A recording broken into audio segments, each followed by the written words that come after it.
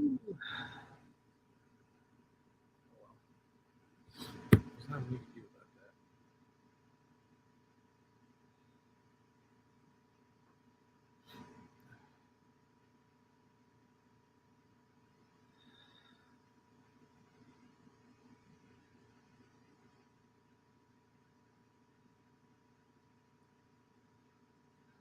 All right, well, I think today I might screw around and have a Twitch live stream going too. Good morning. Good morning. Hey, little bud. Good morning, Facebook user. Not sure who that is. Couple guesses.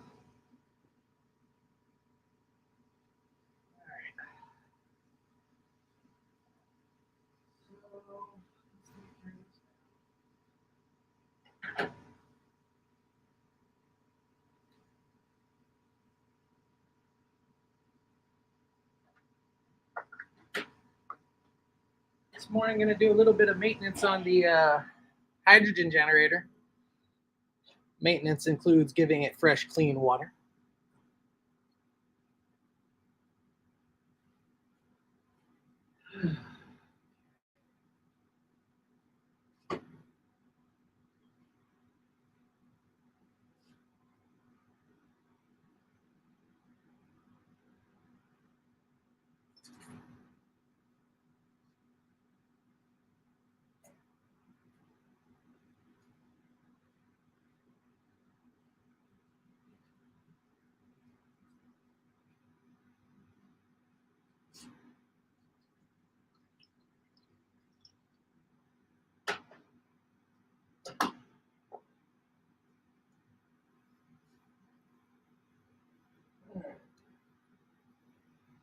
So, if you're looking at the screen, you'll notice it had an error. The good news is, such as it is it errored after it ran all the samples. So, all the data is there. We're going to go, now we're going to, hey, little bud, we actually are on Twitch. We should be on Twitch right now. Oh, here I am trying to touch screen my laptop because I'm so used to my iPad. So we should be on Twitch. If you go to twitch.tv/highestgroundcoffee. I don't know. We're going to check right now. Hey, we are live. So we are indeed on Twitch, Highest Ground Coffee. Feel free to give us a follow there. And yeah, anyway, so test ran last night. First thing we're going to do now is we're going to pull the data over into our analyzing software. We'll make sure we're looking to make sure first that the injections are correct, especially for the calibration injections. Everything should be fine, but we're going to make sure that the injections are correct. Internal standard looks right, injection to injection. And then if those are correct, the next thing to look at is making sure our calibration did the 3 points that we're looking for. If that's correct, then we can quantify. So that's what we're going to do now. Yeah, so that's what we'll do. So I'm just going to hit abort here because it's already done.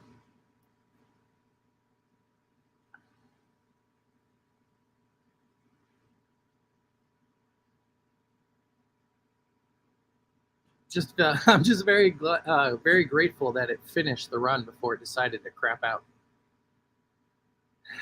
That's one of the big downsides of leaving the lab. Hey, little bud, high rollers, good to see you guys. Welcome, welcome.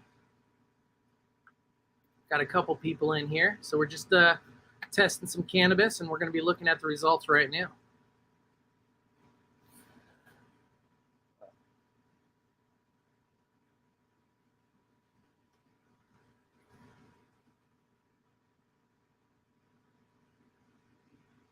So I made the egregious mistake this morning of going on Reddit. Somebody was asking about edibles, and Well, that's weird. Just got some alerts on StreamYard that it's having problems talking to Facebook, so I don't know if we're actually on Facebook or not.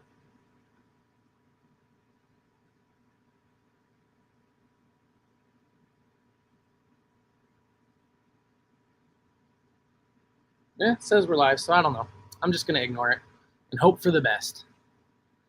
Anyway, so yes, we're going to pull the data over, and then we will take a look at it.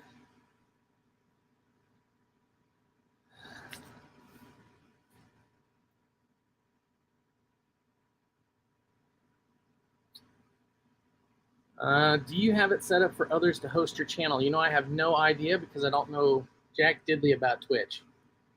So maybe, but if it's not set up by default, then I'm guessing no. Is there something I got to change on that? Hey, Michelle, enjoy the harvest. See you around.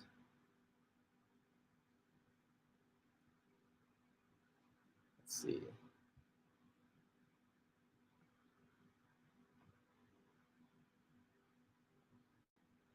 So I have no idea. I have no idea, high rollers, if it's set up for hosting or whatnot.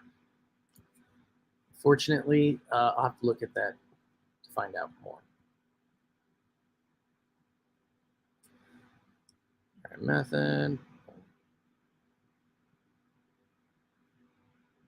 So all I'm doing right now, because the machine that runs and collects all the data is a different machine than the one I use to quantify and analyze the data, I'm pulling all that data over so that I can look at it. So that's kind of what we're doing right now.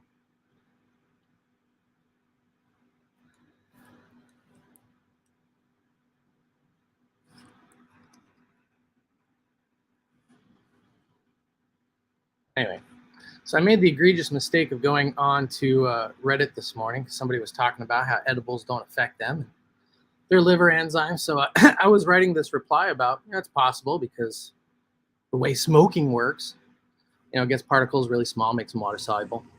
And that same principle can be applied to edibles, right? Anyway, so I'm typing up this response, and the moderator just decides to ban me, I guess. Didn't like science, which is always unfortunate. All right, so fingers crossed. Let's take a look at these three. We're just going to load them up. So far, so good there. Go to signal. We're going to overlay these all three of them. So, you know, again, the first thing I was talking about, make sure the injections look consistent. First part of that is looking at this first peak. So in blue, red, and green. So those look really good. If they were like way off from one another, we'd want to look at that. But you can see when we overlay them, they're basically identical. So that's a really good sign. I'm just going to zoom in here so we can actually see what we're dealing with. And awesome. All right. Question is, why do edibles upset my stomach? You know, that's hard to say precisely why. There's so many things that go on with that, with the digestive process. It very well could be that, you know, your body just does not respond to cannabinoids in that form, right? So as you eat edibles, goes through our first and second pass metabolism. THC mostly first pass, CBD goes through both. That's why there's less uptake for CBD than there is for THC, just how it is. But as to why it might be causing your stomach issues, you know, it's so hard to say. There's such a wide variety of stomach-related conditions and things that can upset, cause you to feel nauseous, or, you know, it might be your gallbladder, if you have a gallbladder still, producing too much bile, as an example, as a response to the fats in the edible. Like, there's so many things. One thing I would check to see is, like, do CBD/CBG edibles taken in the same format, do those also contribute to that nausea, that feeling of sickness? And that would be something. No. But the thing about the coffee, so the reason that the coffee is different, when we take a normal edible and we eat THC or whatever, goes through the digestion, gets to the liver, where there's a lot of these enzymes. These enzymes are also in other parts of the body. Okay. But a lot of them are in the liver. And then it's called CYP450. And this enzyme converts delta-9 THC to 11-hydroxy, or hydroxy. And that's really very psychoactive. So that's what attributes to the heavy psychoactive effect of edibles. And that's also why it takes so long for that effect to kick in, because you have to digest it, has to go through all that metabolism, then get to the enzymes that can finally convert it and then go into your body. So, and that's the problem that I have with edibles, right? It takes about 2 hours really before I feel an edible. And that's not usable for me in terms of medicating. So the coffee is cool because the coffee, basically when I developed the coffee, I looked at smoking as an approach, and I said, well, this is what I want. I want this fast onset. I want predictable effects and all that from smoking, so I know when to redose and all that kind of stuff. So how do I get that? Like, what makes smoking so effective? And what makes smoking so effective is when you vaporize whatever it is you're smoking, those particles become so small, about 100 nanometers, generally speaking, that they become minutely water soluble. So as the small particles of smoke are in your lungs, right, you have mucus and we're water, right? So the cannabinoids recondense just like water on the outside of a soda can on a nice day, right? So the cannabinoids recondense in our lungs, but the particles are really small, and we have such a large surface area of lungs that they don't have to coalesce so much, right? So you get these small particles, and then they immediately go into your body, and then ultimately end up in your brain because of our circulatory system, right? Lungs, heart, brain, and then the rest. We have so many cannabinoid receptors in our brain that they're just going to gobble all those up before they ever get to your body. Well, before the majority get to your body. And that's what makes the coffee so different. So it follows the same methodology, right? So we take the cannabinoids, we make them very small in water, and they're consequently water soluble. So because they're small, because they're water soluble, as soon as you drink it, right, the cannabinoids don't have any barriers of entry because they're water soluble. Because the cannabinoids themselves are not water soluble. Okay, what actually happens is the cannabinoids become encapsulated by something that is water soluble and has no problem moving in and out of like your cellular membranes and other soft tissues because it's water soluble. So we encapsulate the cannabinoids so they're water soluble, and basically as you drink, right, you think of it flowing down through your drinking digestive process. As you're drinking, those cannabinoids have no barriers of entry. So as they slosh around, as they're hitting soft tissues, there's nothing that says, hey, don't come in here, right? You're so small, you can go right through the cell membranes. And because you're water soluble, there's even less resistance.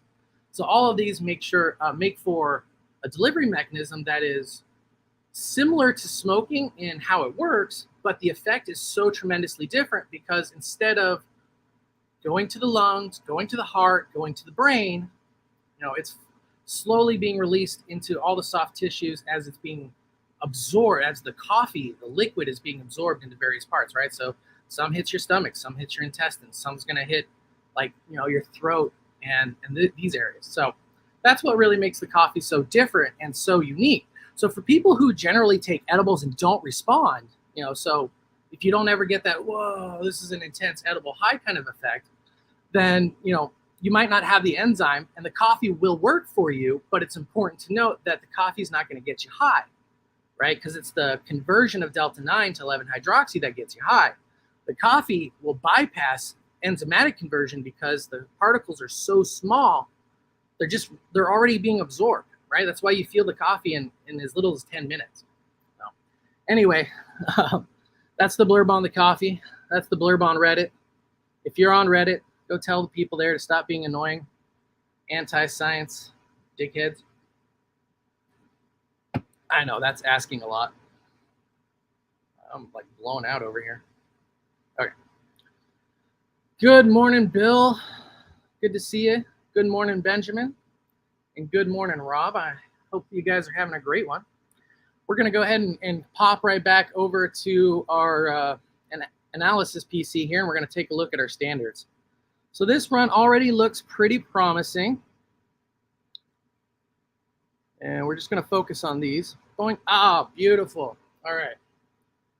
So this is exactly what we wanted to see. What you can very clearly see here, and it's almost exactly illustrative, isn't it? The red peak here, that's our 125 part per million standard. It's big.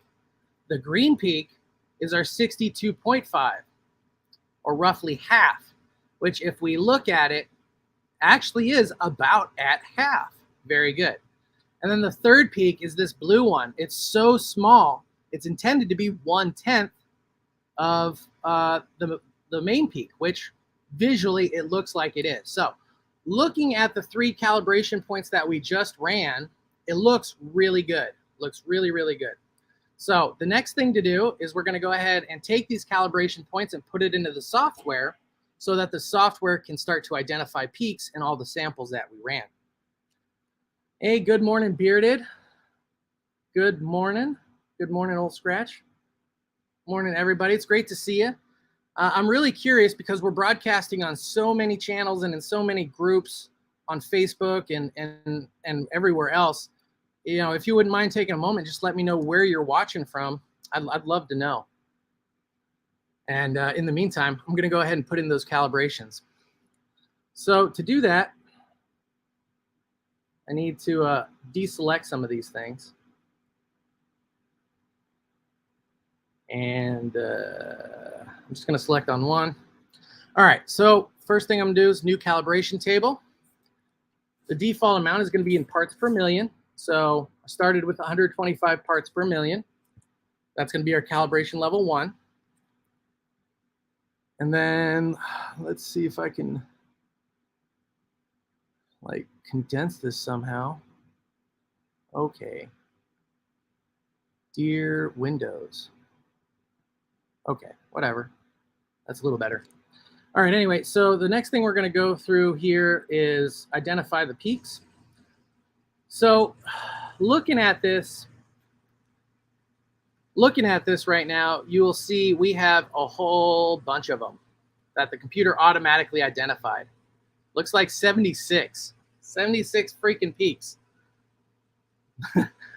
With exception to about 9 of them, the majority of them are worthless to us. So the first thing to do, instead of going through and manually messing with these, is I'm going to do what's called an integration. So as part of the integration, all I'm telling the software is, you know, some basic parameters to ignore. So just from experience, I have these numbers in my head. I'm going to do an area reject of 800 and a height reject of 800. So if you see right here in the middle of the screen, there's this like pink line and a bunch of ticks. It's really, really ugly. As soon as I click on this, oh, that's weird. It says my live video ended again. I don't know what's going on. Anyway, so once I click on this, a bunch of these ticks are going to go away. All right, so about half as many. Good, but not where I want it to be. So what I'm going to do here, so this is how we determine. This is great. I'm actually really glad this came up. So I'm going to stop what I'm doing here. This is how we determine limit of quantitation. Okay. So when we talk about testing, there's a few different terms we're talking about. And you'll see on reports. So you'll see things like non-detect. That means there was nothing there. We looked for a signal when we expect, you know, THC to come out and no signal was there. So that was non-detect. Then you have limit of quantification and limit of detection. So limit of quantification is the level in which you are basically the minimum level in which you can quantify cannabinoids, like the trace amounts. What's the smallest amount you can see and know that what you're looking at is what you're expecting, right? Now, this is a really good thing because to show, because if we look at, in fact, let me change over to the gas chromatograph right here.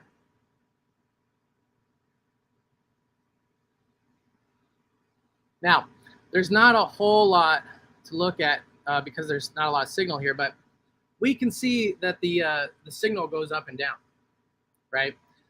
So part of what's causing that signal is background noise, including background radiation from space, from us, from the planet, like everything, right?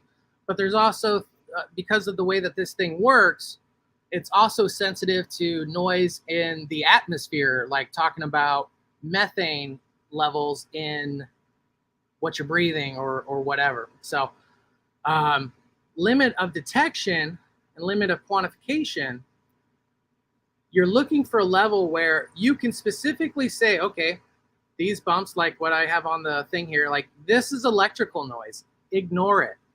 It's not important. It's not what we're looking at, et cetera, et cetera. And the way that you get to that point is when you run your injection. So if, for example, let me pull up the 12.5. This is the lowest calibration point we did. Just gonna catch up on comments real quick. Yep.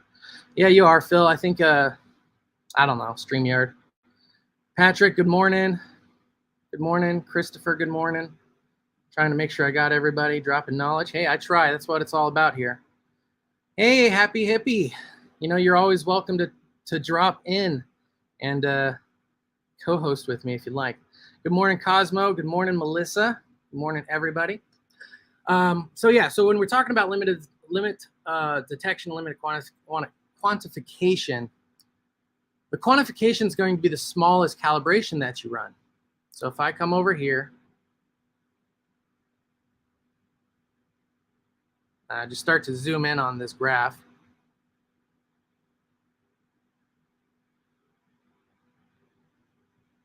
Okay, so these peaks, let me zoom out actually. These peaks are at approximately 12 parts per million, which is extremely dilute, okay?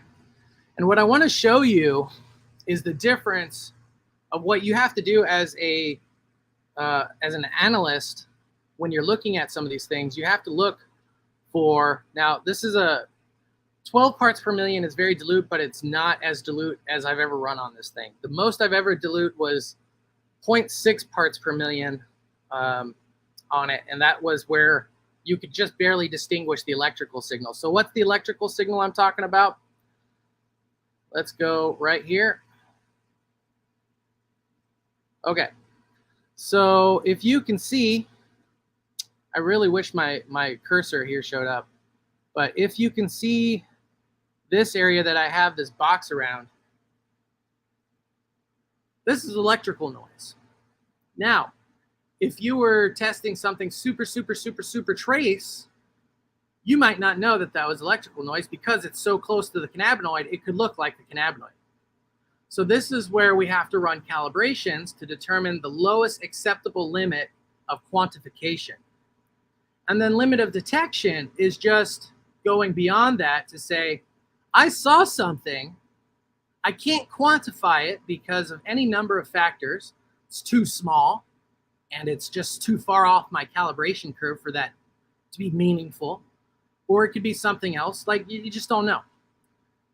But that's going to be the difference between limit of detection and limit of quantification. Detection, we can see it, but we don't know exactly how much it is because it might be overlapping, or it's just too trace to be dependable. And then limit of quantification is the lowest level you're comfortable of saying, I can quantify the amount of signal that came across. So in what we're doing today, excuse me.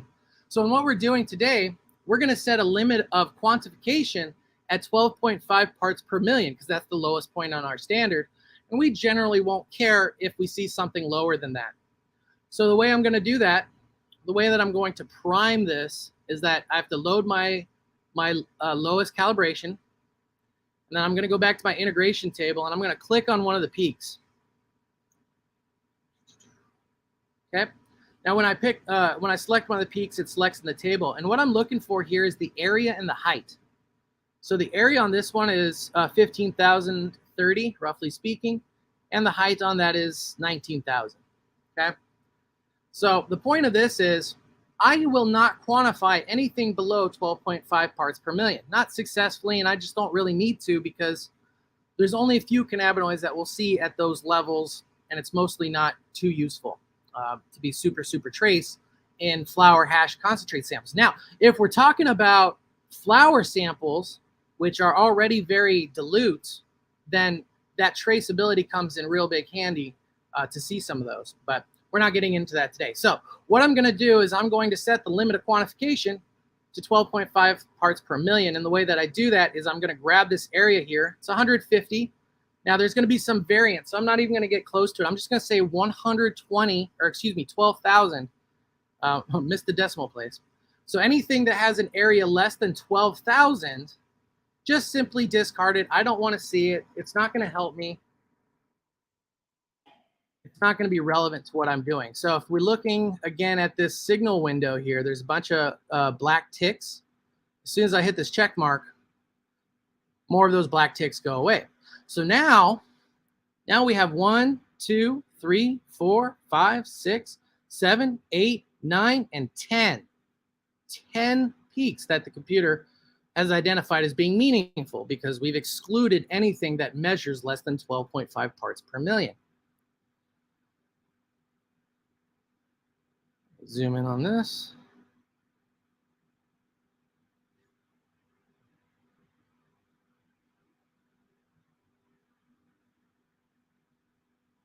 There we go. All right. So that looks really good. This is, again, we're looking at our calibration. So there's 10 peaks is exactly what we expect. The first peak is our internal standard. That's over here on the left at 1.2 minutes.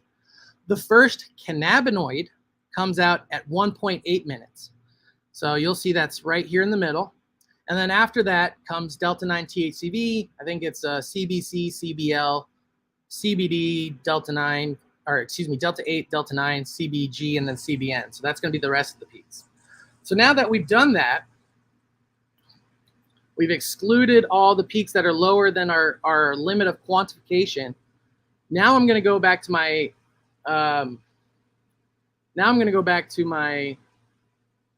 calibration table and start setting up actual calibrations. So I'm going to do that, restarting at just do a calibration table. And since I'm already on the 12.5, I'm just going to start at 12.5. Set that as the default amount. Overwrite the existing calibration table. All right. So now the only thing that I need to do, this is a solvent. This is the solvent peak. We don't care. We're going to discard it. Not useful to us. But the next peak is our internal standard. So we call that ITSD. That just stands for internal standard. But the thing that I'm going to change here is where it says ISTD, and change that to yes. And then I'm going to change the ISTD amount to 100. The amount doesn't actually matter because the amount's in the solution. All that matters is that it's consistent. All right, so ITSD of 100 is set up there. And now we're just going to go ahead and name these. So this is CBDV. This is going to be Delta 9 THCV. And you'll notice I keep saying Delta 9 THCV. Reason for that is there's a Delta 8 THCV. You don't see it in the plant material because it's generally only found as part of chemical synthesis. All right, so we got, I'm going to check my notes because I don't want to missay it here. So after Delta 9, we got CBT, I think. Yep, CBT. Then we're going to have I want to say CBC, 2.28. Yeah, so that's going to be CBC. And then 2.27 should be CBD. Yeah, and then the rest is Delta 8 THC. So again, Delta 8, while it has been identified in the plant, Delta 8 is primarily a byproduct of chemical synthesis of CBD. So you generally don't see that in plant samples unless unless that plant sample was treated with something, some kind of chemical that would allow that to happen. All right, so level number 1 is done. Just gonna hit OK. It's gonna say they overlap. There's nothing I can do about that. Boom. All right, so now I'm gonna load the 62.5 table.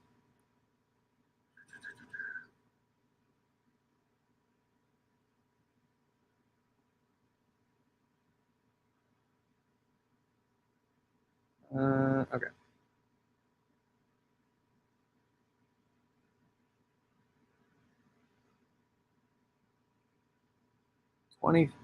So right now what I'm doing is I'm just checking the counts. Over here it's 20,000 at the top, and that's looking at the CBD V peak, 20,000.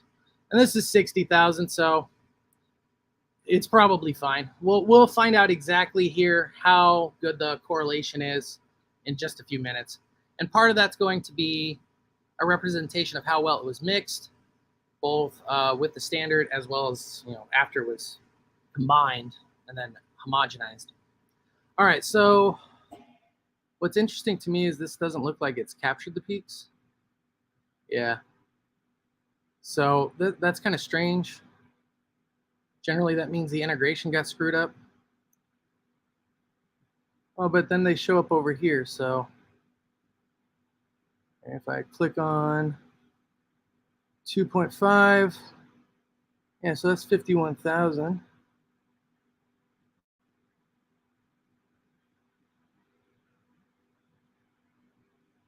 Okay, so maybe it just needed to do this again. Yeah, I guess that's all it wanted. Software, man. It's always a treat playing around with old stuff, especially because you can't really get support on this. There's nobody left to support it. All right. So what I'm going to do now, I wanted to try to zoom in. It's not, because I don't have the zoom tool. Okay. Fair enough.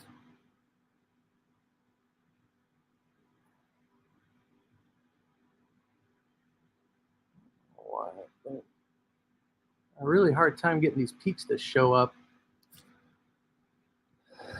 All right. Well, don't need it. Don't specifically need to anyway. All I have to do is add a level. It's going to be level number 2. And then we calculated this to be 62.5. So that's the number we're going to put in there. And then because I already quantified the other ones, level 2s are already showing up exactly where they need to. So I'm good for this. And now hit OK. So it saves. Now I'm going to go ahead and load the biggest, the 125. Same thing, calibration, add level number 3, default 125. Because the peaks are already in there, it already knows where they are, so don't need to do anything with that.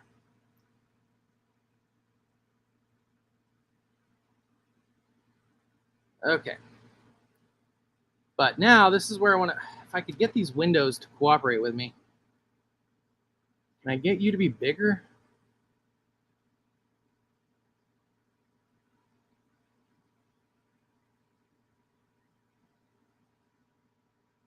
Man, I can't get this stinking window. I can't get it bigger. Let me see. So let's do report type, detailed. I want to show you the correlation because it's off. And that affects how we quantify.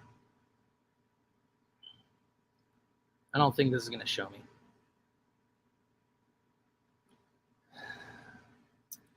All right, let me go back to the calibration. Let's see. Calibration table. It's so stinking hard to see.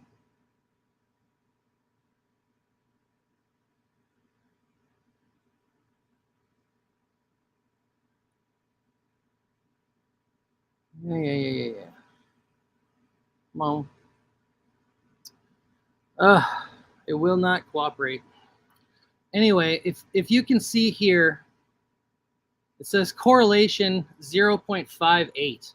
That's really shitty. And if you can, God, this thing sucks. Let me make you bigger, you jerk. All right, well, can't do anything about it. Anyway, so what we see here is, and it's really hard to see, basically level number 1, which is our most dilute, does not line up linearly with the other standards.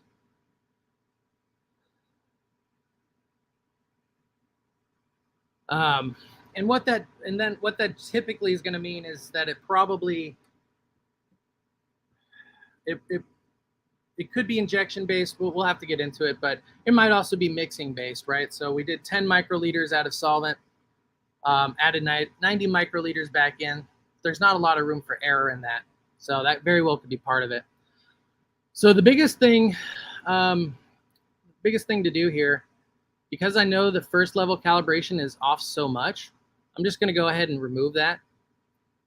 So find where it says level number 1, hit delete. Level number 1, delete. Hey, how's it going? Above average cannabis activist, nice to see you.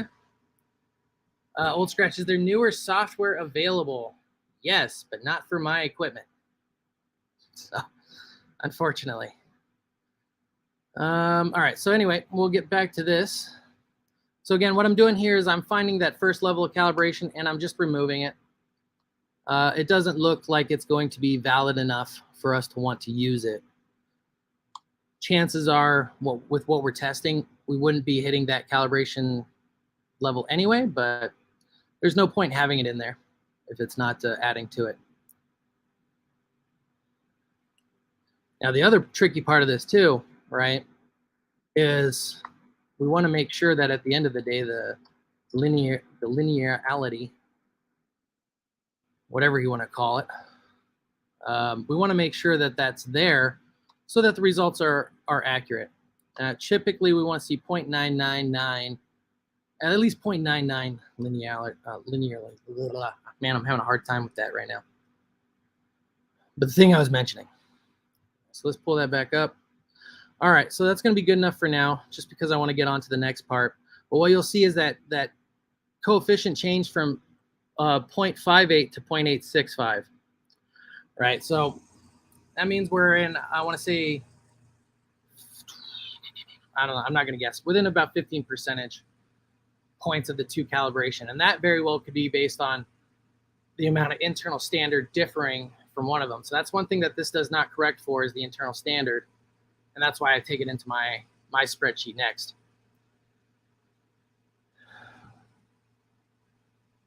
All right, peace out. All right, so now that the calibration points are in there, it's good enough to go on to the next point. See you later, above average. Take care. So now that we got the calibration points in there, we're going to go ahead and start pumping out some of the numbers. So this is going to be, the spreadsheet I use is on my other computer and I can't quite share that. Like, I can't share what I'm doing on it. So I won't be able to show you. But I can tell you this. It's very, very uninteresting.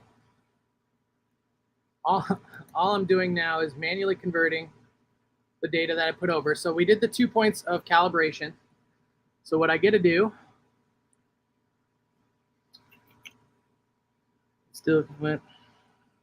sorry, what's your question? What do you of clean green certified stuff? Don't have anything to do with clean green certified. We just do cannabis testing here. I'm sorry to say. But if you want to let me know what that is, you have to take a look. All right, anyway, so I'm going to go to the spreadsheet. And this is just a really tedious and annoying, essentially because all I'm doing here is I'm copying and pasting data over. So get this down a little bit.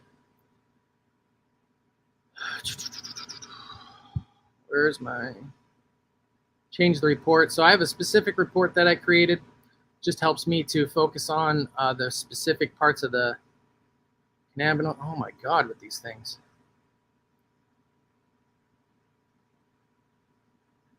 This window is crap. All right, so this is kind of like what it looks like.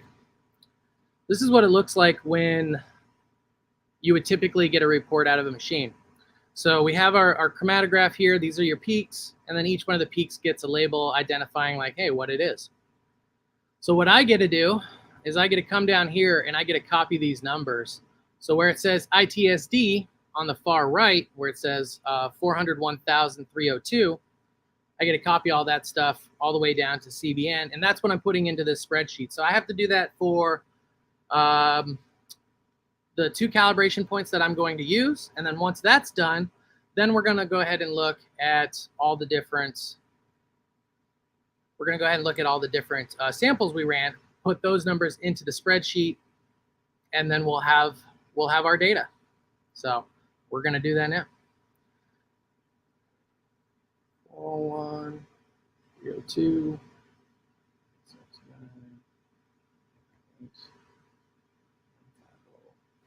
7,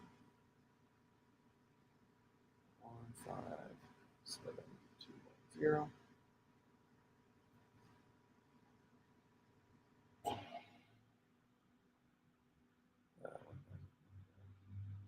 One 52424. CBD is 159269. Delta 8 is 155305. Delta 9 is 144660. CBD is 141341. And CBN is 153506. Okay, so that's the first one.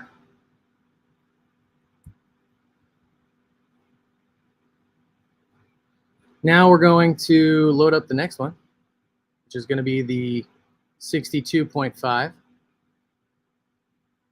Same thing here, just print it out.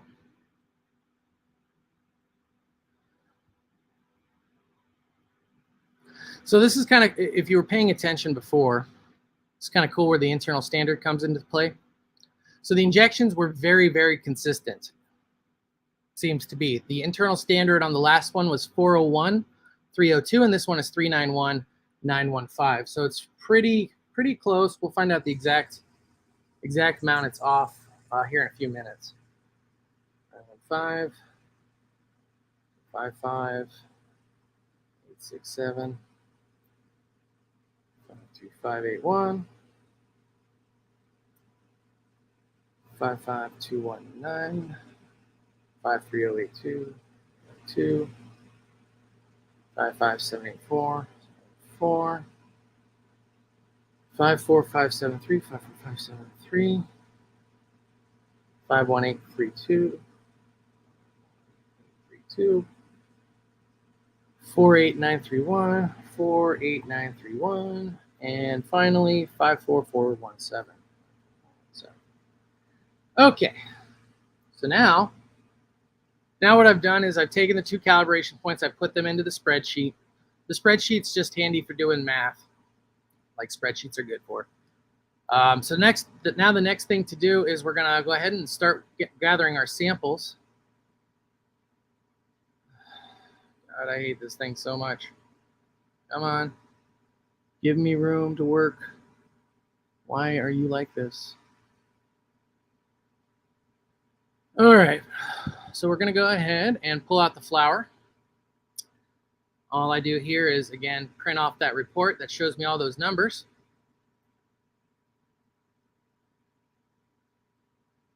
So, again, this is something where the internal standard is really necessary. In this injection, the internal standard resolves at 486,216. That's 86,000 more than the calibration was ran at. That's okay, generally speaking, because we're just going to scale it down, and that's more accurate than scaling up, especially when we're talking about trace stuff. All right, so the interesting thing about this flower, as you can see from these values, it has only THC and a little bit of CBN. You don't always see that. All right, so the first thing I do is I input into my spreadsheet here the internal standard amount, so 486,216. Got it? And then We only have the delta 9, so that's 146,055. Oops. Helps to actually put the numbers right. 146,055. And then for CBN, 12202. Awesome. It's surprising to me that CBG didn't show up here. You almost always see CBG, but part of that might be because it's lower than the level of quantification. And the way that we would check that out is we would just zoom in on the graph here. Let me go to signal, it's easier. Gives me a bigger one. Okay, hello. Boom. Okay. All right, so this peak right here at 2.55, if you can see that, pretty prominent, that's your THC. Now this very little blue hump after that, that's CBG. So we got to zoom in even more for that to show up. So this is why it didn't show up on the report. That's below our level of quantification and consequently our level of detection. So practically speaking, the way this has worked out, our level of detection, we've stopped at 12.5 and we quantify starting at 62 parts per million or better. So the CBG is there, but it's in such trace amount that it just doesn't show up. It doesn't show up enough for us to quantify based on the parameters we're working with here. All right, so that's that. Now the next thing, after I've inputted the signal amount, I need to go look at this sample data. And what I have here is the sample weight, which is 95.4. That's in milligrams. The multiplier here, that's in weight of acetone. So I have to do a secondary conversion on that. I'll come back to that in a sec. And then the next factor here is this dilution, which says 20. Now, generally speaking, this should actually be a 10. And I'm going to go check the vial because the vial should always be accurate. So I'm going to go check the vial number 1.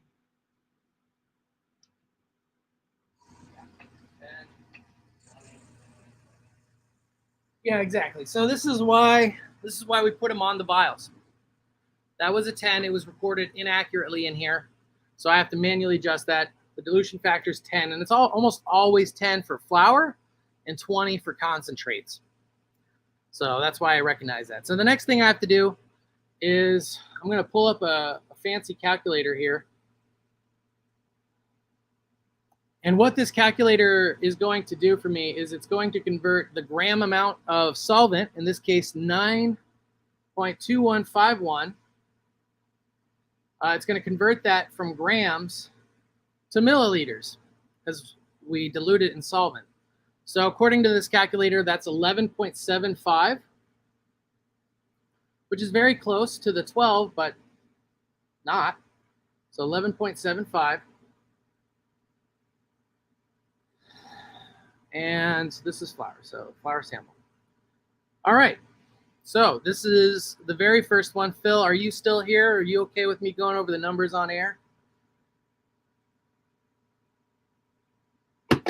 We'll give them a minute to respond. In the meantime, let's just check out the next one. So it's not very exciting, the actual lab part of this, right? Because it's just looking at numbers on a computer and putting them into the spreadsheet. So I've got the first results for flour. That looks great. And boom, boom, boom. So I'm just going to take a picture of that, screenshot it so I don't lose it. And we're going to go on to the next one. So this is the 10x sample. This is our first concentrate sample. So I wonder if we lost Facebook, actually. Is anyone from Facebook still on here? I'm getting a lot of error messages on whatever. But either way, so the next thing I'm going to do is run the concentrate. So we'll load that up. Since I've already got it selected, I'm over here. I'm going to go ahead and do these parts. So put in the weight, which is 26.3 milligrams. And the dilution factor is going to be 20. And the difference here is 9. So I'm going to put in 9.4624. Thank you guys. Appreciate it. StreamYard's been glitching out on me, so you never know.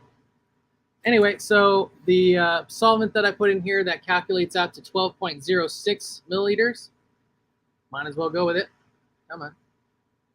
12.06. All right, so that's 12.06 milliliters. The next thing to do is to print out the report. Boom, boom, boom. So again, here's another sample that ran with the internal standards at 48,000 and change, whereas the calibrations ran closer to 400,000 versus 489,000.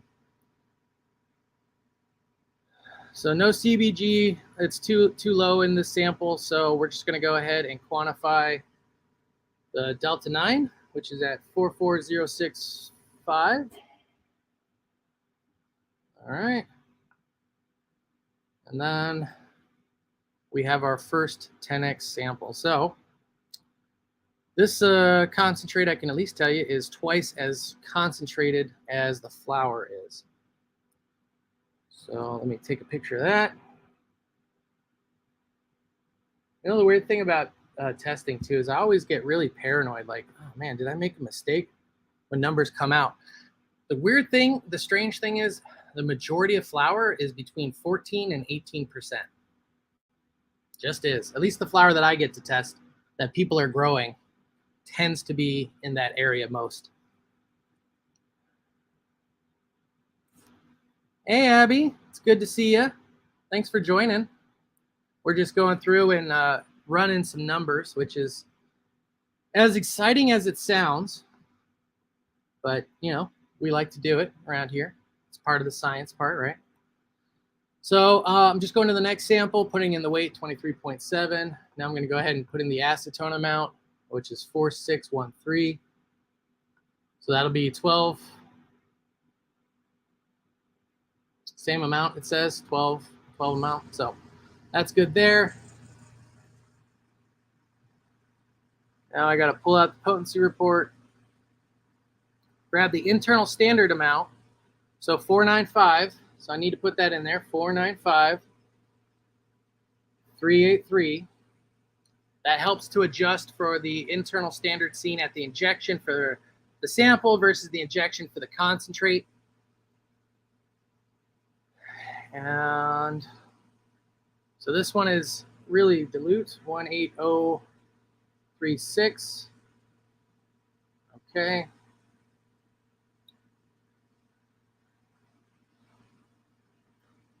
So that is a very dilute, in fact. Yep. All right, the numbers are what the numbers are. All I get to be is the one interpreting them. But hey, the cool part is you guys get to be interpreting them with me, right? It's fun. I appreciate the kind words, Abby. It's good to see you and everyone else that's joined in. I know this is somehow not the most intriguing thing right now, where we're taking screenshots of stuff. All right, so let's see. We got hash. Hash is next. So print out the report on that. I'm going to call this, update my thing, hash. And then sample amount on the hash is 39.1. 39.1. 4772 is the amount for acetone. It's probably the same amount, 4772. Just barely different, but we'll take it. Every amount of precision is amount of precision. Come on, let me change things here. 12.08 milliliters is what we got. Yeah, and see, I must have copied and pasted hastily while I was on air because these dilution factors are all wrong. They're all 20. They're labeled 20. I checked that on the vials just to make sure. Yeah. So the biggest number I have gotten was 28 and change or something like that, I want to say. So really close. With total cannabinoids, it was over 30%, but it was not over 30% THC, which they claimed it was. It was close. Close enough that I will even give it to them because it's within the margin of error. But when I ran it, it was 28%. All right, so for the hash, boom, boom, boom, boom, boom, boom, boom, boom, boom. All right, so again, internal standard on these, like really, the samples all injected very similarly relative to the calibrations. It's bizarre. Both calibrations ran at almost exactly the same internal standard amount, and then almost all of these are basically running at the same amount too.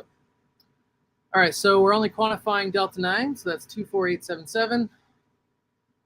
Helps to put the 24877. That's that.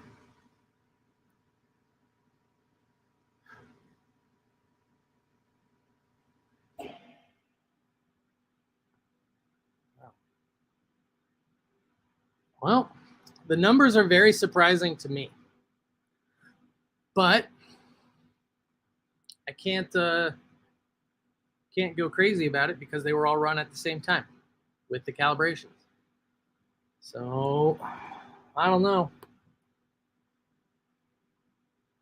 I do not know. But I tell you what, when hash shows up at 13, 14%, I scratch my head a little bit because that's very dilute. All right, and then the very last thing, which was like the waste or the excess, put that in here. So last. All right, so 25.5, solvent volume 3695. 3695. So that's 11.94. Okay, dilution factor is going to be, oh shit, probably 20 on that one too. Oh, yeah, it was. All right. So now we'll go in here. Oh, interesting. Okay, so this is funny. I don't know if you're watching or not, Phil. So we can see that there's THC because there's a peak here. We can even see the CBN because I know what I'm looking at, right? So this peak in the middle, that's the THC. And then this peak is the CBN, probably. You can kind of see looking at it, like there's these little humps. Those are probably electrical noise. So this looks pretty good to be a CBN peak. It's nice and sharp. Anyway, so it's below the limit of quantification, which we put at 12.5 parts per million. So what I'm going to do, just because it's going to be interesting, I think, I'm going to overlay these two signals. That's going to be the calibration at 12.5 parts per million. And then this sample we just ran. Okay. 0, 0, show. Again, the overlap is really good. So what we're looking at here is this injection looks really good to be valid. You know, we kind of already knew that because we checked it beforehand. But and then over here on the left-hand side, let me do that a little better. Okay, perfect. All right, so this is where that internal standard comes into play. You can see it's super hard to see because of the shading on the lines, but the blue line is a little bit less than the red line. The red line is going to be the sample. The blue line is going to be the calibration. It's not too bad that I'm worried about it, but it's something we want to look at and take note of. All right, so now the next thing that we're going to do is I'm going to zoom in on the cannabinoids. Those guys are right here. And in particular, we'll just do right here, I think. Okay. All right. So the blue lines, again, are the calibration. Nice sharp peaks. What we're looking at is delta 8, delta 9, CBG, CBN. Very cool. The red is our sample. So if you'll recall, if you were here watching us, we put 12.5 parts per million as our limit of quantification, and we just basically discard anything below that. So we're detecting THC, but it is below our quantification limit. So what that means is, Phil, you got pretty much everything you were hoping to get out of there. Now, for grins and giggles, I am going to go ahead and quantify it because I can.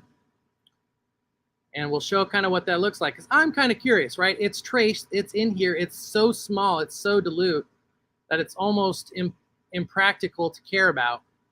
But it is there, so let's see what we can find out about it. Now, I'm pretty sure I'm going to have to take off. Yeah. Let me.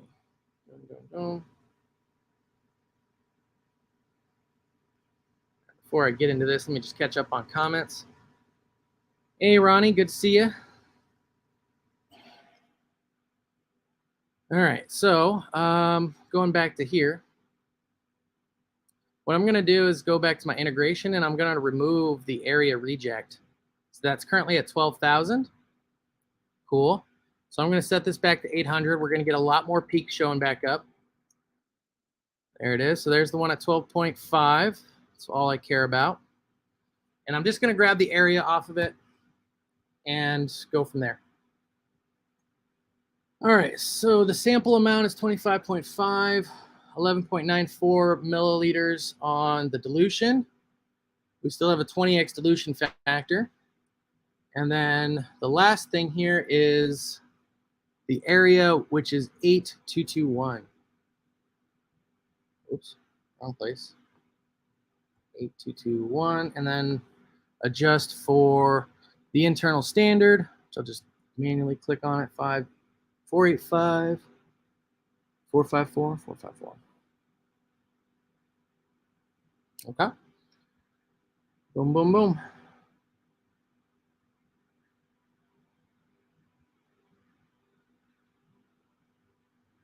All right. So the good news is there's about like 5-6% THC in there. Hey, Phil, glad to have you back. We actually just finished going over all the numbers. So if you want, we can go through it on the thing. If not, I'm happy to just send it to you so you can look them over. I will show you if you didn't already see, we were comparing the last sample. It's kind of like the waste product. We were comparing that to our calibration point. Whoopsie, that's not what I wanted. We were comparing that to our calibration point to show just how much THC you managed to extract out of there. So I'll show you that again if you missed it.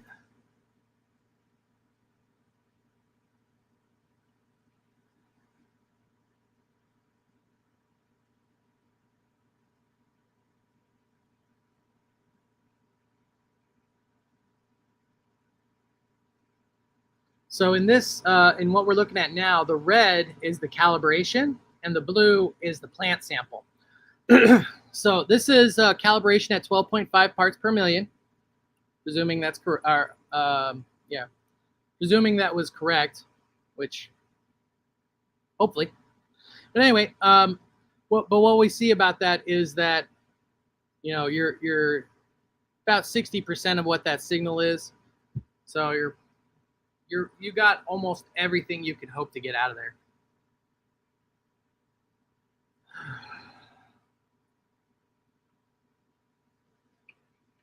Anyway, I will shoot you screenshots with all the results. They're kind of interesting to me. Like the hashes do not test anywhere near some of the other ones.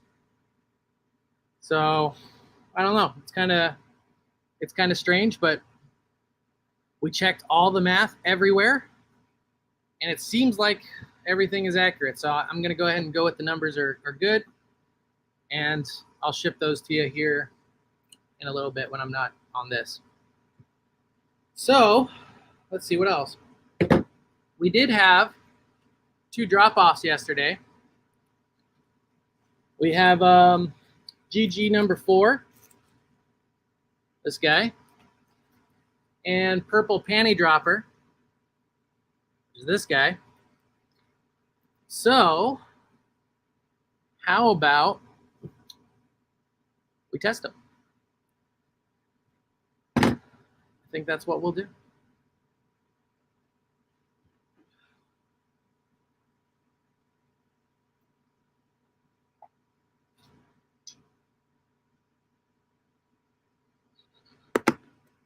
Use these two. Got that there.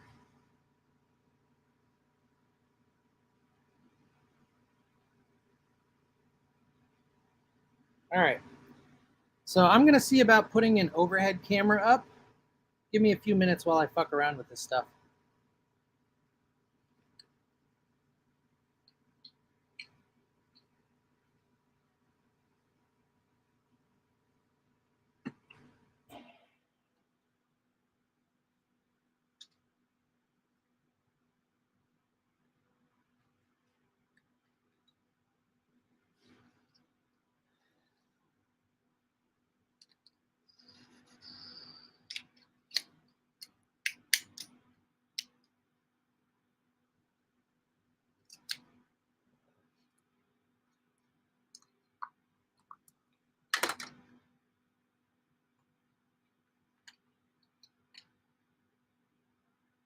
That's going to be not going to work.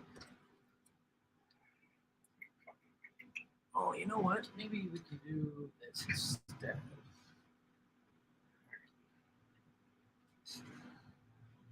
I'll still be here, Old Scratch.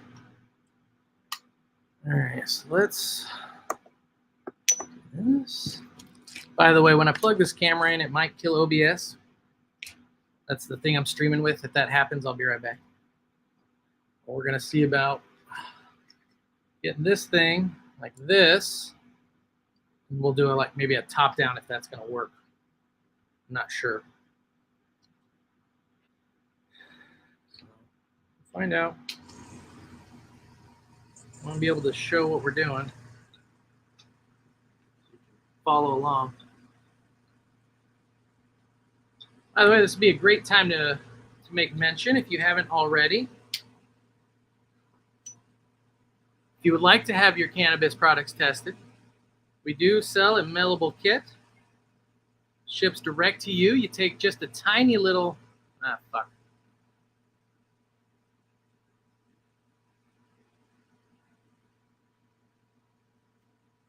I said it would die as soon as I tried to plug it in, and it did. Anyway, we sell a kit that ships right to you. And you just take a real small sample of your flower material, fill out the form, and ship it back. And then you'll get your results typically within a few days. Typically within a few days. Sometimes it takes longer. Apologize for that. Can't always help it though. All right, so is this gonna let me do it? I think it will.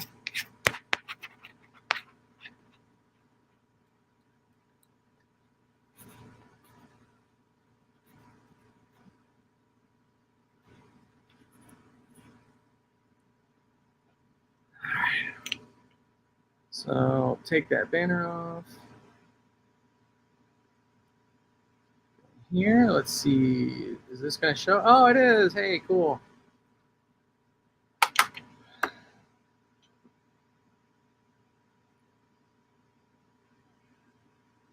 And do this for a moment. Can I flip this thing?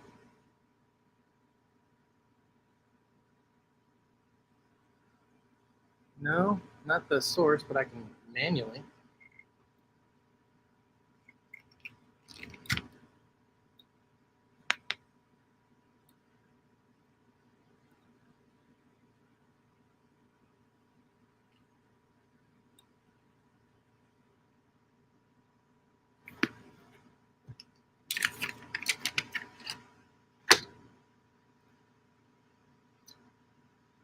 All right, I'm just gonna reconfigure, make this hopefully work a little smoother.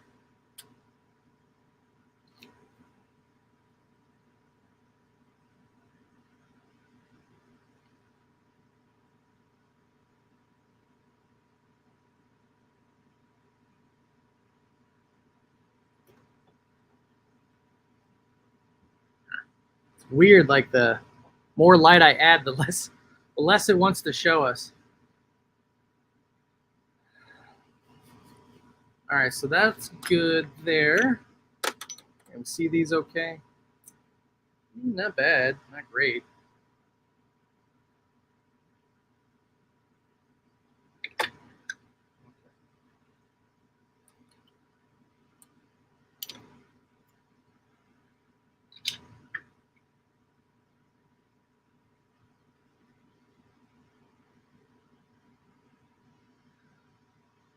All right, that looks, now we can actually kind of see what I'm doing. So get these out of the way without making a whole heck of a mess.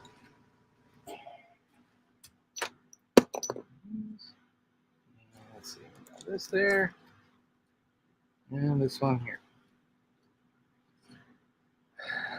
Okay. So,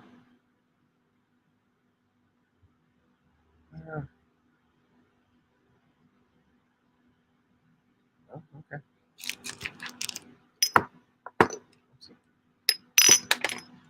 Anyway, all right. So I think maybe the first thing we'll do is we'll take a look at it under the microscope, since that was kind of fun yesterday.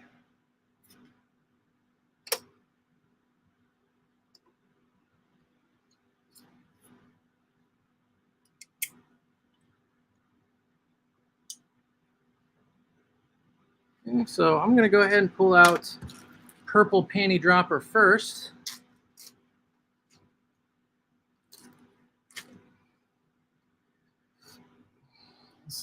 Let's see that okay? Will that let you focus it or no? Anyway, that's not bad.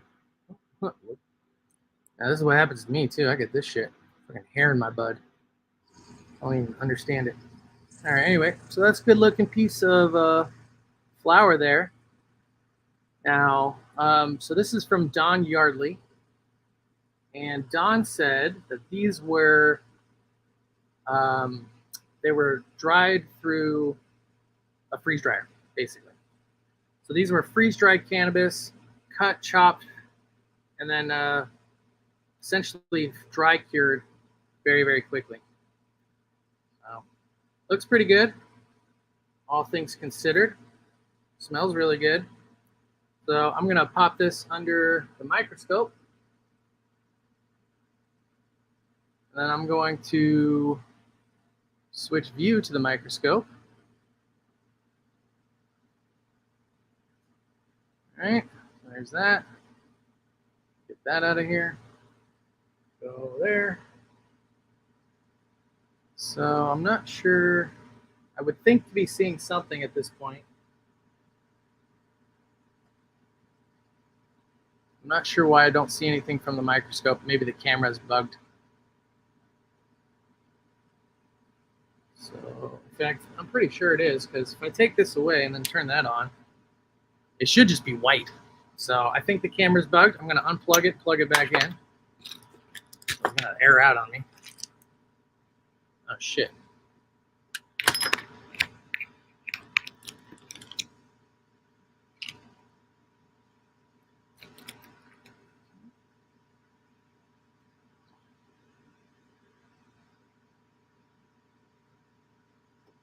Ayo.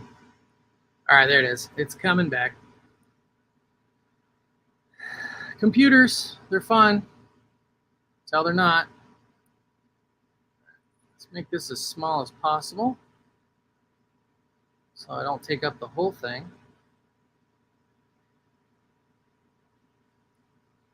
All right, so now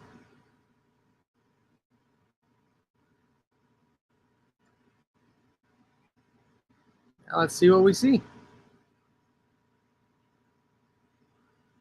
Okay, it updated. That's good. So I probably got to get closer.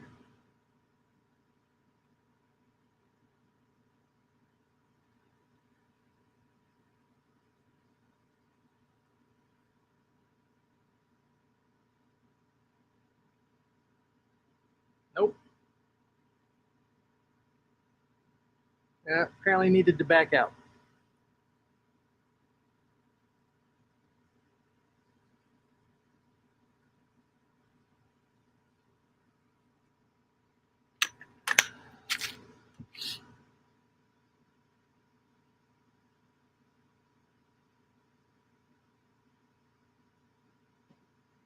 All right, so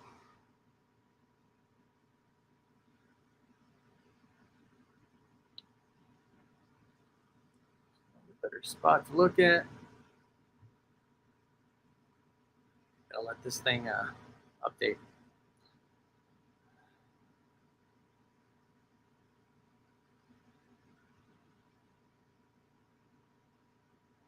All right, that looks good. Yeah, that looks really good, actually.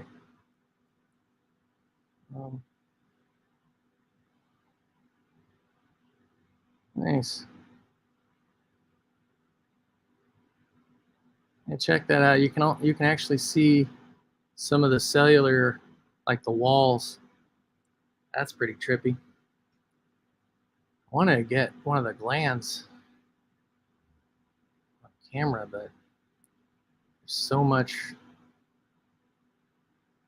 My setup is not set up for that. You know those pictures where you see like really great micro scope shots of like trichomes and stuff? I wish I had a setup that could do that. That's cool. All right. Well, anyway, so let's go back to 10. Still looks really great. I kind of want to move it over. I didn't mean to go that way, but what a happy accident. Look what's in that corner. That's beautiful. We're going to get that center stage. That's not the center.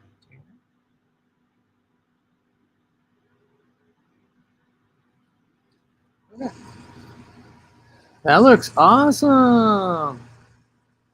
Yeah, that's cool. I'll take a snapshot of that. No, I don't need that though.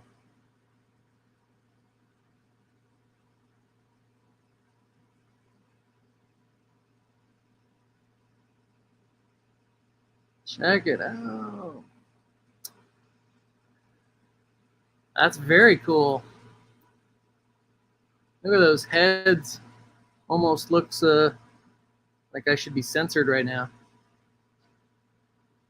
So we're at the 4x objective. I'm curious if we'll see anything on the 10. Might be too close, but let's see.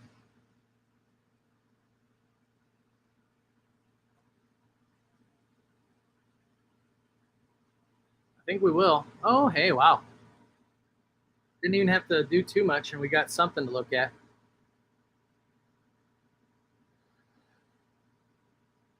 How stinking cool. Look at that trichome head.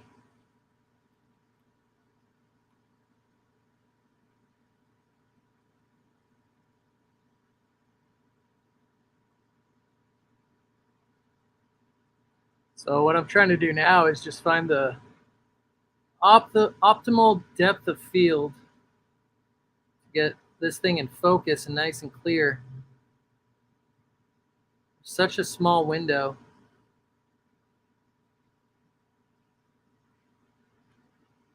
Might be the best we're gonna get. And that's still really cool though. I'm gonna change positions, just really just looking around for anything interesting to look at.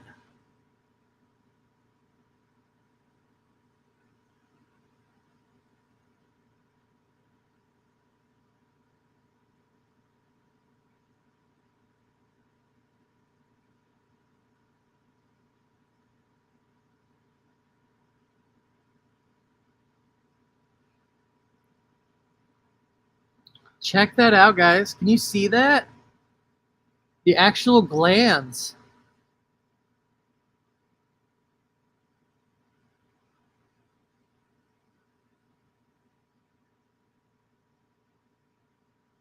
Whoa, check that out. That's so cool.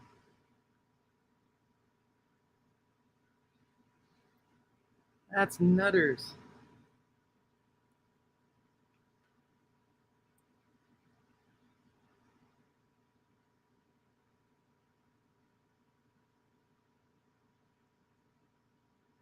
That's pretty cool.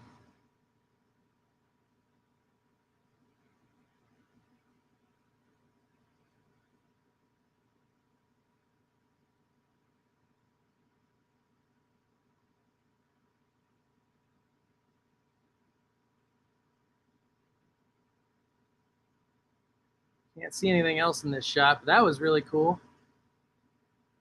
That was a really nice, you could really see the structure of the trichome. Look at that. That's so cool. So that's with the light all the way up.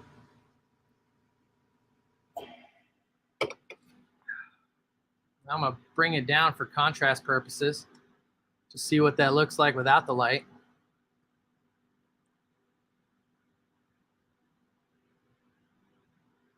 That's really interesting. Super duper cool. All right, so this is the GG4, or a piece of the GG4, or excuse me, purple panty dropper.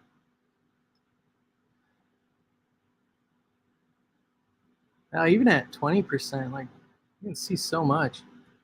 What happens if I mess with the...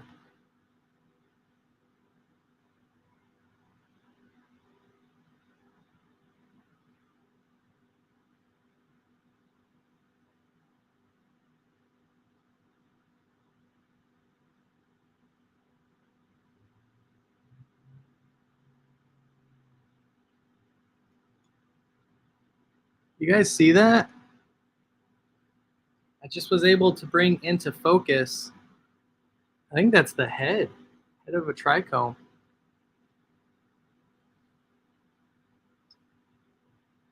Wow, that sure looks like a glob of oil in there, doesn't it? That's so cool. Heck yeah. Wow, that's really neat. I love looking at some of this stuff under the microscope. It's like a whole new world to explore, you know? Oh shit, there's still more clarity to be had. Boom, boom, boom. I think this was the head we were looking at. All right, so that's all the way out of focus.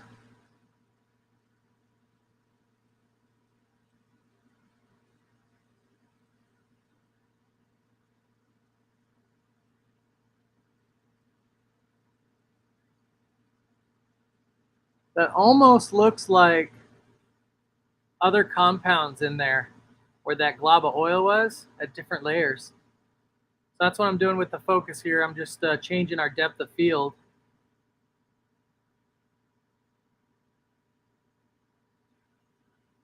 Just to see what we see. Try to get a clear picture of whatever we can.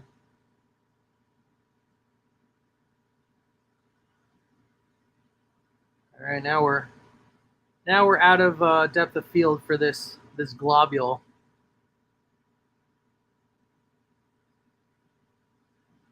Huh. Super, super cool.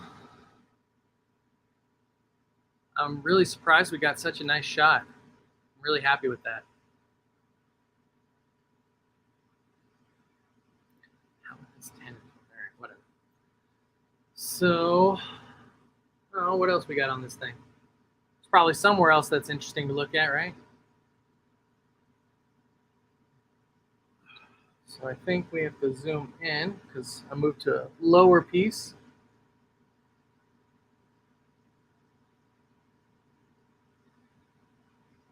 Nope, gotta zoom out.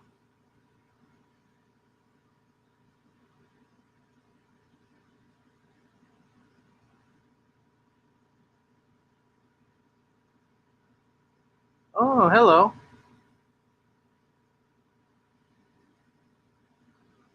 Well, aren't you amazing?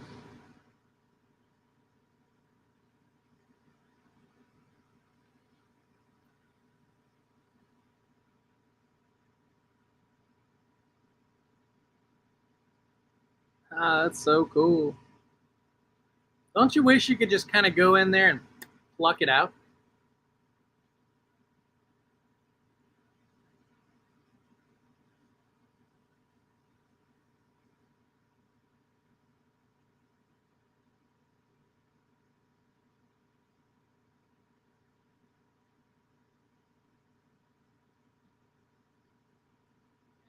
Man, that's so cool. I think I want to macro this shot. I think I want to get the macro stuff out, hook it up, and take a stacked stacked macro of what we're looking at here, so that we can have the whole thing kind of in focus. So let me see what it's going to take for me to do that. Stuff is kind of in the way. I'm very limited in my table space at the moment, so I got to take this away.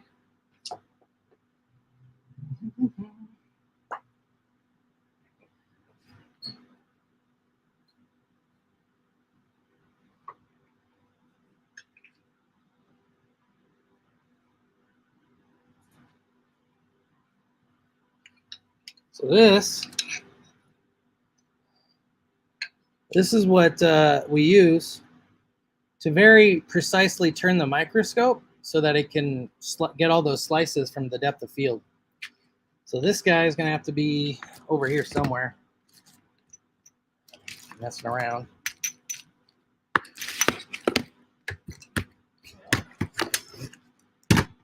All right.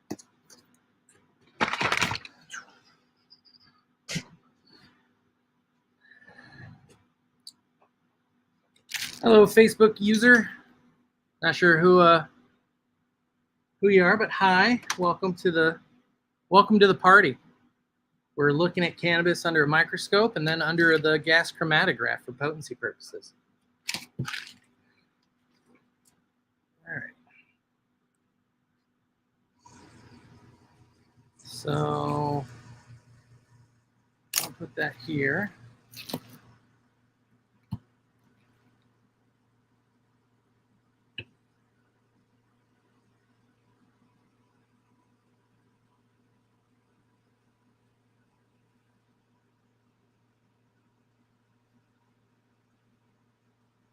Yeah. We're gonna throw this, plug this in.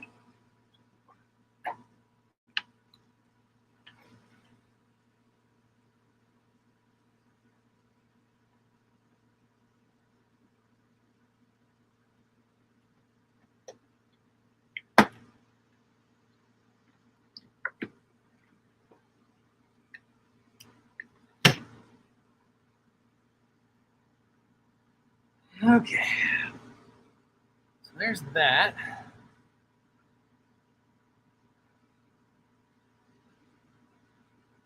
So what I'm gonna do, because it takes a while to do the macro stacking, I'm gonna get this set up so that it runs and starts stacking. And then the next thing I'm gonna do is take these two samples that we have, get them weighed, get them extracted, get them diluted, and get them ready for the GC. So that's gonna be next, after I do this wee macro thing.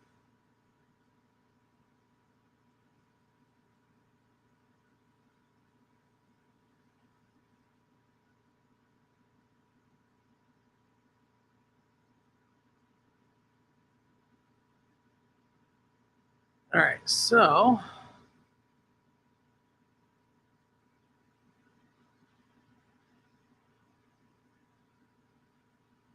trying to get these more in frame for you to see. So I should be able to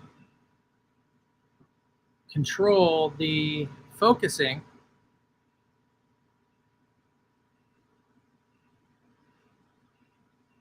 Can't probably see it right now, but the microscope is slowly losing focus.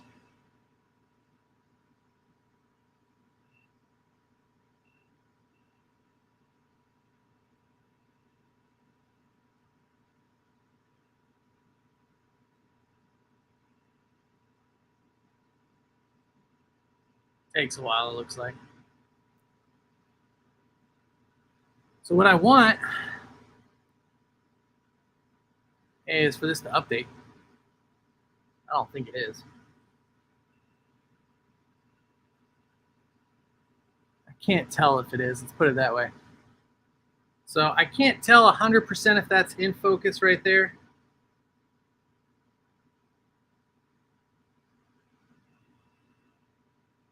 But what I'm going to do with this macro software is you set a start point and an end point, and then it just slowly turns the focus knob to wherever you ultimately want it to be.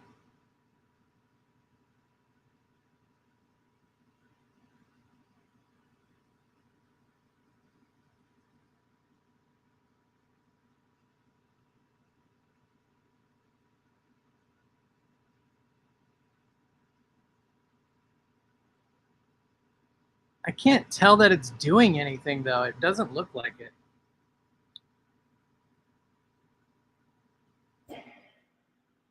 Like if I turn the light off, yeah, I don't think the camera's updating anymore.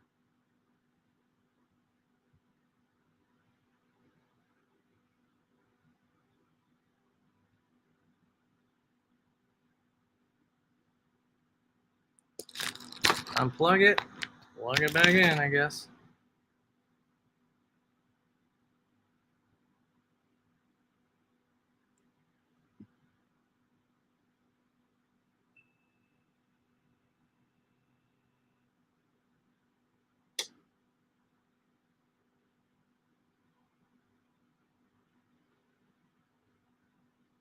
Yeah, so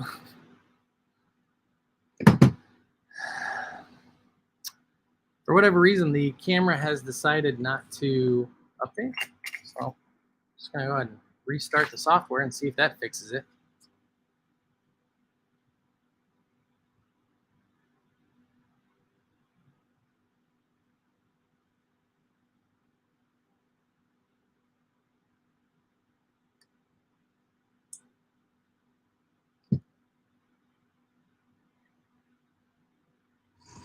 I'm in Gainesville, Florida.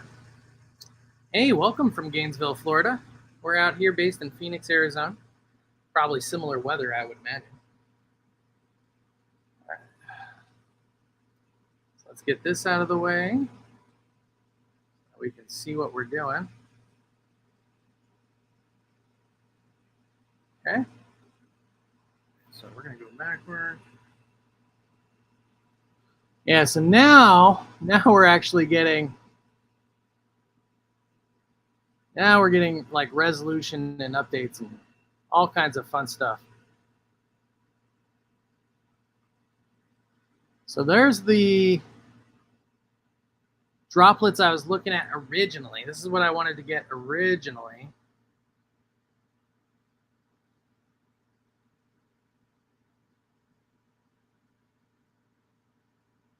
Can't do 50, it's too much. All right. So there's these heads right here, which aren't in focus right now. I think it's these ones. So if I just move forward,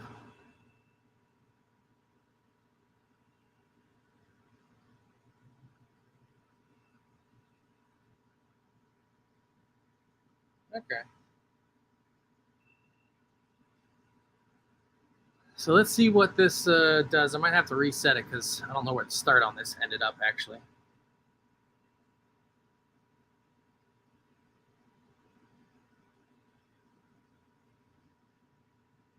Oh, that's interesting. Didn't even see that.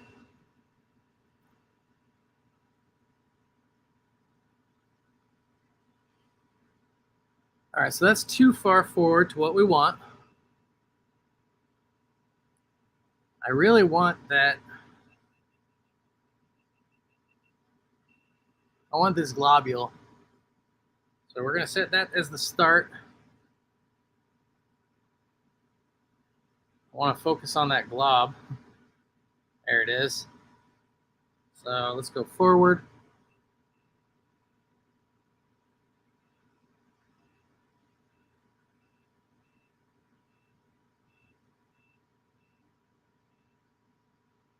Okay.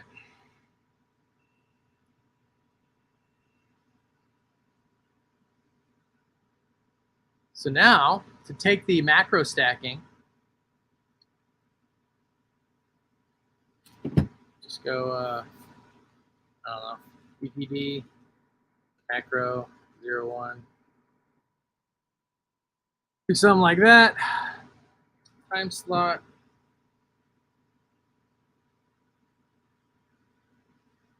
I want to change this to 1 second.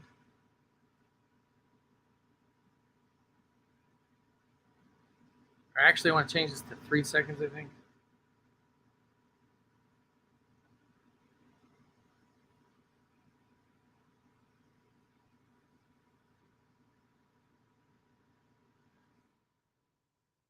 Let's see how this goes.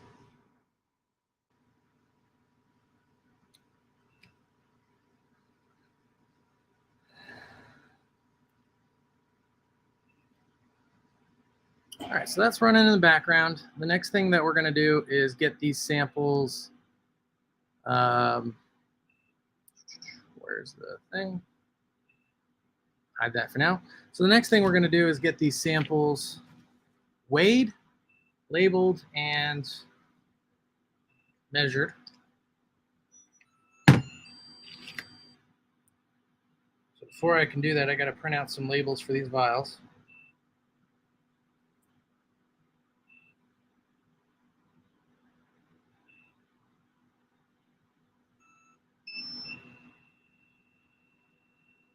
Okay.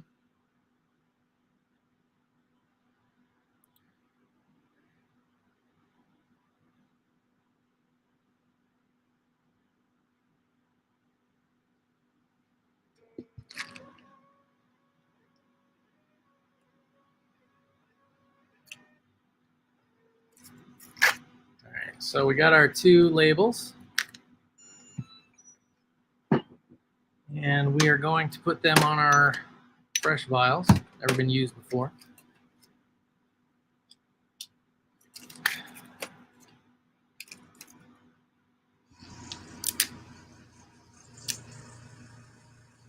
Try to get it straight, although not always. Seems like it's not always feasible, I guess.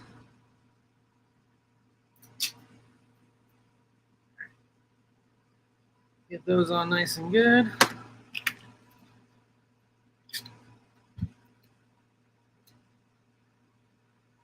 All right, so the process for this is relatively straightforward. I'm going to try to get another camera. I got them coming maybe tomorrow so that I can have them set up at the weighing station so we can see that part of it. But for now, what I'm going to do is I'm just going to take a portion of this. I'm looking for about 100 milligrams. So I'm going to take about 100 milligram portion off this. This is less than a dime in size. I'm going to weigh it, get the exact weight, notate it, add solvent, get the exact weight, notate it, and then it's going to go to the ultrasonic bath for extraction. So I'm going to do that for both of these, and we'll get to it.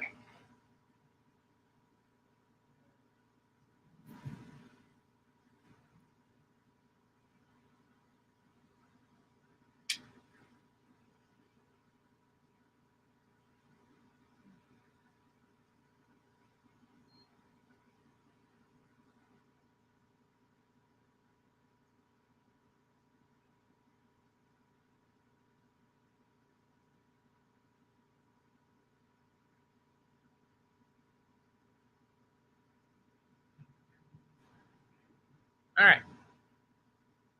So this is 100.5 milligrams.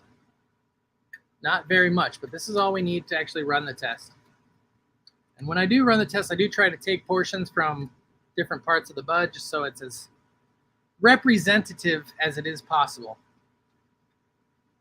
But, you know, there are limitations when you're dealing with small sample sizes like this. All right, so that was 100.5 milligrams. Need to write that on there before I forget. 0.005. All right, good enough. Now the next thing to do is to tare this, get the weight, and then add solvent, or tare it, add solvent, get the weight, notate. So be right back.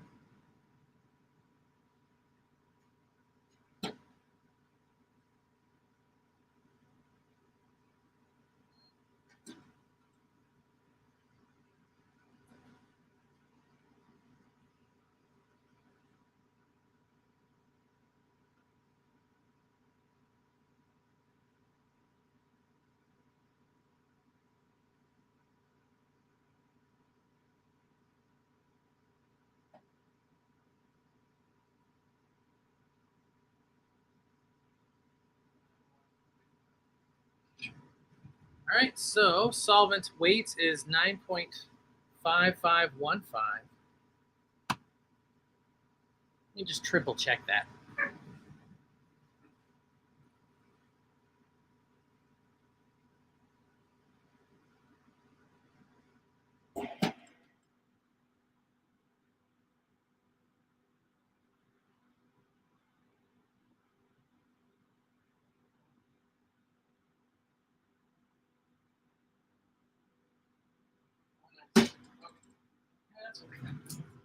So it's actually 4922.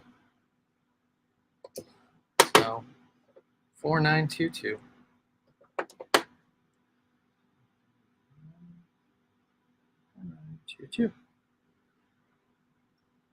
So that's the solvent weight plus the sample weight, and then I need to mark what these are.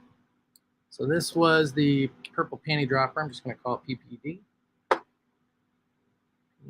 PPD. Okay. So that's it. You can already tell, some of the chlorophyll's being extracted. That's why it's turned green. It'll get even more green after the ultrasonic, which will finish the extraction. So let's get this out of the way. All right. Next is the GG4. It's the same thing, just going to grab a weigh boat. I'm going to put about 100 milligrams into a vial. And then back.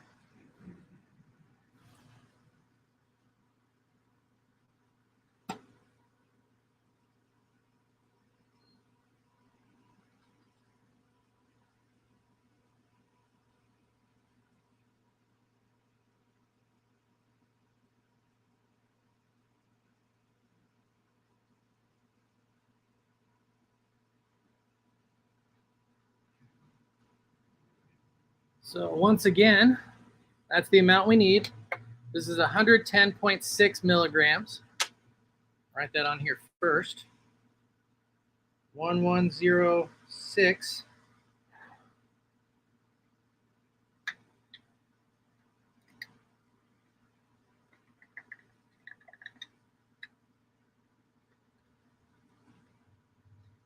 I'll try to get every piece out of there because it matters.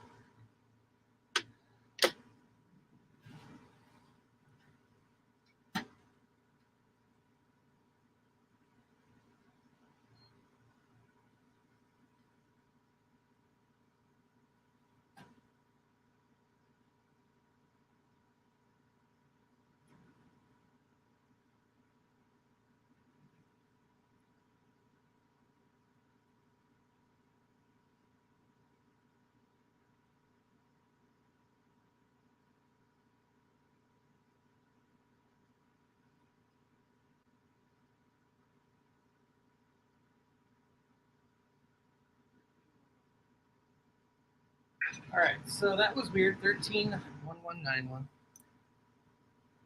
131191. So my dispenser didn't dispense the normal amount, so I had to redispense. Just to give you an example of what that looks like. Well, it's probably hard to see, but anyway. So now we have our GG4 and our PPD. They're in vials with solvent.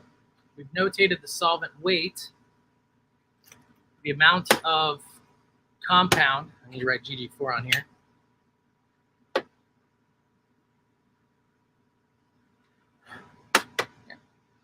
Now the next thing to do is to put this into the ultrasonic bath. Now the ultrasonic bath is going to use high frequency sound waves to cause cavitation inside of these vials, and that's going to basically cause like micro explosions. And those micro explosions are going to open up the cell walls, all that kind of stuff, let the solvent come through, and that just helps with the extraction. So I'm going to put this in the ultrasonic. That takes 10 minutes. So we'll let that run. When that's done,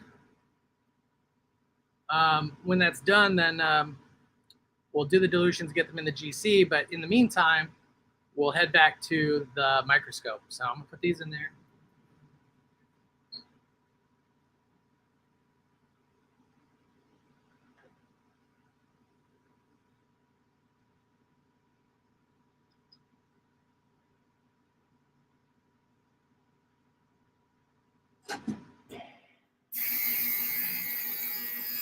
Oh, I hate that noise. All right, so that's going.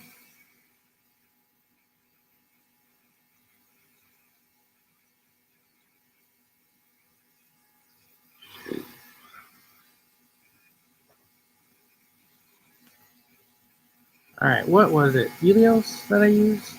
Heliocon.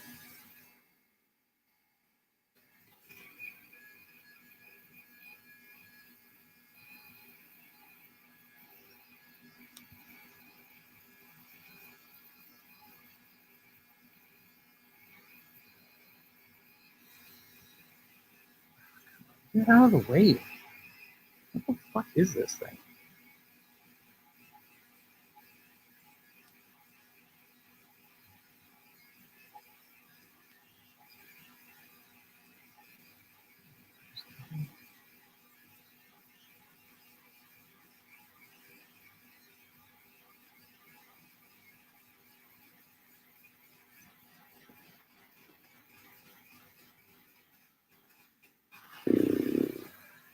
Computer is slow.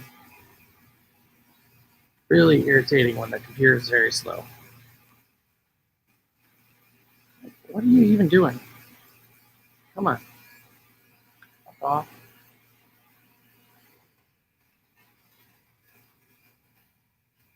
Give me a new window. Thank you. Desktop, microscopy.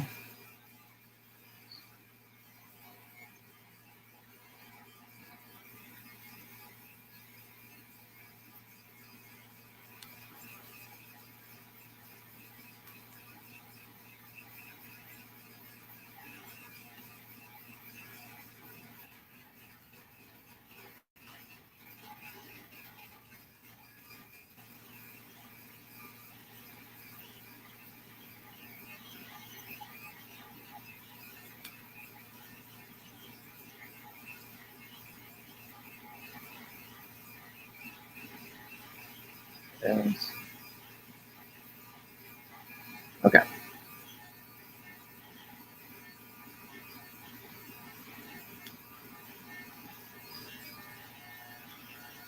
So what I'm doing just now is I'm running those 15 shots that I took, and the macro software is just trying to find like the areas that are in focus so it can create a map, and then it'll intelligently stack all the photos to try to find the most in focus best thing it can. However, I accidentally included 2 in there that shouldn't be there, so gotta remove those, run it again.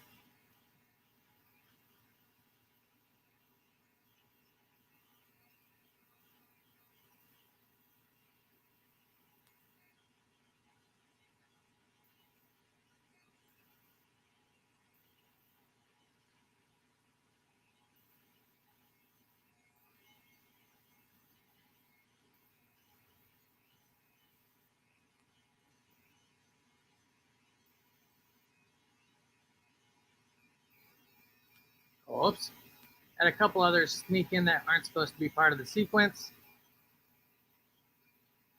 Yeah, those, okay. Now that can render. That should do it for us.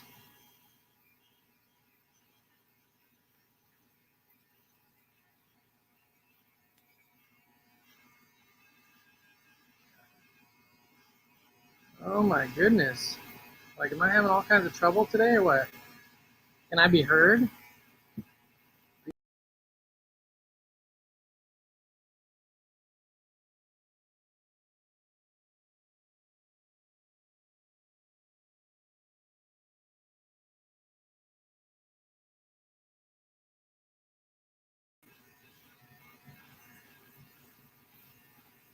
All right, cool. I don't know what's going on with StreamYard today. It's just giving me all kinds of problems. So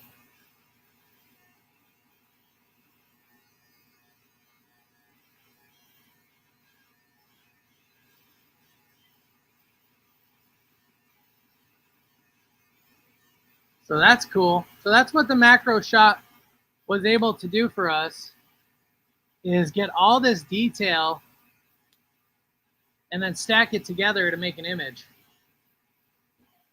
Like, look at that. This is a trichome being formed and developed, and there's some compounds.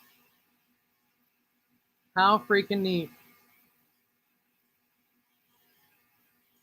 That's pretty cool. So how do I save this? I just save, I guess.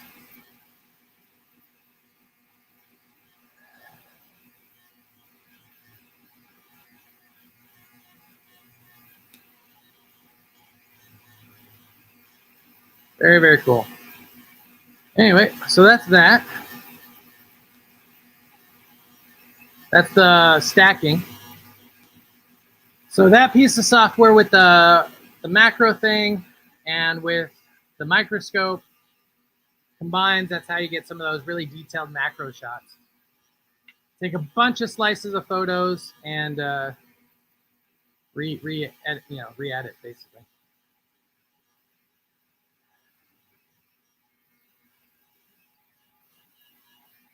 Okay, so we have the two samples are currently extracting. Let me get this out of the way. The two samples are currently extracting.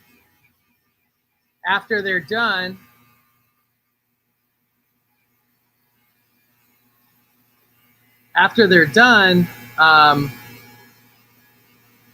we'll load them up into the GC, set the GC up for a new sequence, run the sequence. I'm gonna have to grab one of the calibration jars. Luckily, we just ran the sequence yesterday, so I'm not too worried about it. We'll just run them back to back. And yeah, so that'll be that.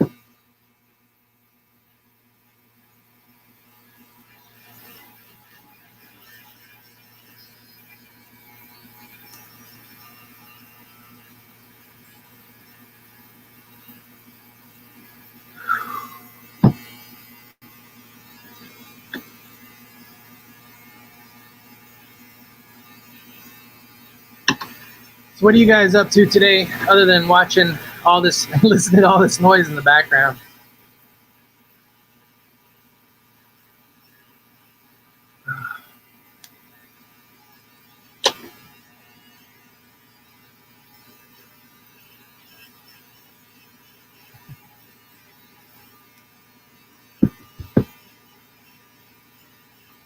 Yeah, I really like pulling up the microscope. There's just some really cool stuff you get to see when you're looking that deep. And then, you know, when you have those hand types, they say they're 200x like magnification. That's not true. They're about 60 max. And you get good shots with some of them, especially if you can get it nice and steady. But to actually be able to see the compounds like moving up through the cell walls of the trichomes, you can't do that on anything less than a giant microscope like this thing. It's so cool. I just love it. Hey, thanks for joining, PB. Oh, you found us on Facebook. I'm really curious since we're really new to streaming. How did you find us on Facebook, if you don't mind sharing?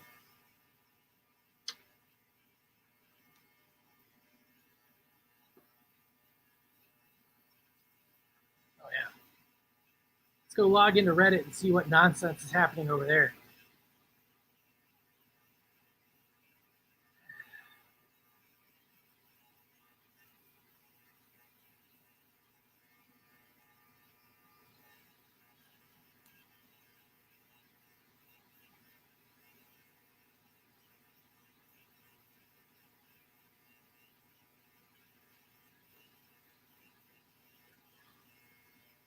It always feels like slightly vindicating.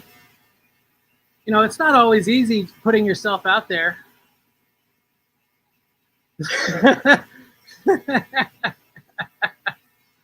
I'm on YouTube, search cannabis for live stuff, and they make it really hard to find. Yeah, it's weird, right? So we're KYP Labs. Know your potency, know your plant, right? KYP. And the other company we have is Highest Ground Coffee Company. You don't know if you haven't heard or if you haven't seen us before. We basically make two types of products. This guy. So this is our coffee pods, and they're infused coffee. They're awesome.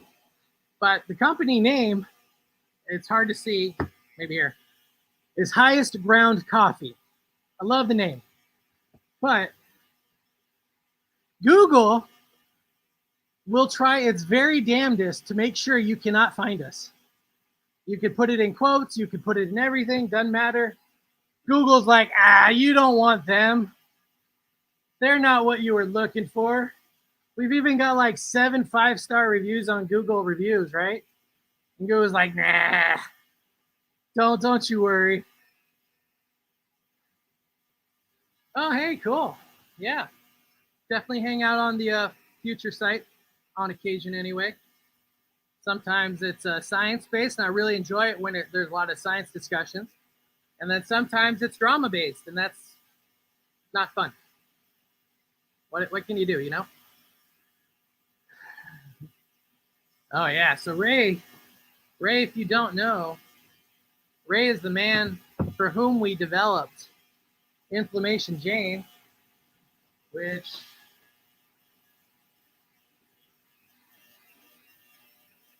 I'm running low on inventory.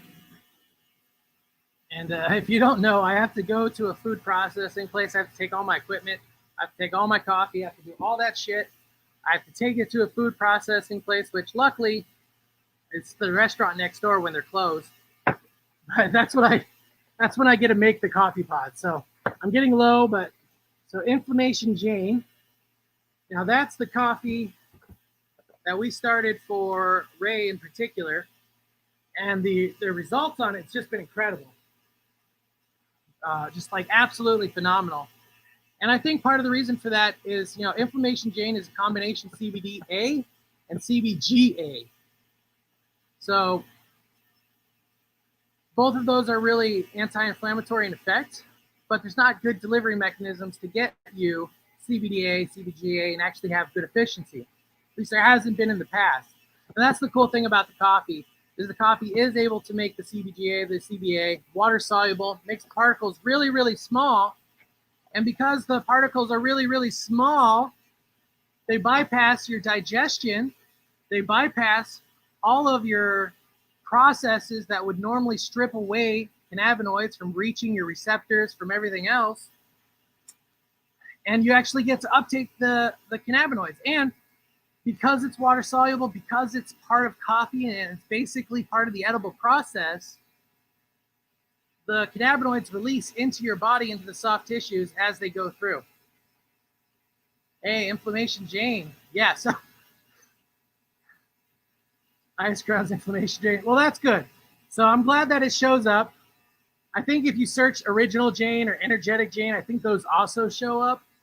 But if you search the name of the damn company, Highest Ground Coffee, we'll show you Higher Roastery or Higher Grounds or anything else other than the exact match that we have.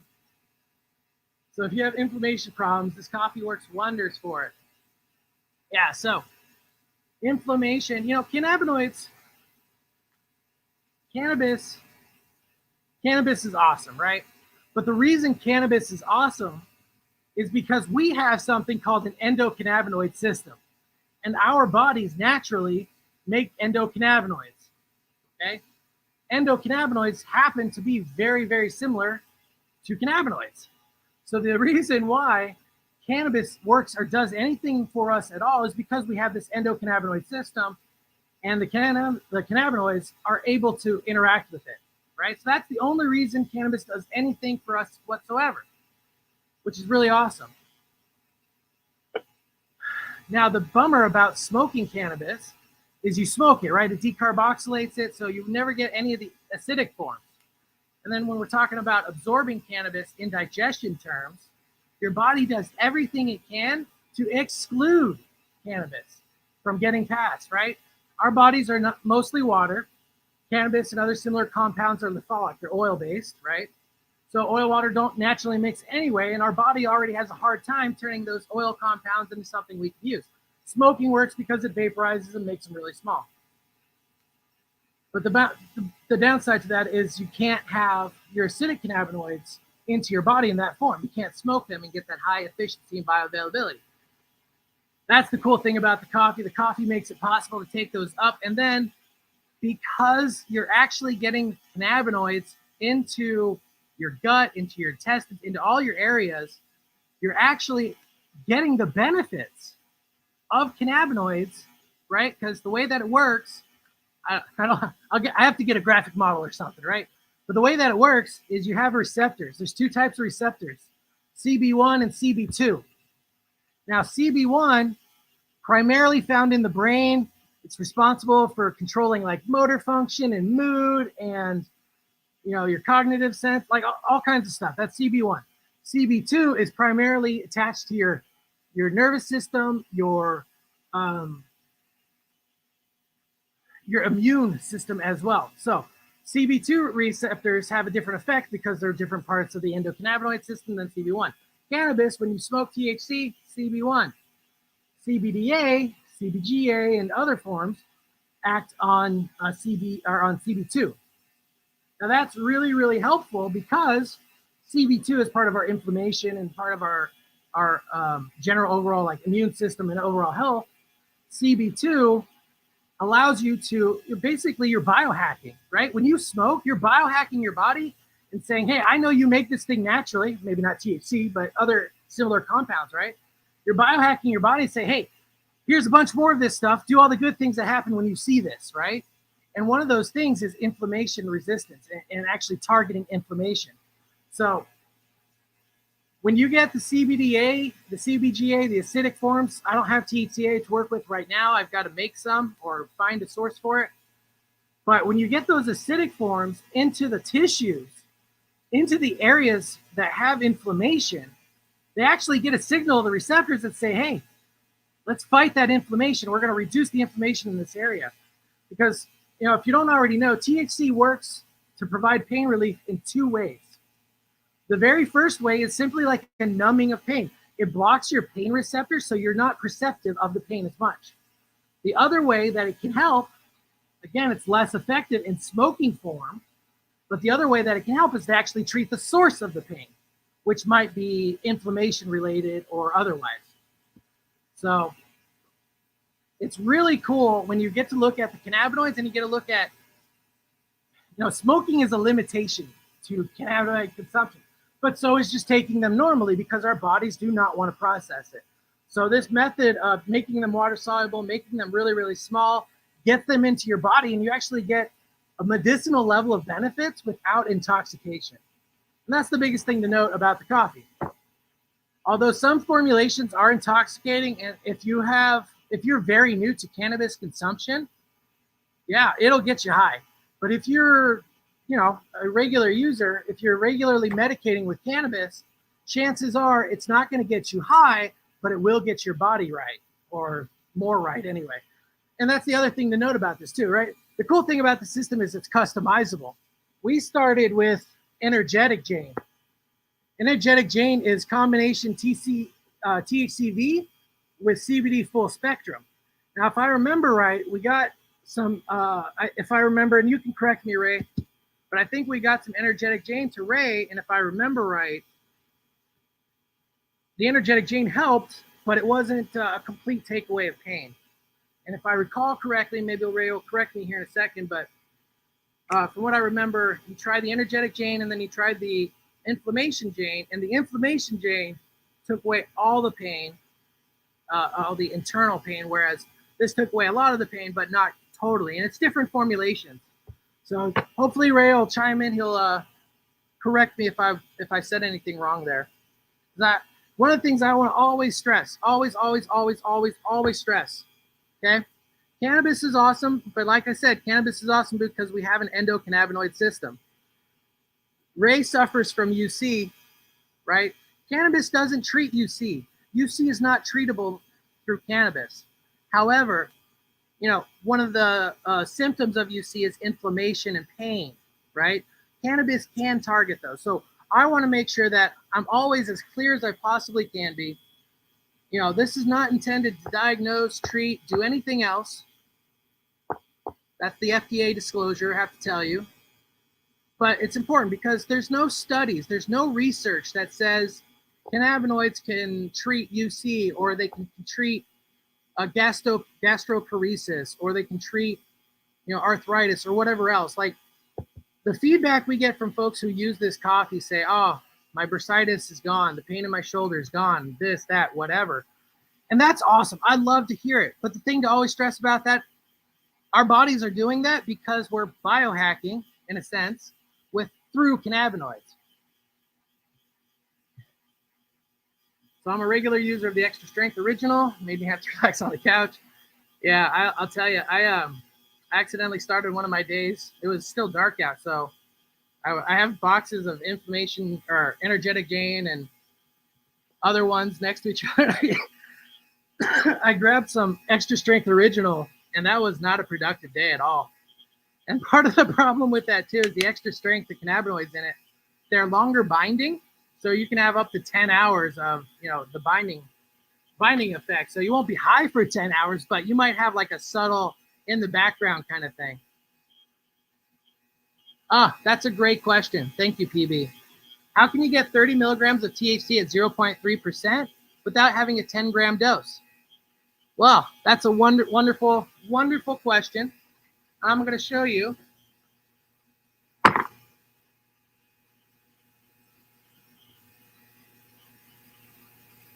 If you can see that. So the question is, how do you get 30 milligrams without it being 0.3%, having 11 or 10 grams of dose, which is what you need for 30 milligrams, 0.3, right? The answer to that is we package 11 grams of coffee into here.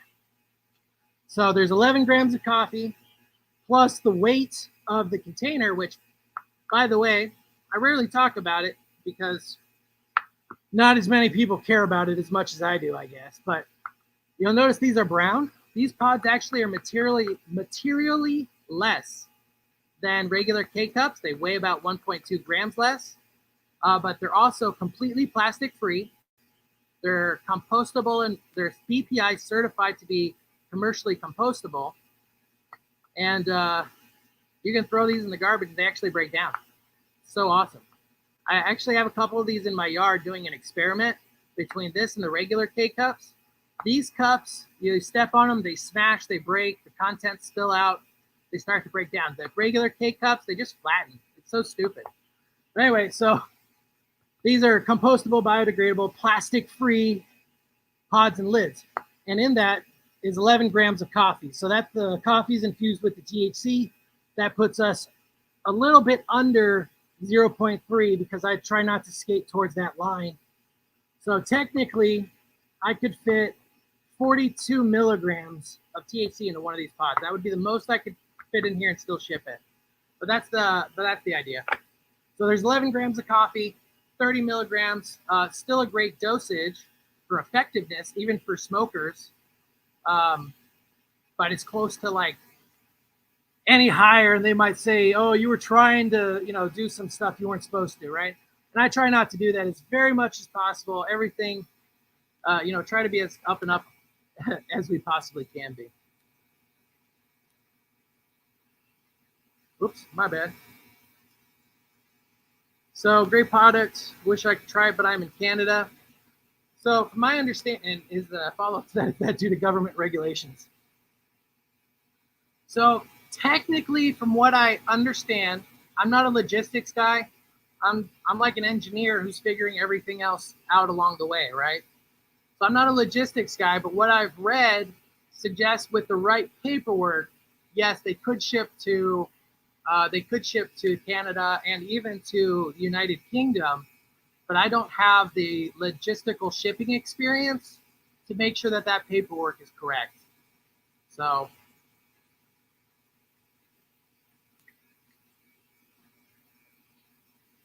plus efficiency in general, yeah. Yeah, the really cool thing for me about the coffee, so if you don't know me, PB, you wouldn't. Some of the folks from Facebook would.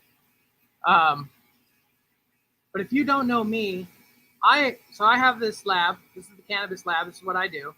I do cannabis testing, and now I'm live streaming for views, right?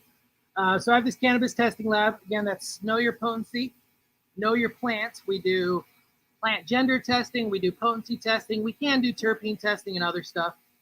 But if you don't know, we sell a little kit. It's a shippable kit. You can go to kyplabs.com/sample test kit. Basically, this is a little kit of these vials with labels. I ship it to you. And, oopsie. Ah, no, go away. All right, there we go. So I ship the vial to you, I ship the package to you. You take a little bit of sample. This right here That's the amount of sample you need. Right? Very, very, very small. And it's designed that way for a couple reasons. First, yeah, so very small. Even that might actually be too much, right? Anyway, so very, very small. Reason for that is, I don't need a whole lot of sample to test it. My machine is so sensitive that I've been able to measure down to 200 parts per billion. That's really, really, really dilute. No need for that in any practical sense. So I don't need a whole lot of your sample. And then the other part of that too is, if for whatever reason, so here's the other thing too. So for whatever reason, U.S. Postal Service intercepts the package. First of all, they're going to open this and they're going to laugh if they even bother to do anything further with it. But they're just going to send it on the way. But if they do open it, this is why it's important to include the form. So there's a little form that I have with the kits. You can download on the website, but you include it with your shipment. If it ever gets intercepted by USPS or whatever, they're going to look at the form, see that it's destined for a testing lab. They're also going to see that you've declared it as hemp, because here's the thing to note, legally, right? The laws are so dumb. So legally, marijuana and hemp, the only legal separation is the amount of THC. The U.S. Department of Agriculture has stated that it is impossible to differentiate marijuana from hemp from anything other than a chemical assay or assessment, which is what we do. That's what this is. So here's the rub, right? How would you know if what you have is hemp? You'd have to have it tested. Now, the states that I live in say that before any cannabis product can be made available to a consumer, the producer of that cannabis product has to have it tested. So you know what you're getting as a consumer, right? Well, consumers don't have that access when they're growing. And here's a real thing that has happened before. People bring in, because we're local, so you can drop off. People bring in samples. And one day, this guy brings in a sample, brings in like 4 of them. And one of them is called MT, Mr. T or some shit, I don't know. Anyway, so I run them. And I run this MT sample. And I'm looking at it, I'm like, that's weird. I must be doing something wrong. I ran it 3 times. I even sent it over to a buddy at another lab. I didn't send a sample. I sent the data over and had him check everything. Because I'm like, this is so wrong, right? There's no way this is right. Turns out, he brought me 3 cannabis samples, and one of them was hemp. And he grew it the whole time. So here's a really cool thing.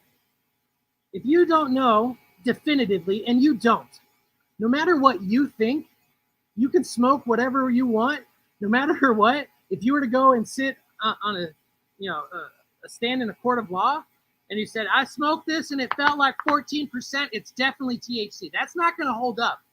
That's not going to hold up anywhere, right? So what will? A chemical assay. So what do you say? Well, gee, I don't know what it was. I wanted to make sure it was safe to consume. So I sent my hemp, which I believe to be hemp because I have no other reason to believe it not to be. I sent that in. Anyway, point is the U.S. Postal Service is not going to give 2 shits about the packages that you send in. So we do sell a mailable testing kit. Takes just a real tiny amount of cannabis. You mail that back to us.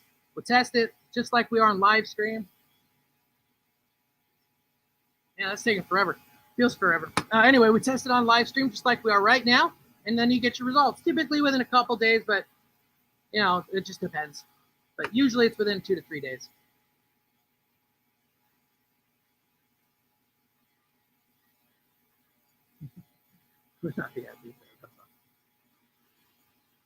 All right, so I think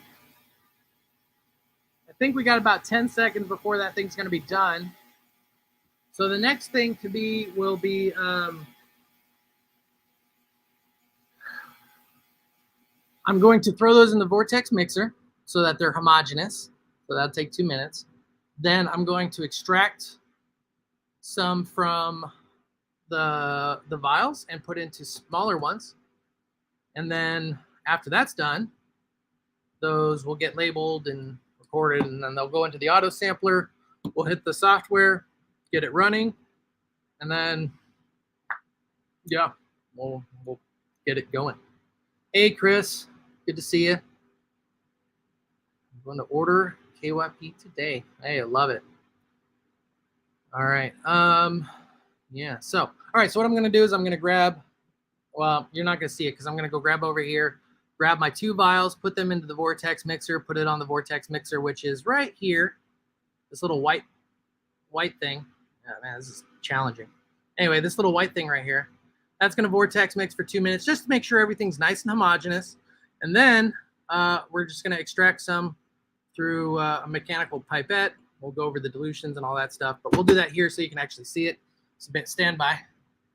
Bear with me.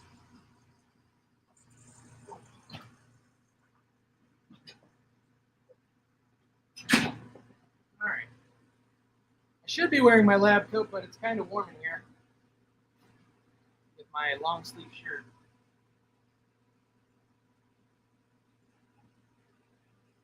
All right, cool.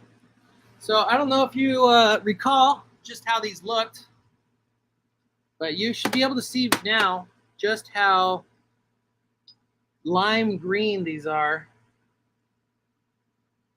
So that's the ultrasonic. Sends sound waves through, causes basically mini explosions inside the cell walls, all that stuff. Let solvent get into it. Does a really good job for extracting.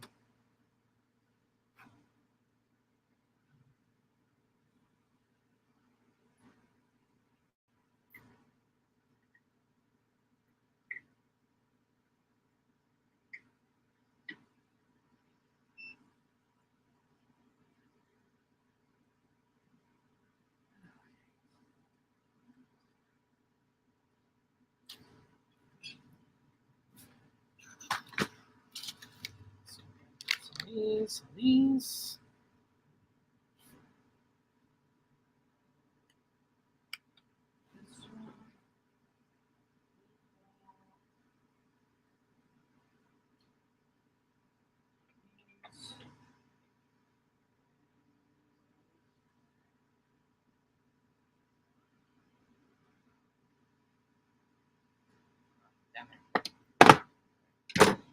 Get those ready.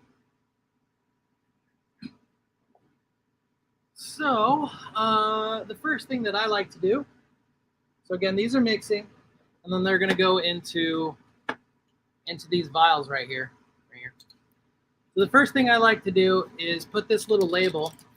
So here's the thing, right? There's so many pieces where numbers are involved that, you know, messing up one has tremendous results on the accuracy of what it is you're doing. So I like to try to have labels as much as is possible on everything so that in theory, you could come in, not know whatever was going on and recreate the results. So the first thing I'm going to do is grab one of these bottles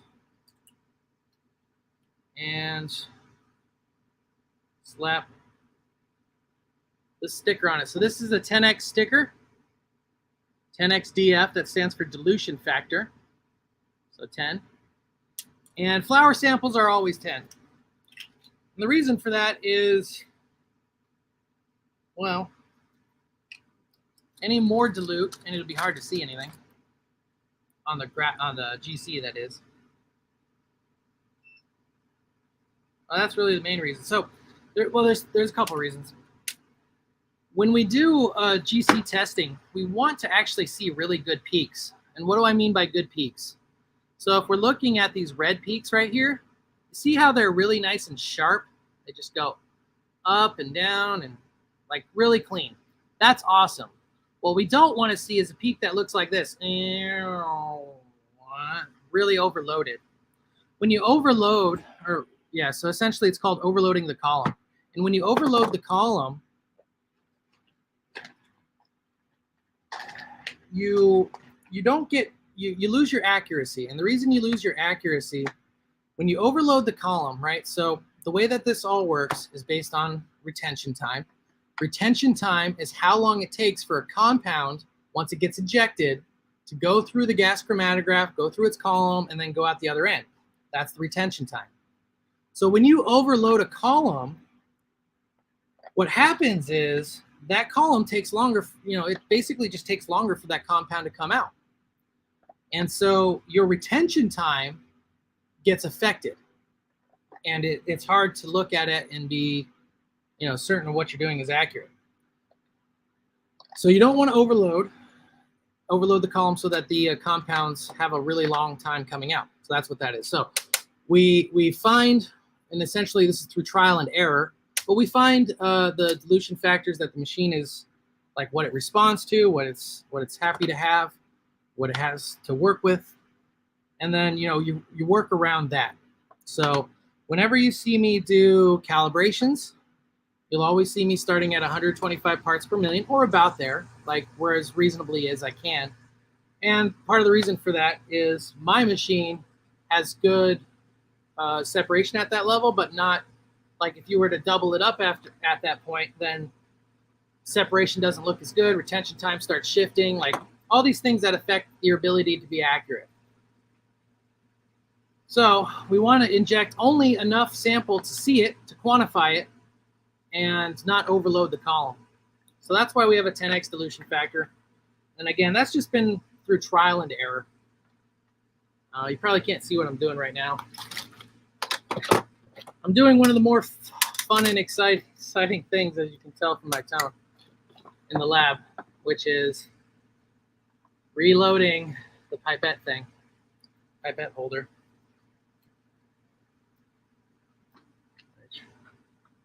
Super fun.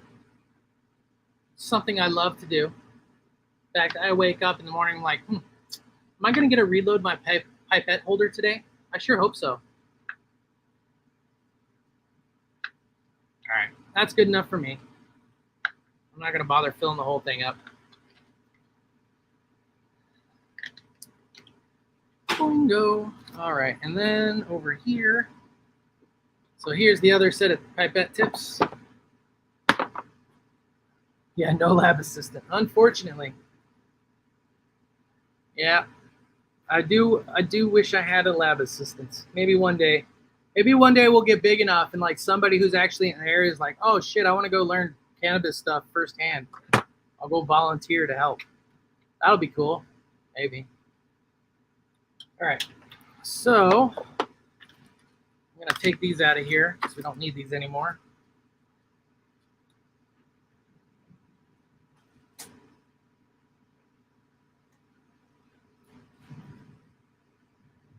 All right.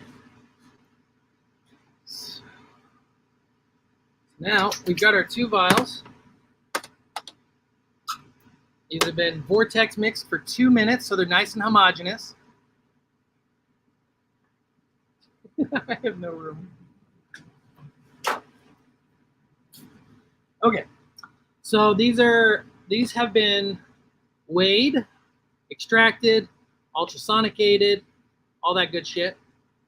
So it's and then mixed to be nice and even. Now what we're going to do is we're going to take our dilutions out of here. So as it is, these are way too concentrated. If I were to inject this as just straight solution, we're going to see a lot of that overblowing that I talk about. So we're going to do a 10x dilution. That means we're diluting it by 10. So that'll be closer to what the machine expects and the amount of compounds that we typically expect. Now, one of the things that I haven't talked about is what happens when you get a really weak-ass sample. So if you caught earlier, I was talking about a sample I had to send off to someone else to verify because it just made no sense whatsoever. Turns out that was a hemp sample. So ultimately, all the math worked out, but it was just like so dilute and whatnot that it didn't make any sense whatsoever. Anyway, so that's what we're going to do now. I'm going to start with purple panty dropper.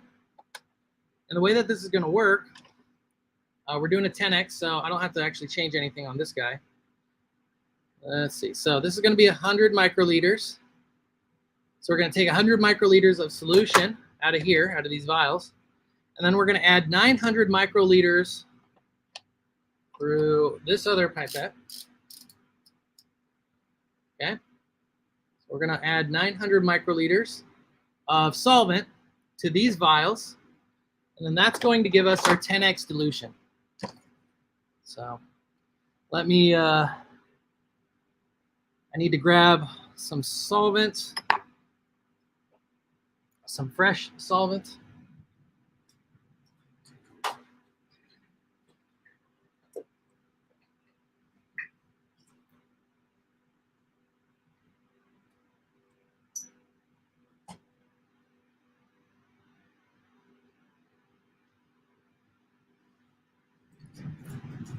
Okay. So this is just solvent. It has the internal standard in it. So what I'm going to do is I'm going to start with the solvent first, and then I'm going to take from these two. So we'll do it like this. I'm going to get these lids going, get them off. There, there, there. Okay. So the way that this works is you take one of these. Let me see if I can show it to you. Okay. So this is your mechanical pipette if you're watching the main camera. This goes just vertically down. You see in that corner there. And then it pulls out. So that's how you use that.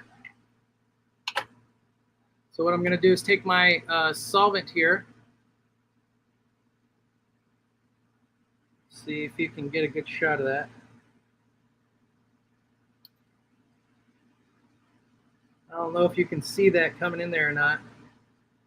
There's the airdrop. So I'm taking 900 microliters. I don't know if you can see that. No, you probably can't see in the tip. If you can see that, there's a little air gap at the end of that. And that's super important. And that has to do with how you work the pipette. Which I wish I could say I was better at it, but that's what we're looking for here is that little air gap. What that air gap signifies is that we didn't drip any out at the tip, right? And the kind of stuff that we're doing, drops matter. They really do. They can impact it big time. All right, so that's that. Next thing to do is 100 microliters into PPD. See if I can, I don't think I can get these on camera real nice.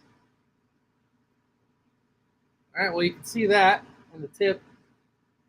So you see that little drop that just came out? That sucks. I don't need that. That's what I'm talking about when we talk about inaccuracies and errors. So that's one. Super important. New pipette tip. Super important.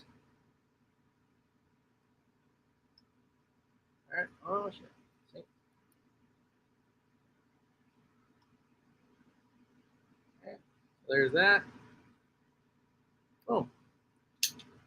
All right. So now that that's done,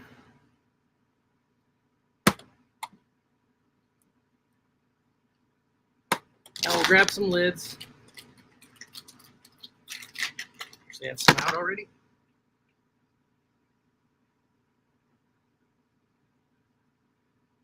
Now, one of the reasons I like to do this work in this little holder, this is for the vortex mixer.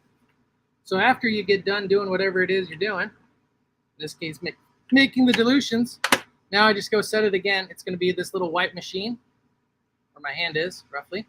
And it's going to vortex mix for 2 minutes. Let's just get everything nice and even.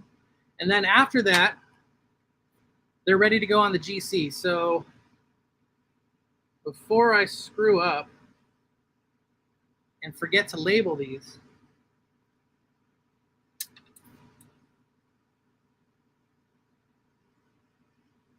all right, so that's PPD. These will actually get numbers because they're going to go into the auto sampler, but I didn't want to mess that up. GG4, so at least they're distinguishable. All right, so now they're going to vortex mix for 2 minutes. Then we move them over to the GC for analysis.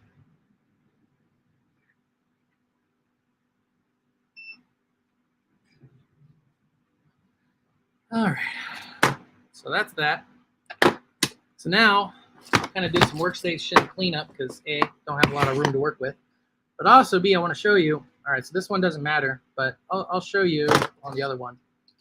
So each one of these pipettes, mechanical pipettes, has a upper and lower end. That's denoted right here. So 100 to 1,000, and then that is microliters. If it's kind of hard to show you that, but anyway, that's what that U looking thing is. That's micro. So it's 100 to 1,000 microliters, or 100 microliters to 1 milliliter. Now, when you're storing these things as part of their maintenance, you want to store them at their highest level. So again, this is 1,000, where it says 1,000 right here. We want to go ahead and set that to be 1,000 as well. And my understanding for that is that's just how the mechanical pipettes, they're built and they're calibrated and they're intended to be stored at their maximum in order for them to keep their accuracy. So I'm gonna get these out of the way.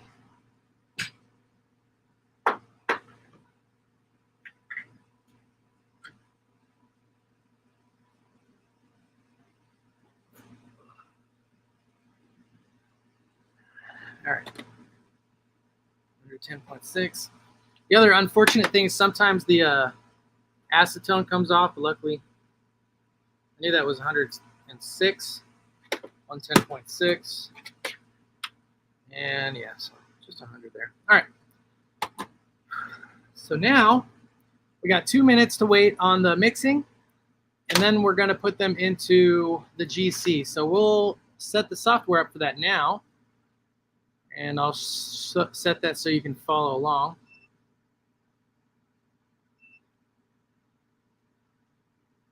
All right, so the GC the Vortex mixer just finished. So what I'm gonna do is I'm gonna grab it, and then I'm gonna put them in an empty slot. We'll update the software and we're gonna run it. All right, so these are now mixed, hopefully, and then they're going to go into the machine. 11, 12.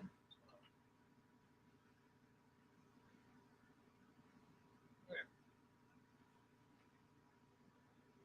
So PPD is in spot 11, and GG4 is in spot 12.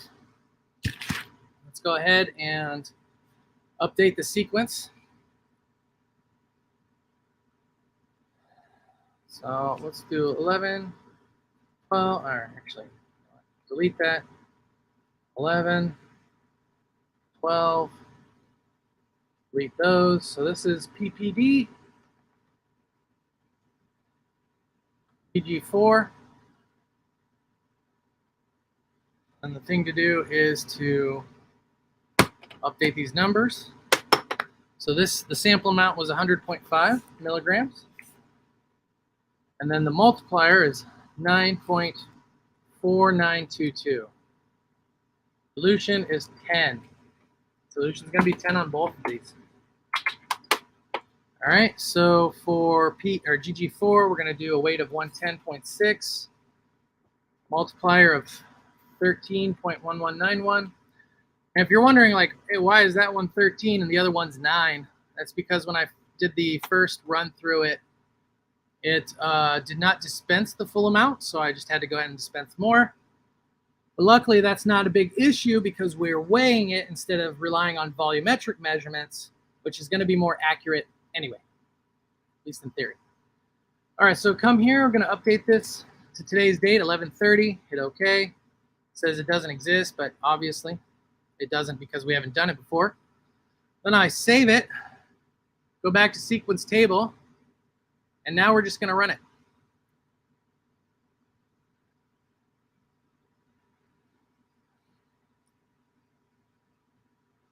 That's it. So what we're going to do, what we're going to basically see now,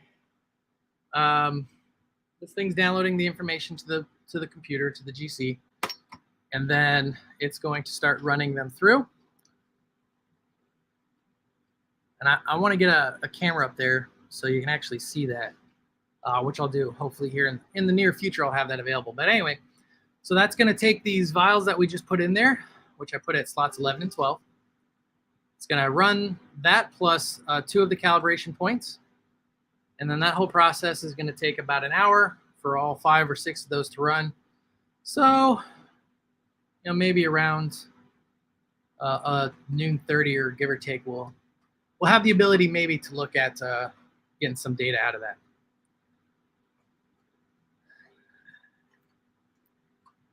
In the meantime, y'all have any questions?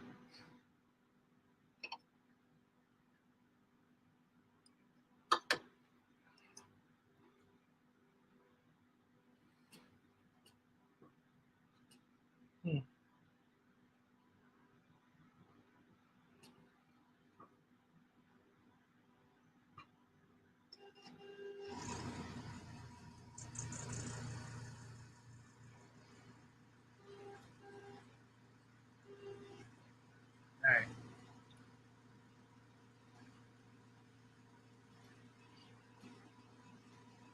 I shall be right back while this is running. Might be a few minutes.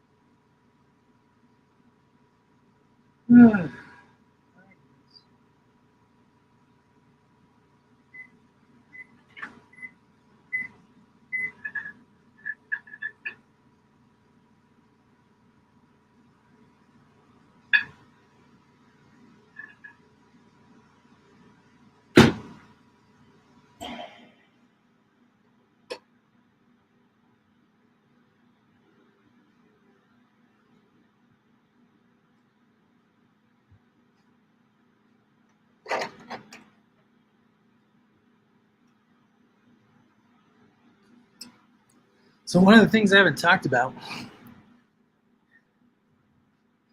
Do you know? Okay, so let's see. Do you know if the samples of PPD and GG4 being tested were clones of mother plants?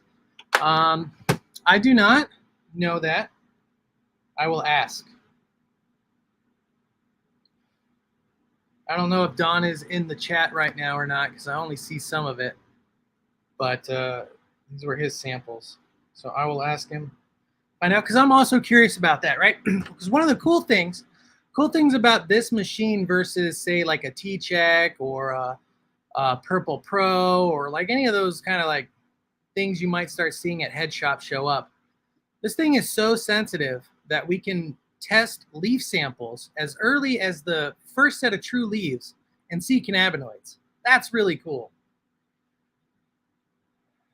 So one of the things that I'm interested in seeing is doing like a side-by-side grow. And it would be really cool to be able to test plants all from the same mother, but see how they differentiate as they grow through time. Because again, we can test the leaf samples. So if you're a breeder, for example, let's say you're looking for a male, right? You might, take whatever characteristics you might normally look at as far as, selecting your males and stuff, but you can add a level of insight thanks to the testing. So we can actually test all those males and see which males produce more THC or whatever you're looking for than otherwise.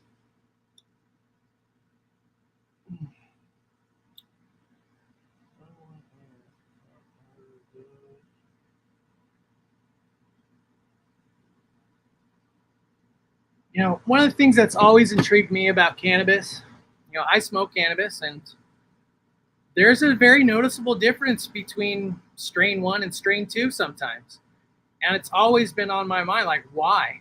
What makes those, effective? It's kind of what got started with the coffee, because it's like, hey, if you could figure out what does X for you, maybe it's make you sleep or make your pain better, whatever. But if you could figure out what it is that does that, how could you duplicate that every single time? And that's one of the frustrating things about the plant, right? So, like, for example, cherry diesel, when it was out in my area for a while, I had one batch that was phenomenal. It was amazing for me. It did all kinds of, it was noticeable, and I wanted more of it. And I got another batch. It was within like 2 or 3 weeks. Totally different. Totally different. Not even remotely the same. Why is that? Well, part of that's because, a lot of the strains, especially now, are not stable genetics. They're being crossbred 1, 2, 3 generations in. So there's a lot of variation. And that's one of the things that's really frustrating for me as a cannabis consumer. Another great example, right? Yesterday, bought from the dispo for the first time in a while. And, my girlfriend, she's going on there. I think she's reading like Leafly reviews or something like that just to get an idea of what it is we're going to order, right? So she orders an indica and she orders a sativa, and we get it last night and we start to smoke the indica, right? Indica, like, it doesn't actually make you sleepy, which is what we were hoping for. And that's what, her research into what other people's experiences led them to. And part of the reason that it's so inconsistent is because the plant is inconsistent in how it grows. So there's just so much in there. If I send you a true leaf and a finished bud from the same plant, the test will be similar. That's not what I'm saying at all. So what I'm saying is we can test for cannabinoids from the first set of true leaves. And what you can do with that information, if say you had 5 or 10 males that you were trying to select from, if you ran tests on all those, on their leaves, you might be able to see who's producing, basically producing better. Instead of looking at characteristics you can only observe with your eyes, oh, it's lanky or it's going to be bushy or whatever, right? Or other senses, it smells good or something else. So we can take it to the next level, and we can add analytics on top of that so that you got 10 males, it might be the ugliest one of the bunch, but it might be the one who's producing the best, and you just don't know. So that's the cool thing about being able to test the leaf samples. And then that might show up as a more productive plant in the future. Now, the other cool thing about that test, so let's say you have new genetics and you're not like super, they're new to you, so you don't know. You just don't know. Like the guy who dropped off the hemp, same thing. He tried some genetics, got hemp seed. That sucks. But the cool thing about the leaf testing at the early stages is that you can see if it's hemp because it'll show up in the cannabinoids. Here's a fun fact about hemp versus marijuana. Again, they're legal terms. That's all. They're both cannabis. They're legally distinctive for legal purposes only. One of the cool things. Shit! I forgot where I was going with this. Hopefully, it'll come back to me. I'll be right back.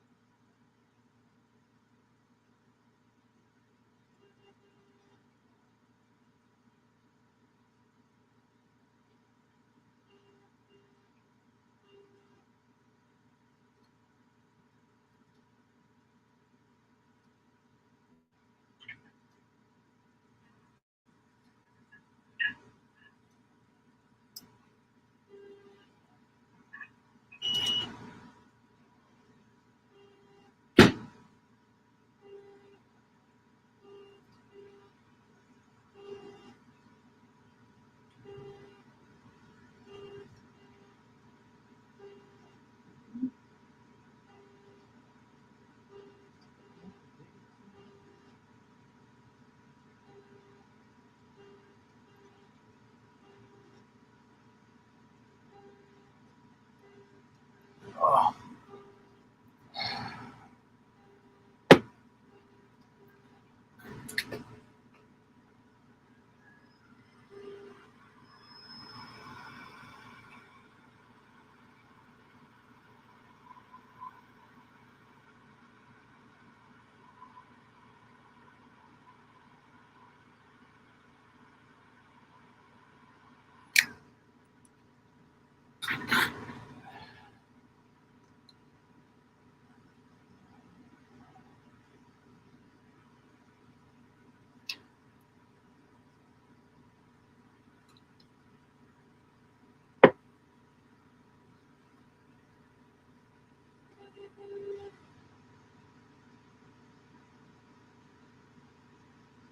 That's good enough for me. So, playing with the new cannabinoid today. My girlfriend's going through physical therapy, and she's having a lot of body pains, like a lot of soreness and whatnot. So, the inflammation gene doesn't seem to be like it's helpful, but it's not the best for it, right? So, trying a new cannabinoid today, and we're hoping to see if we can get closer to a really heavy body high. That's what I'm looking for. I'm looking to get your body to turn to goo. So we're going to be experimenting with some cannabinoids for that effect. That's going to go into coffee. And I'm just going to use her as a guinea pig.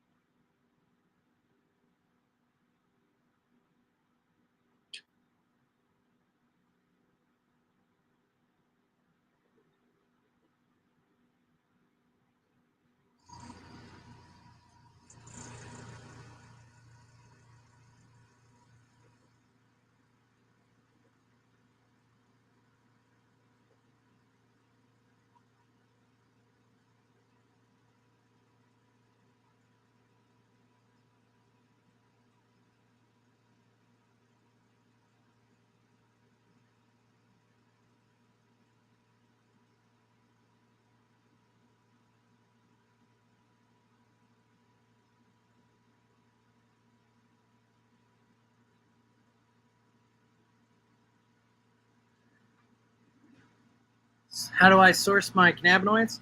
I go through a wholesaler, so I have wholesale amounts of things.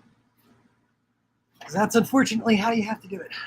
But there are like distributors out there who sell individual cannabinoids and stuff.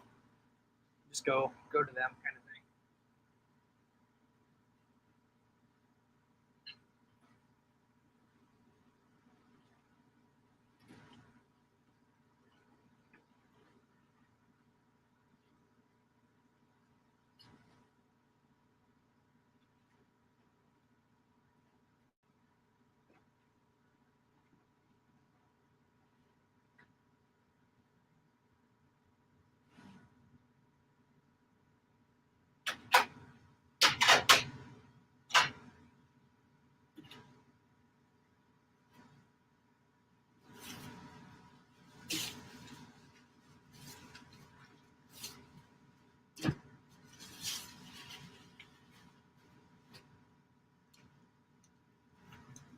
So won't be doing this on camera, but we will be making some coffee too.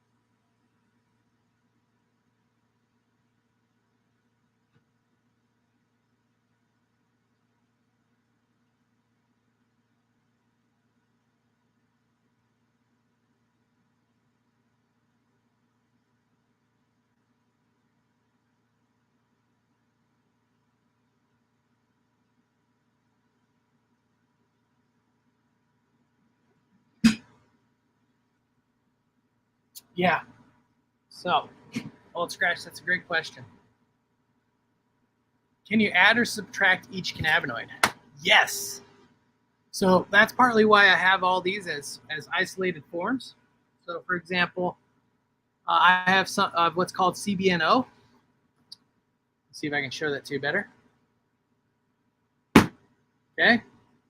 CBNO. So you probably heard of CBN, right?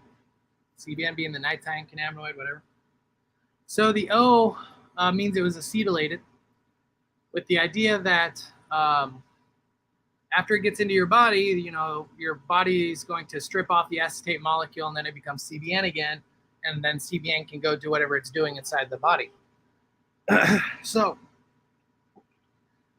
the really important thing for me with my system, and why, I probably found at least 24 ways to make it work, but I've only got a couple good ways that make it work with everything that I've ever tried. So the cool thing about my system is it allows me to specifically add and remove, basically to target cannabinoids. So if I want to try a formulation that is, say, 70% CBD and 30% CBN, I can take my isolates and then I can make those water soluble and give you really good delivery on those.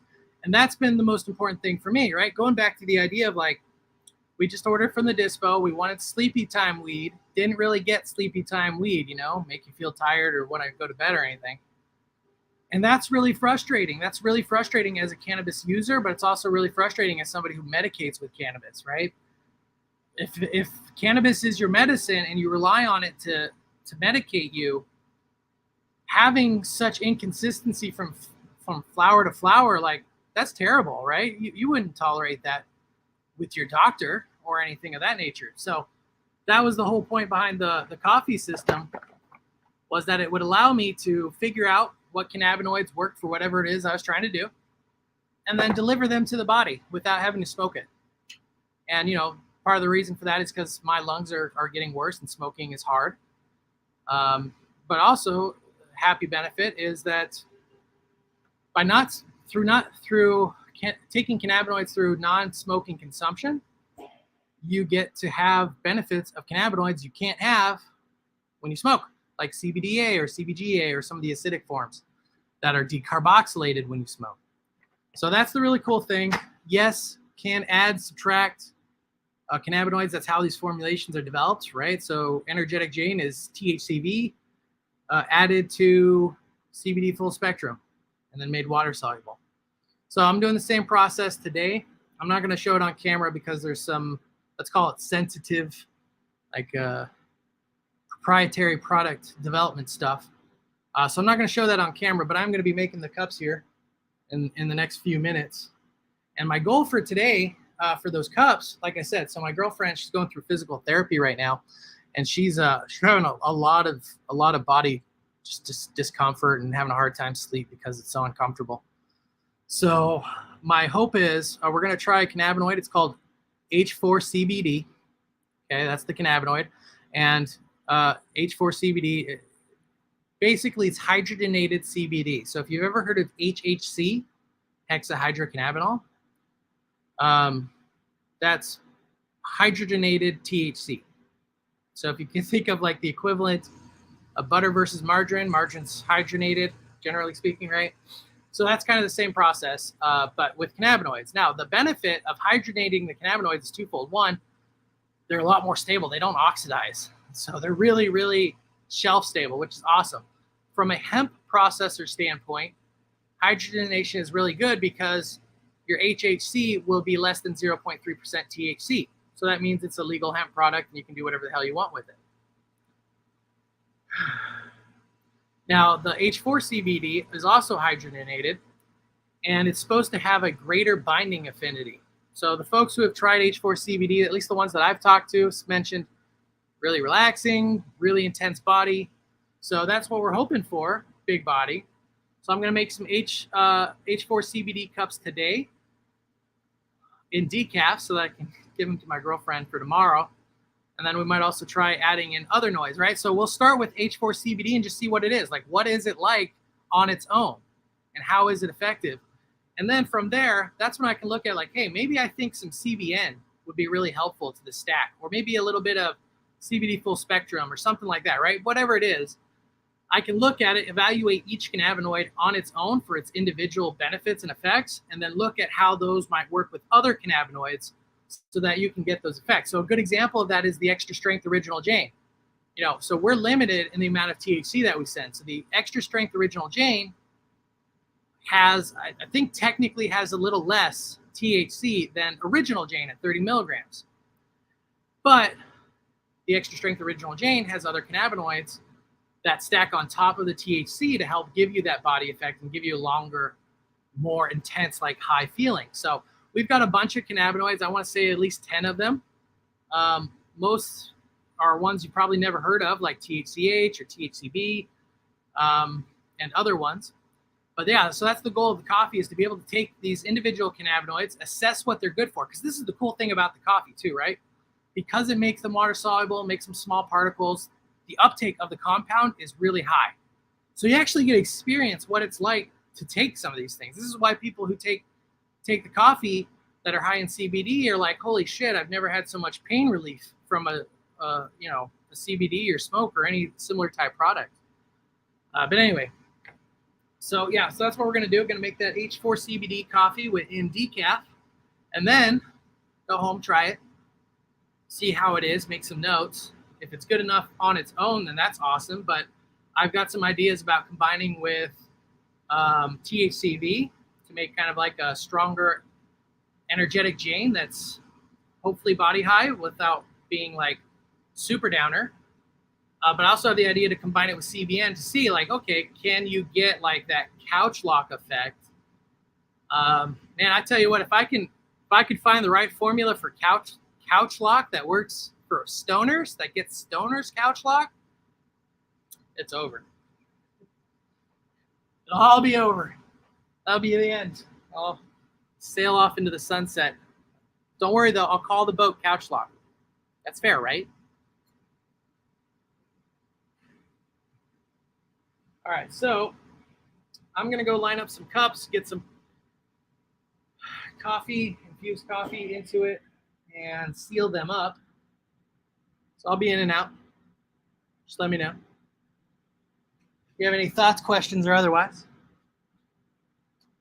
Oh, and then hopefully maybe sometime this week.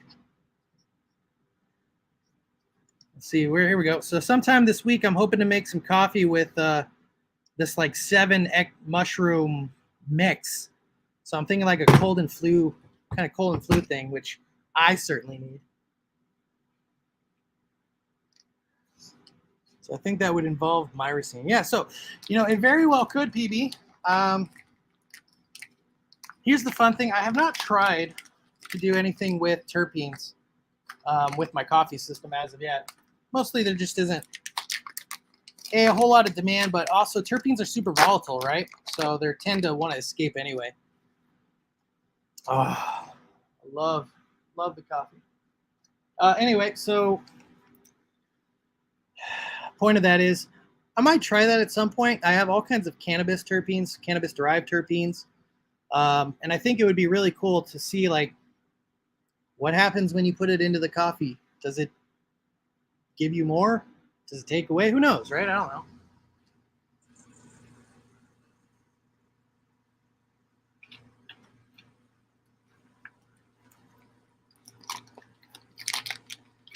Now, we do terpene testing here, but we don't do it regularly.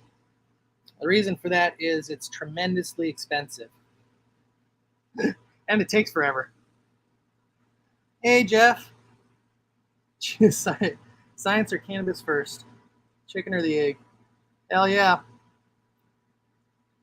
Trying to place an order now. Awesome. Hey, Jeff, if you have any issues, just let me know. More than happy to help.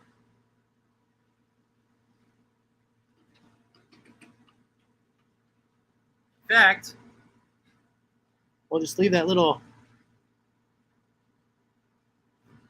URL up for everybody while I'm doing all this other stuff.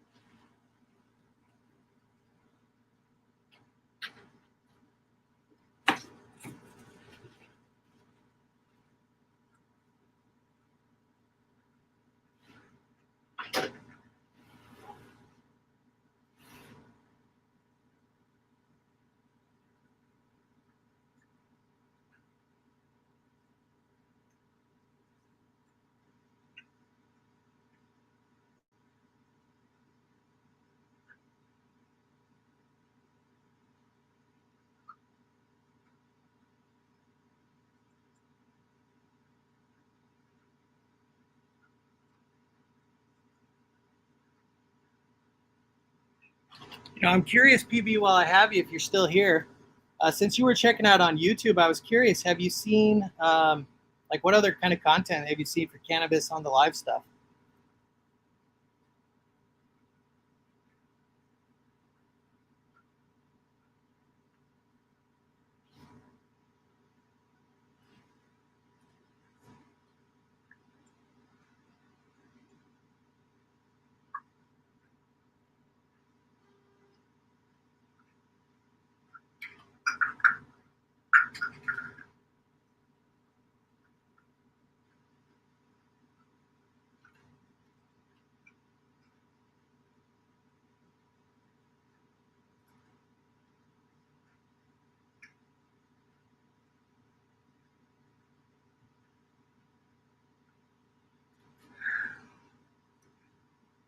Is that a beta question?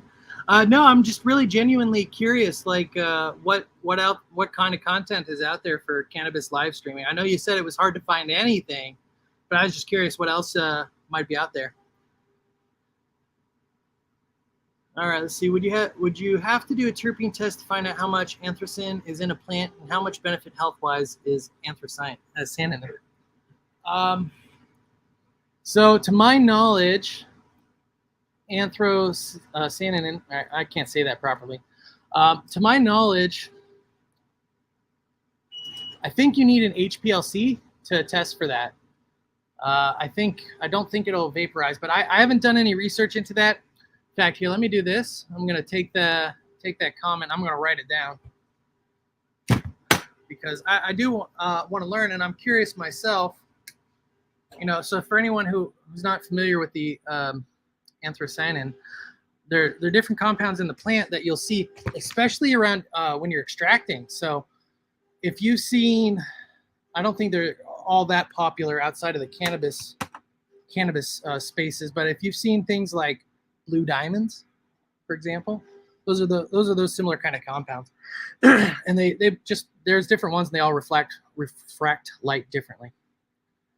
Future cannabis project holds the space. I'm not sure what that is, but I'll have to check that out. PB could be interesting. All right.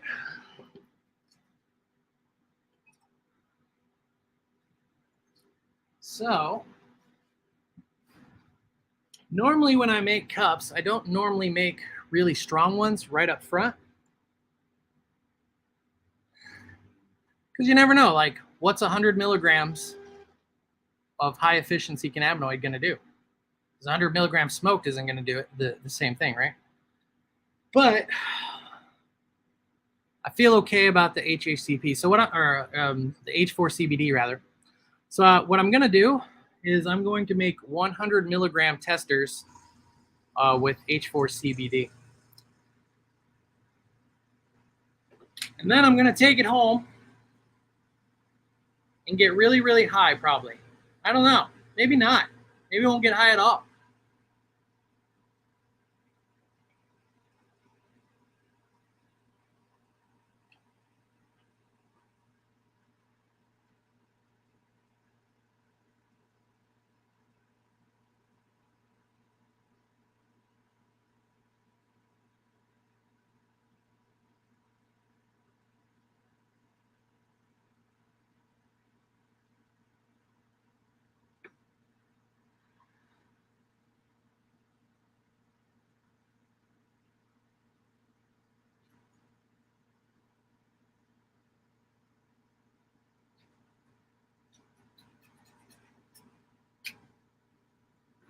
All right. I'm thinking the latter. Yeah.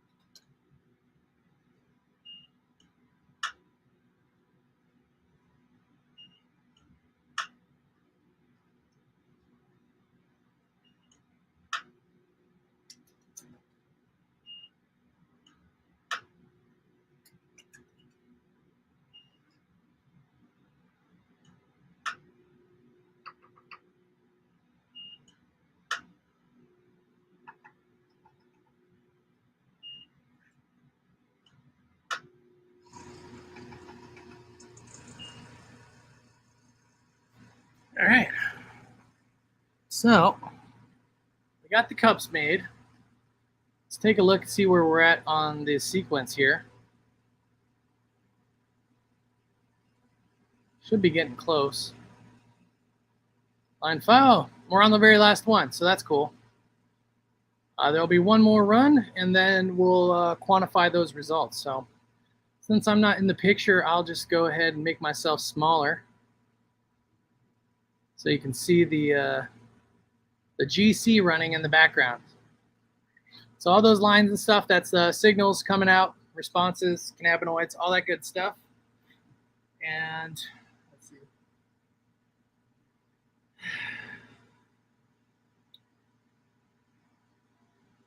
Should we try an H4 CBD cup live?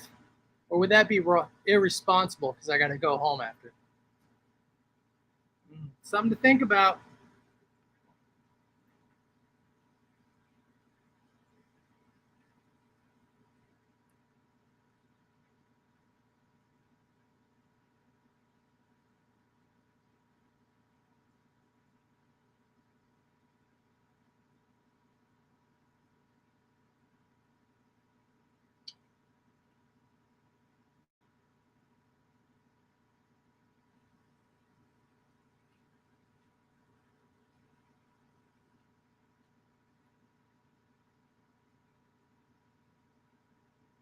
Wait for that anyway.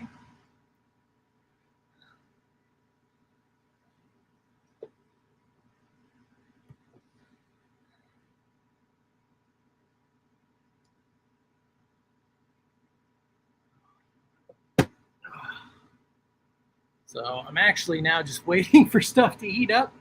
So I already got the cannabinoids and stuff infused into the coffee. So the coffee's in the cups. We're good there. But I forgot to turn on the machine that seals them.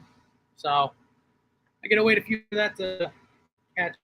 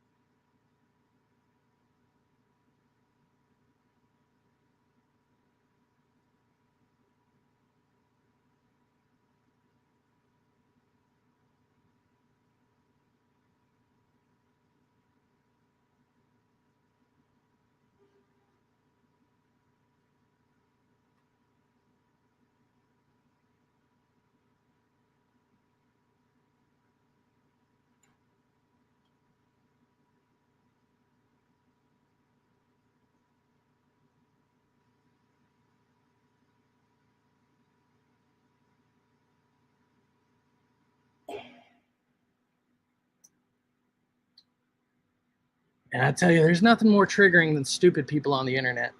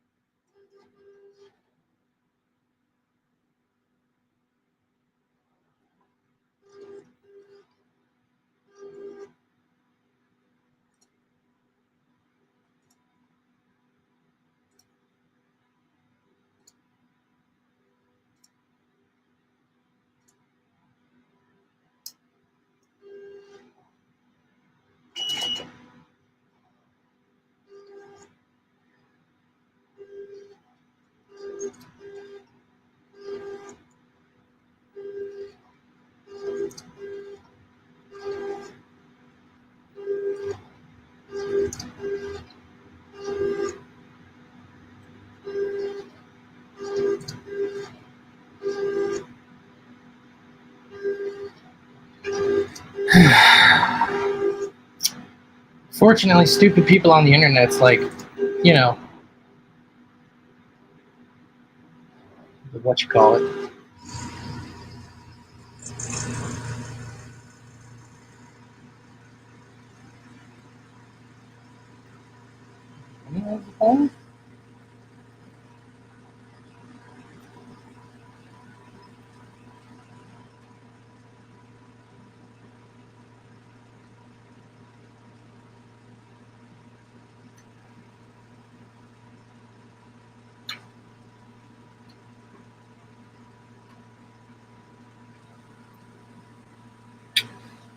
Okay. So the very last injection's running right now. That's exciting. So about 10 minutes, we can take a look.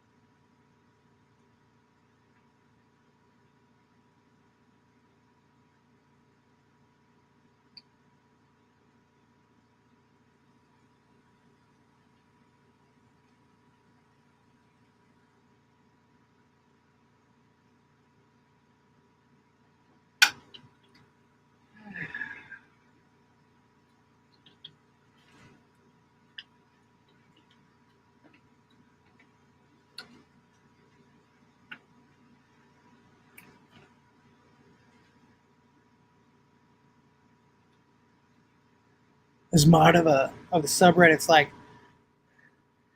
if you lack the enzymes, there's no way you can take edible THC. It's impossible.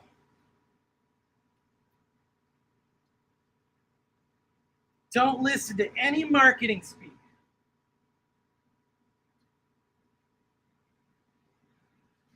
Now, if you're not aware, that's what we call bro science. When you just go ahead and believe whatever the hell you believe, stick with it, and don't ever challenge it. It's not good.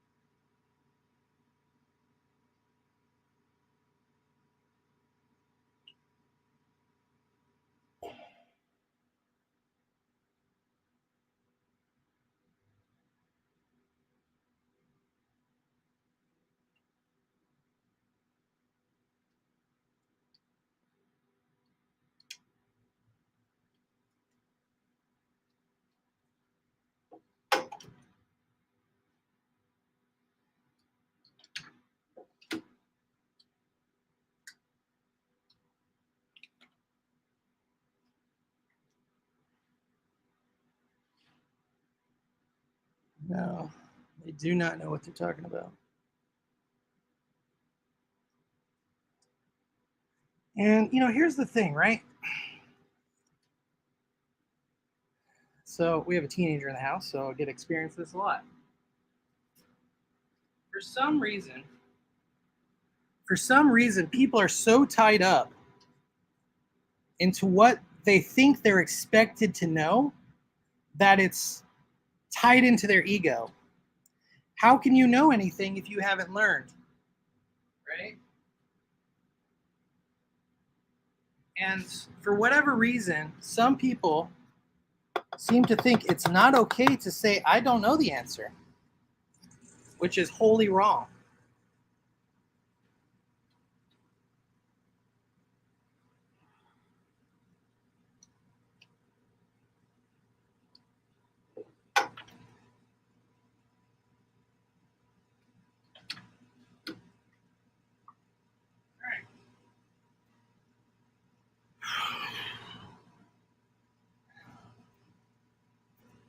Unlabeled, but done.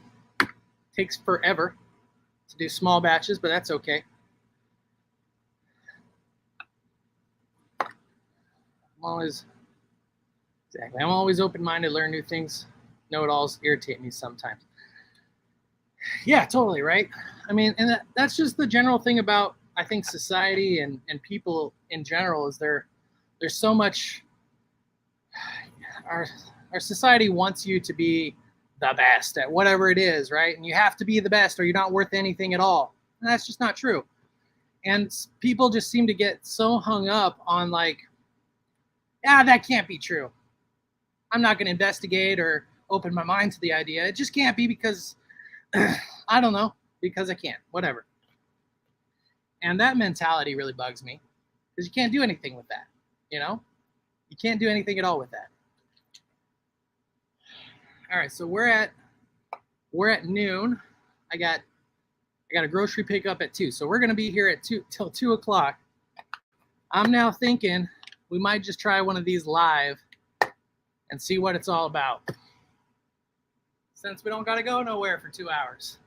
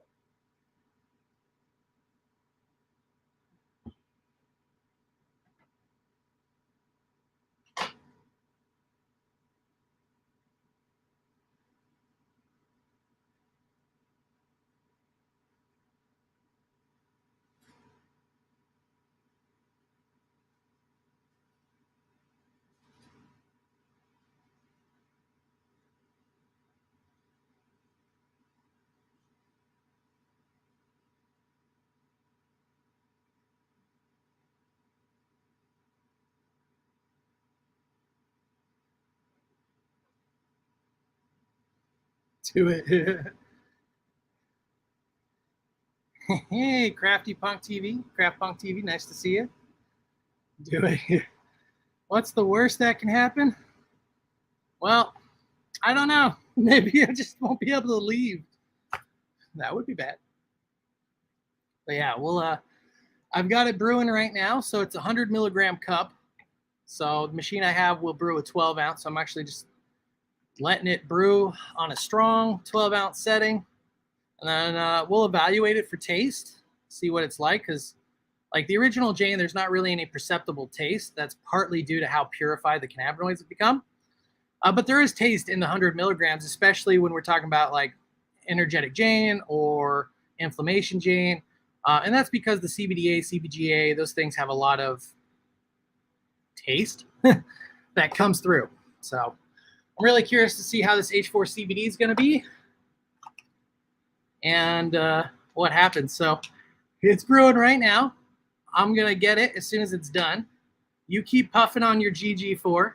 Thank you for the solidarity. Keep puffing on the GG4, and then we're going to plow through that coffee, and then we're going to do the analysis on the samples that just ran. So stick around. Maybe it'll be strange. Who knows?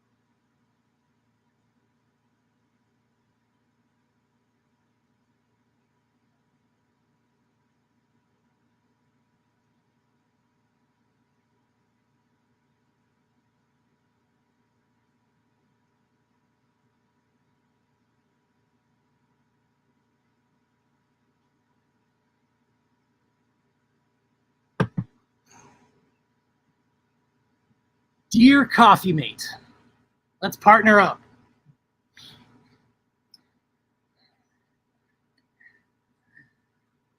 Let me know how you like that formula number 5. It's so strange. I mean, to me, it's awesome. I love being able to give testers out, especially not like setting any expectations as to what they are. But I find it really interesting because some people are like, oh, formula number 5 is awesome. And some people are like, formula number 5 sucks. So I'm really curious, Ray, what that's like for you when you get to trying it. So I brewed a 12-ounce cup. It's overfloweth, just about.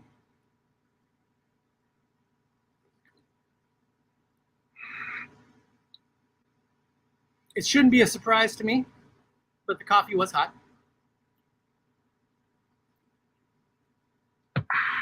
Dang, that's hot.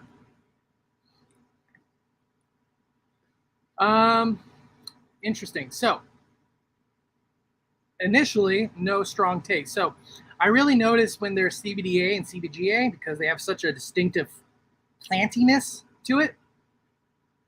At least with the little amount of creamer I was able to sneak into this cup as I try some more.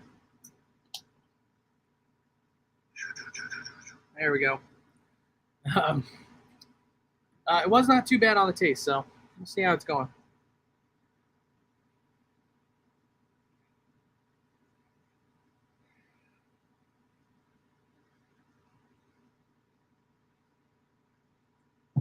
Right?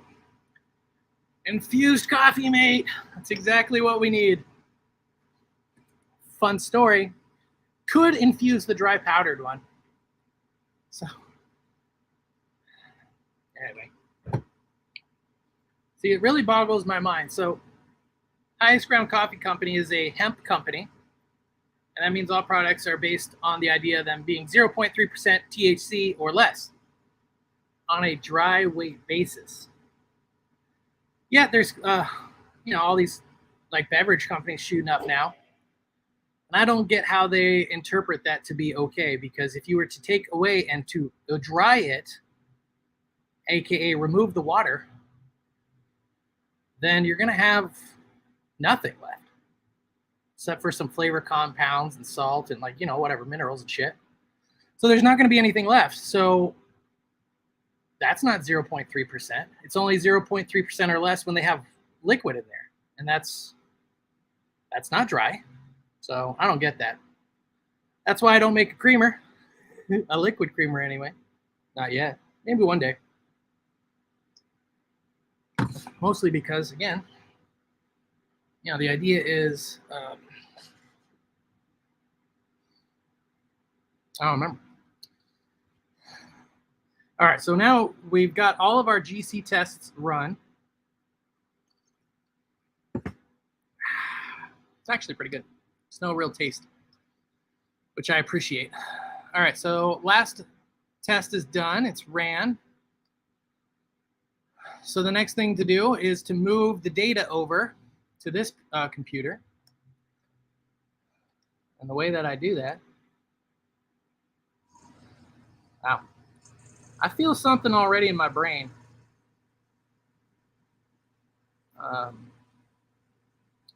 So we're going to do a sequence container migration. We're going to migrate the data from the old PC to the new one.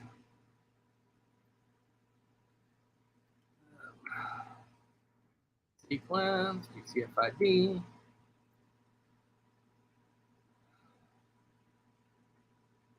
Oh, whoops. Methods. Source. So one thing that I think is going to be interesting to see on this, so we did our calibration runs yesterday. Oh shit, that's not right. So, okay.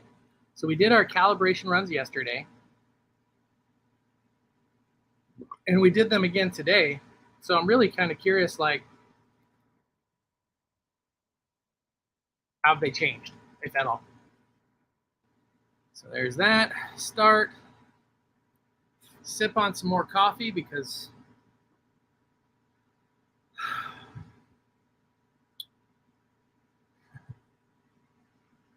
it's interesting.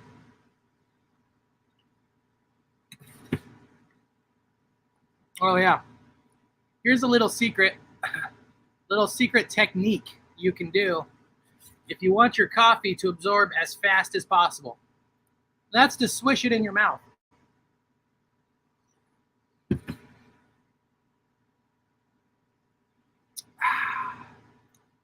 Swish it in your mouth, and you will see noticeable effects. All right, so the first two signals I'm going to load, and I always do this to show.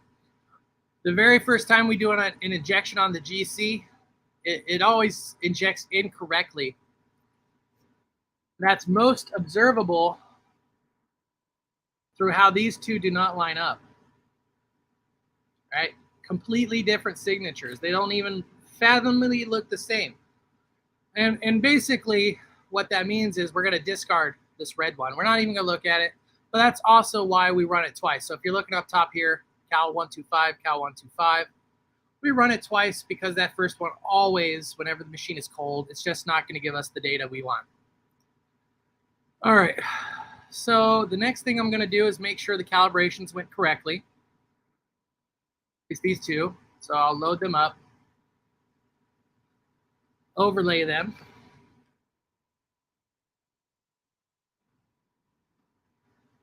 Oh shit, I didn't do that right. Show then overlay. I do notice something already. Don't know what it is, but I do recognize it's there. All right, so that's good enough. All I'm looking for here is, they weren't the same. We don't know the exact proportion here. It's supposed to be 62.5, hard to say if it is. And I say that, it's hard to say that because, it's hard to know exactly what it is until we look at the numbers, and then the numbers will tell. But looking at it visually, it looks correct. All right, so I have to pull out my other computer here. So you're gonna have to forgive me because I can't do both at the same time.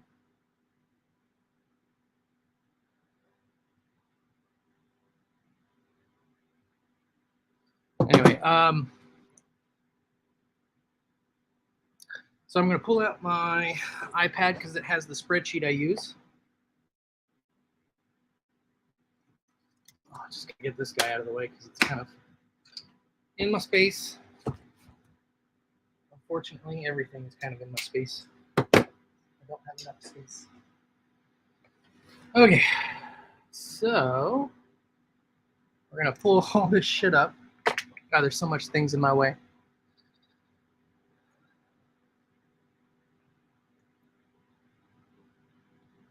So we'll go to integration.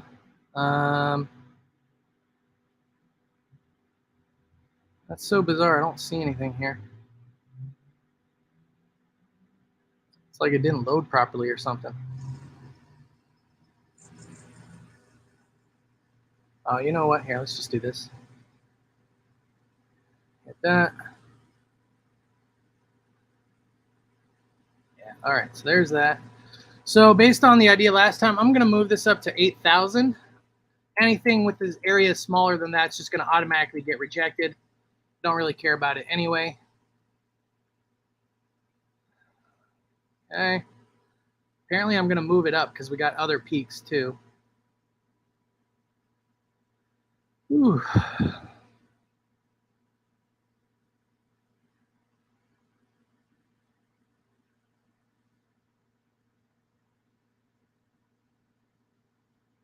All right, so anyway, I'm gonna collect this. This is the THC. This is the THC peak. So actually the first thing I'm gonna do is check the internal standard peak. So this is super important, and this is why. The internal standard on this run, 797,439 is the internal standard. That's really strange. Let's check this guy. Go to integration. Oh, I don't need to. Let's check this one. There's that. So I've got to go here, hit here, so it can show up again.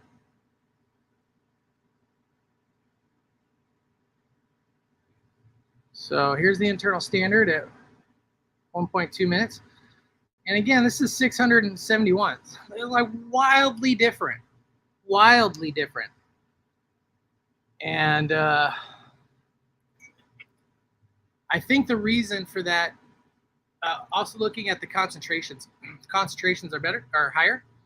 So the vial sat last night, while the machine was running, and my suspicion is that some solvent evaporated out and made the concentration just that much more concentrated. So not going to mess with those for now. It's good to look at it. I want to see too, like here's the PPD.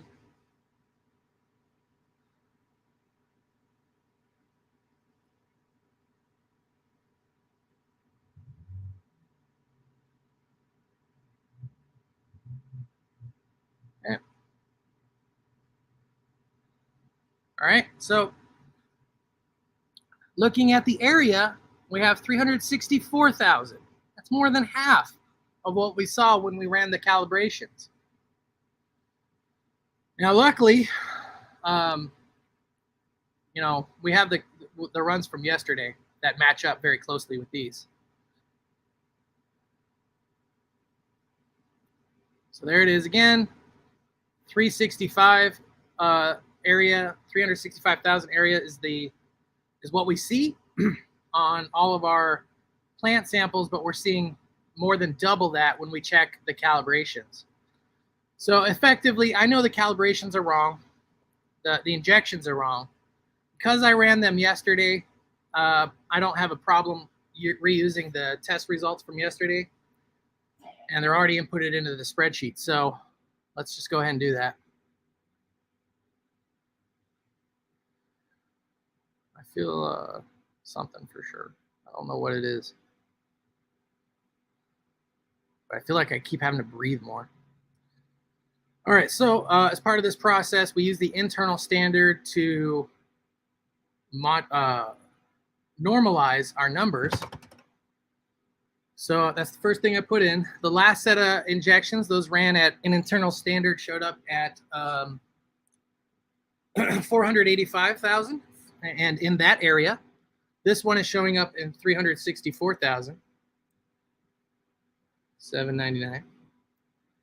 And then Delta 9 THC is pretty big at 159,634. And this has CBG at 12442. All right, cool. So now I have to get the weight. The sample weight is 100.5. Put that in my spreadsheet, 100.5. And then I got to convert, if I could find it, I got to convert the grams of acetone to milliliters, which is 9.4922. 4922. That'll tell me how many milliliters made it into the bottle. This was 12.1. And the dilution factor on this is going to be 10 because it's flower sample. So that sample came out really good. That's on the upper end of the normal see-at-home stuff. So this one came out total numbers, 20.34% cannabinoids, of which 18.6% is Delta 9 THC and 1.74% is CBG. There may be CBN in here, but it's lower than our quantification, so it just gets discarded. So this was a PPD. I don't think Don's on right now, so I'm going to take these screenshots and send it to him later. My goodness. I don't know why I keep having to breathe. Something to do with this coffee, I tell you. All right. So PPD looked good. Now we're going to check out GG4. So since I'm already at the screen that takes the weights, I'm just going to put those in. So we got 110.6 on the weights, 13.1191 is the grams of acetone. So that's 16.72. 16.72. Dilution of 10. Now let's take a look at these numbers. Integrate it. Give me a report.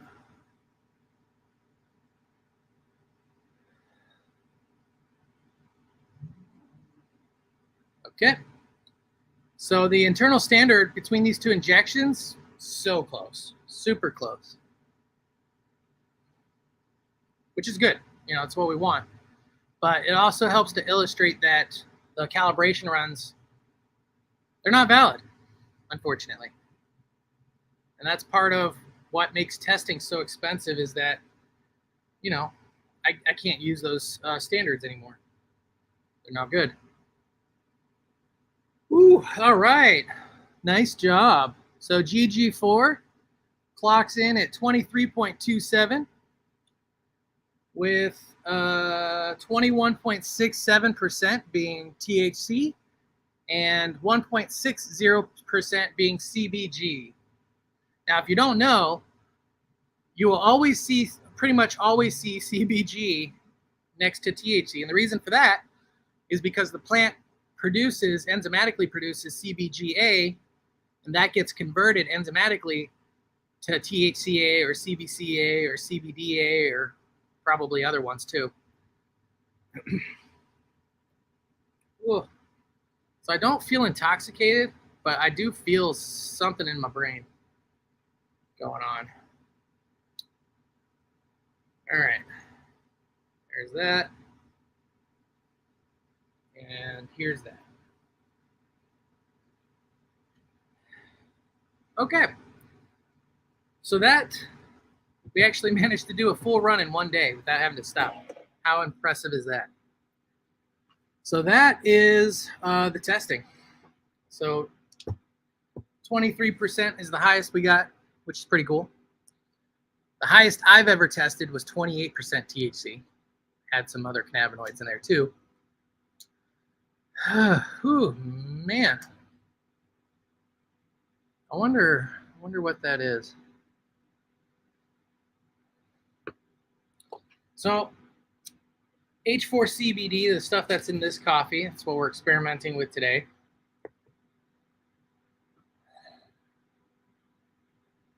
I do feel slower, I would say. I do feel a little bit slower, and I find myself like having to breathe, and I'm not sure exactly why that is.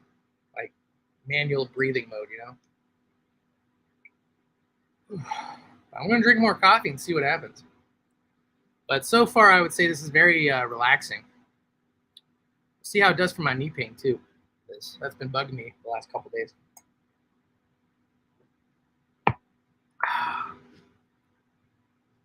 Whew. Throw a little more creamer in there. Collab with me, coffee mate. Please. You can make so many cool creamers.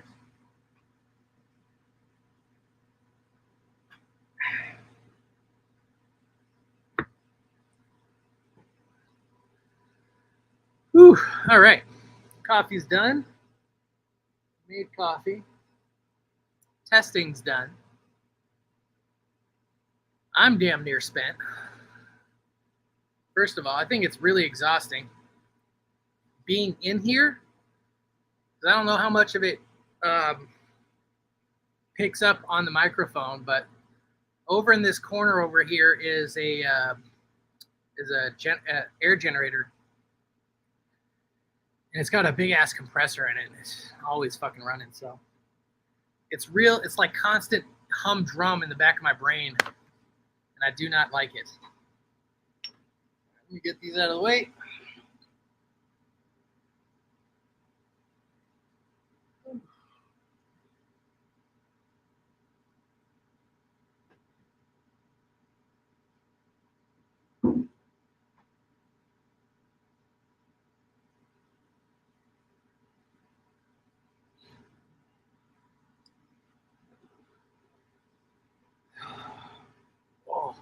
Oh, hey, speaking of, I was curious, Ray, if you got if their package arrived safely, but also, if I'm not mistaken, maybe it was your sister, maybe your mother was going to try it. I don't remember. I need a pillow. Yeah, maybe. I definitely feel something. I feel in my chest like I constantly have to breathe in, but it's not like anxiety. So I don't quite know what it is. It's definitely interesting.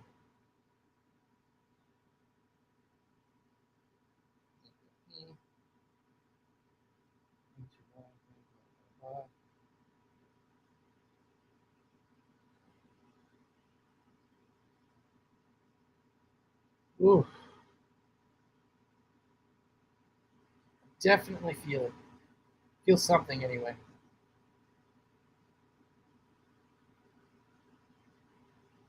Ooh. Hey, Susan, good to see you. Good afternoon.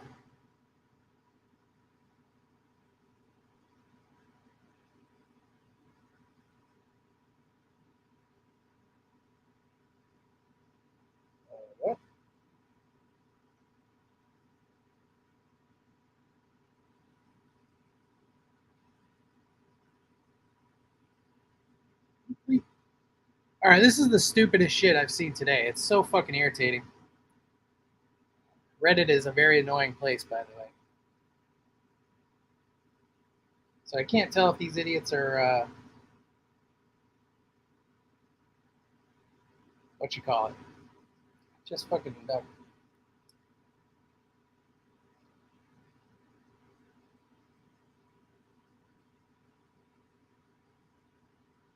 Anyway, boom, boom, boom.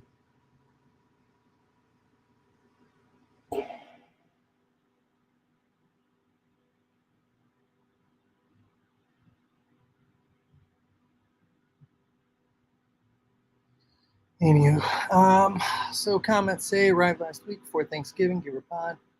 Helped her a lot. Was really active and happy to complain about her knees till around 10. Oh wow, that's incredible.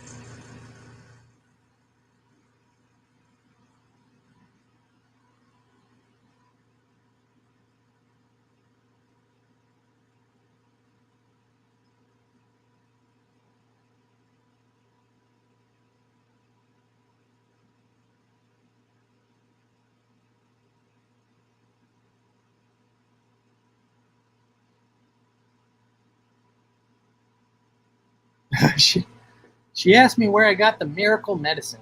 That's awesome. That is indeed awesome.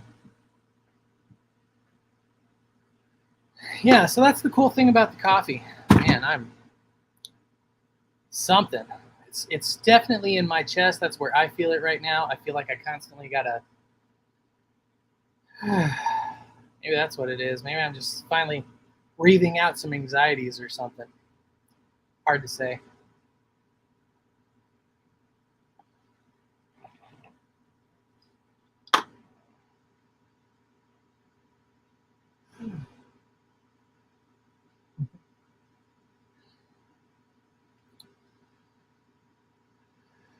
Yeah, so it's very interesting. It's really hard to describe. And yeah, it's really hard to describe, but I feel a lot slower, maybe. I do think I feel slower.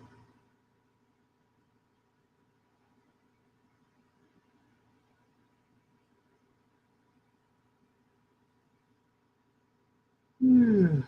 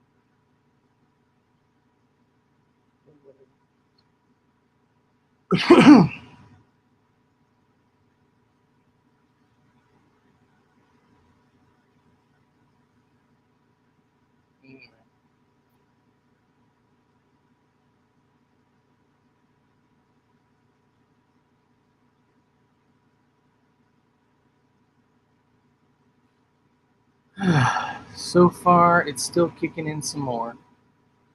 Okay, so Formula 5 gave me a body buzz with a hot body sensation. That's interesting. Had to take my shirt off, and I keep getting distracted from what I'm doing. So that's really interesting. I don't know if it was Formula number 5. I think it was number 6. But um, Cosmo was mentioning that they had tried number 6 because I sent them the testers as well, 5 and 6, for sure. He mentioned trying the.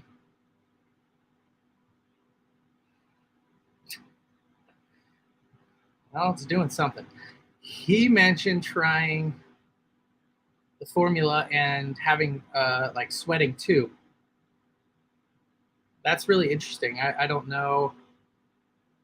I don't know what that could be. So that's kind of the cool thing too about like the coffee. In theory, like let's say we wanted to try to find out what it is that does that. We could make variations of the coffee without each one of the individual components and test them and see like, okay, do we get the same effect? Do we get better? Do we get worse? Whatever.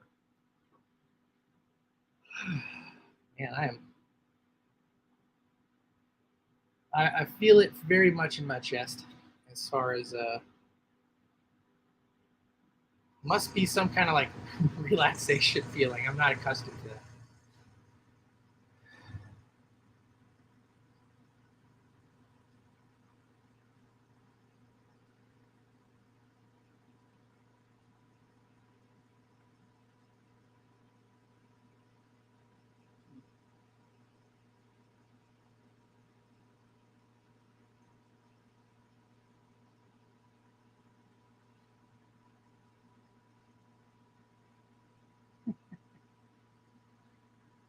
Oh God. I feel like it's actually building.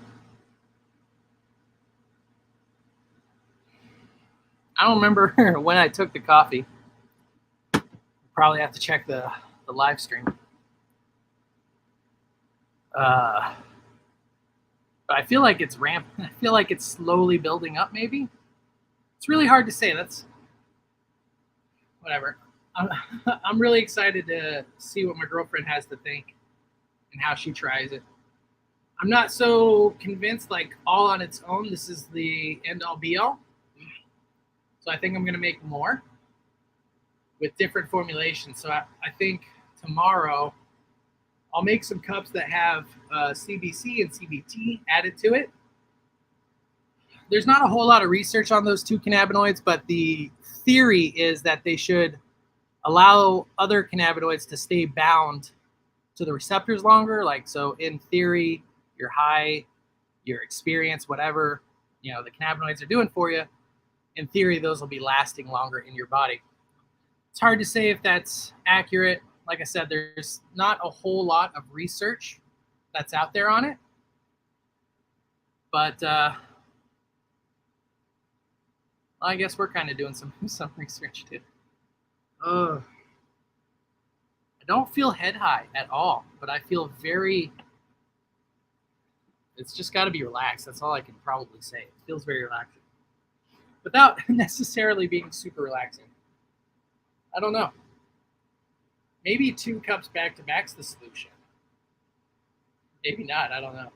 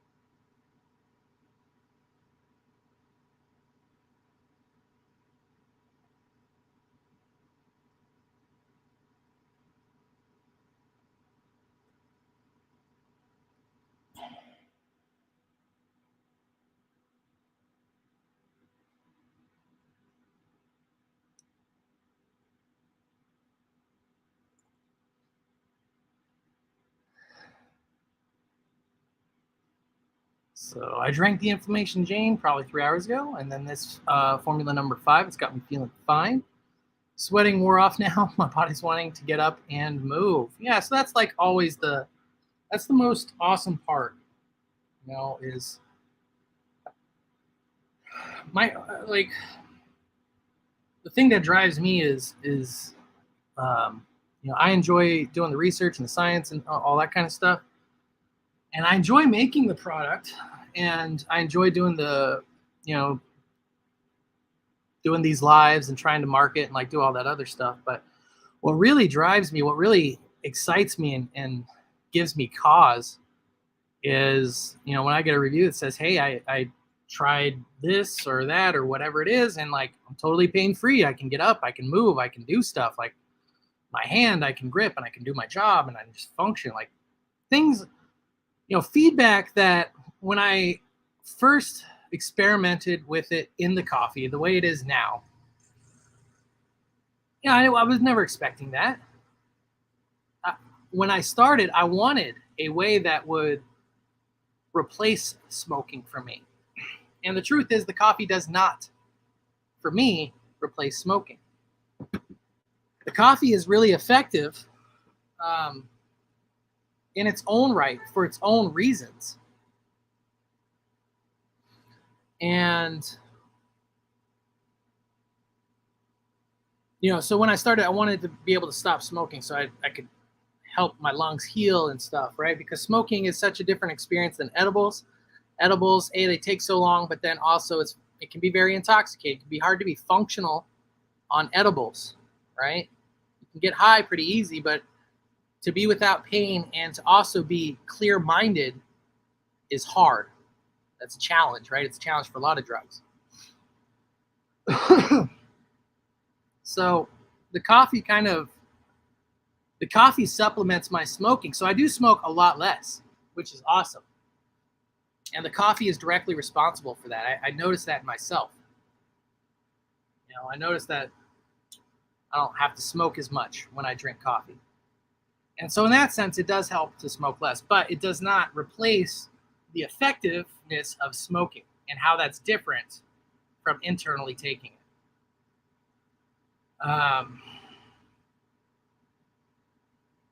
Yeah. The thing's creeping up on me a little bit. It's weird. I don't feel like a whole lot, but I feel it. It's so stinking bizarre to try to describe. Like, I kind of feel it in my shoulders, but it doesn't feel like anything in particular. It just kind of feels like, I really hate to say it, but it almost feels like it's maybe relaxing my muscles or something. My body's so tense and tight from all the shit I got going on that I have a really hard time with my muscles. They're always contracted and tight, so I can't move very well. But I do feel like maybe that's doing something. I don't know. It's hard to describe. I kind of want to get these out to some other people to try and get their feedback.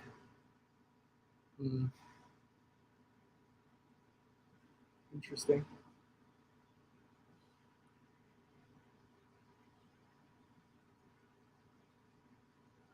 I love it. Pain-free. Haven't felt this good in years. That's awesome, Ray. Oh, speaking of Ray, I do want to still, I've just been adding these live streams to my, to the daily routines has been a real change for me. And it's been, I'm still trying to adjust to being able to do all the things that I need to do while also being on live stream and all that kind of stuff. And I was going somewhere with that, but I'm losing it. I'm losing it fast.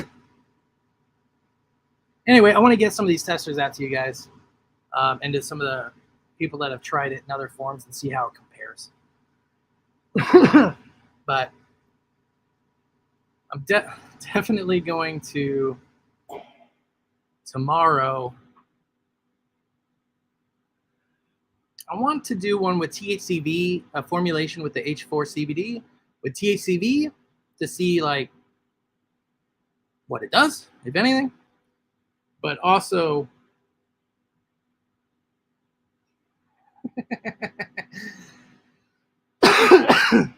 man, this does not get you high, but it does. It's happening. Let's put it that way. Fuck me. Oh yeah, so I want to do some with THCV, and then I want to do some with CBN, and then maybe also THC. Because here's an interesting thought too. Tolerance breaks is a topic that comes up all the time. As a medicating user, the idea of a tolerance break is like ridiculous. You wouldn't do that.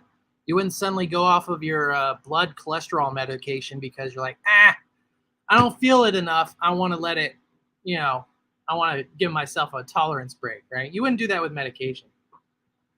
So one of the interesting things too about H4 CBD, because of its binding, the way that it binds to the receptors, it may be a useful cannabinoid for going on to a smoking or a tea type break, because it might help calm down.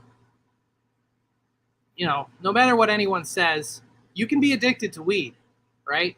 Because your body can be physiologically and chemically dependent on cannabinoids. That doesn't mean your body's going to suddenly shut down and have all kinds of shit happen, like terrible stuff, if you suddenly went cold turkey on it. But your body will notice there's a sudden lack of cannabinoids hitting the receptors and causing, the inflammation response, all this stuff. Your body's going to notice that it's gone. man, I'm having a real hard time keeping thoughts in my head. We were talking about, anyway, so tolerance break. So the CBD, the way it binds, it may be useful for killing some of that like habitual need to smoke. So it might be an interesting cannabinoid for when you want to go on a tea break. Say maybe you want to go on a tea break for a week, but don't want to have like, kind of the anxiety and jitters that happens when your body suddenly stops consuming a chemical that it's used to consuming. Right? This happens with everything. It doesn't matter if it's cannabinoids or if it's carbohydrates. Your body has the same response. You take it away, your body's like, what the hell? We have to get to a new form of homeostasis, and that is what we call the down, right? The withdrawal or whatever. And that's the part that's usually unpleasant. But when we talk about cannabis, we're not really talking about a whole lot. Like yes, you experience those, but they're not the same as you would experience with other drugs or pro-drugs. So, yeah. That might be interesting for tolerance breaks, just to give you something that binds, hopefully satisfies that feeling, and gives your receptors a break from the THC, so that when you do introduce it again, it'll be like touched for the very first time.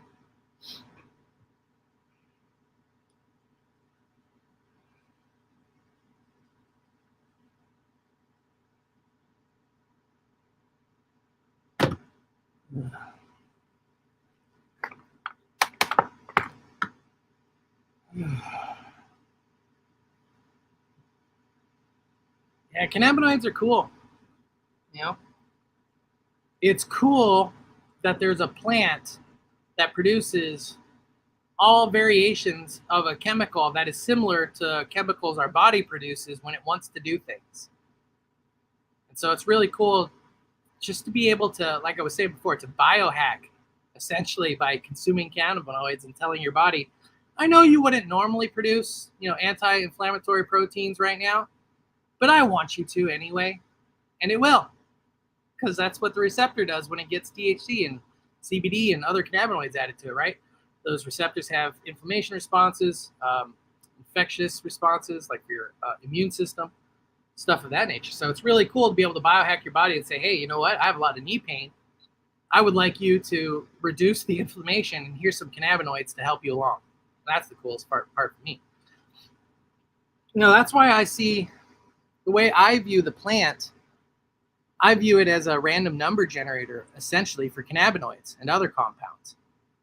And, finding one that, like I was saying before, sometimes you find smoke that really does it for you. It's really good. Like, just it's absolutely what you wanted.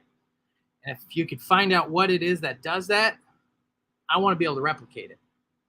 And that's the point of the coffee system, is so that if you can find cannabinoids, maybe phytochemical, whatever, maybe terpenes and other stuff too, maybe you can find something, formulate it, and get consistent results. And that's been the whole point behind Highest Ground Coffee, right? Highest Ground Coffee, all of them are formulated for different effects. Energetic Jane has THCV and CBD full spectrum. So it's really good for pain relief, and it's really good for like mood and like if you're feeling down or whatever, but it's good for that, but it's also good for energy levels, especially if you're type 2 diabetic or if you have blood sugar issues like I do.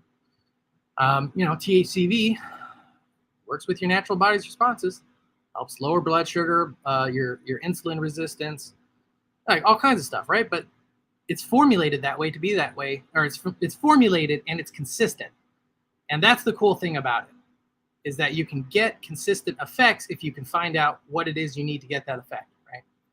And that's ultimately the goal with all of our formulations. So Original Jane, it's just THC. It's like, I like to akin it to a glass of wine, for me anyway, because it's not super strong, like intoxicating. But I feel a lot of body benefits when I take Original Jane. When I take Energetic Jane, which I've been on I forgot to take some home with me, and ultimately I just haven't taken any back. So I've been on like a forced Energetic Jane tolerance break for the last 4 or 5 days, and I notice it. I notice how much more sluggish I am in the mornings, and how much like harder it is to just do whatever it is that you got to do. Like, so energetic Jane's got the THCV and the CBD full spectrum for that, but allows us to target those effects.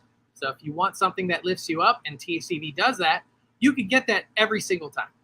And that's the coolest thing. You can't get that with smoking. No matter how hard you try, no matter how hard you work at it, the plant will be too variable, branch to branch, bud to bud, right? So the way I see it, I see the plant as something that produces these chemicals. I like to strip those away, isolate them like we were talking about. Old Scratch was asking if we could add or remove independent cannabinoids, and we can. And because of that, we can test individual cannabinoids, or as close to it as possible, for their effects in isolation. And that's been really cool. So if we can find a formulation for couch lock, we're going to have a couch lock gene, because that would be really nice. And there very well may be some cannabinoids that get us there, but it's also entirely possible that it doesn't. And again, part of the reason for that, the way that the coffee delivers into the body, it doesn't deliver immediately to the brain like smoking does, which is where the majority of CB1 receptors, things that control your motor function, your mood, like all the stuff that gets you high, those are your CB1 receptors. So the coffee doesn't overload your CB1 receptors because the coffee is being distributed through your body's digestive processes effectively. And anyway, so that's why it may not be possible to get the same effect, because it may not be possible to overload the brain with those receptors through the coffee unless you're plowing coffee back to back, which can be a fun way to mess up your day, especially at the very beginning. If you haven't tried the coffee before, it doesn't matter how much you smoke. If you haven't tried the coffee before and you do 2 original Janes back to back, man, you'll get stuck for a little while anyway. Yeah.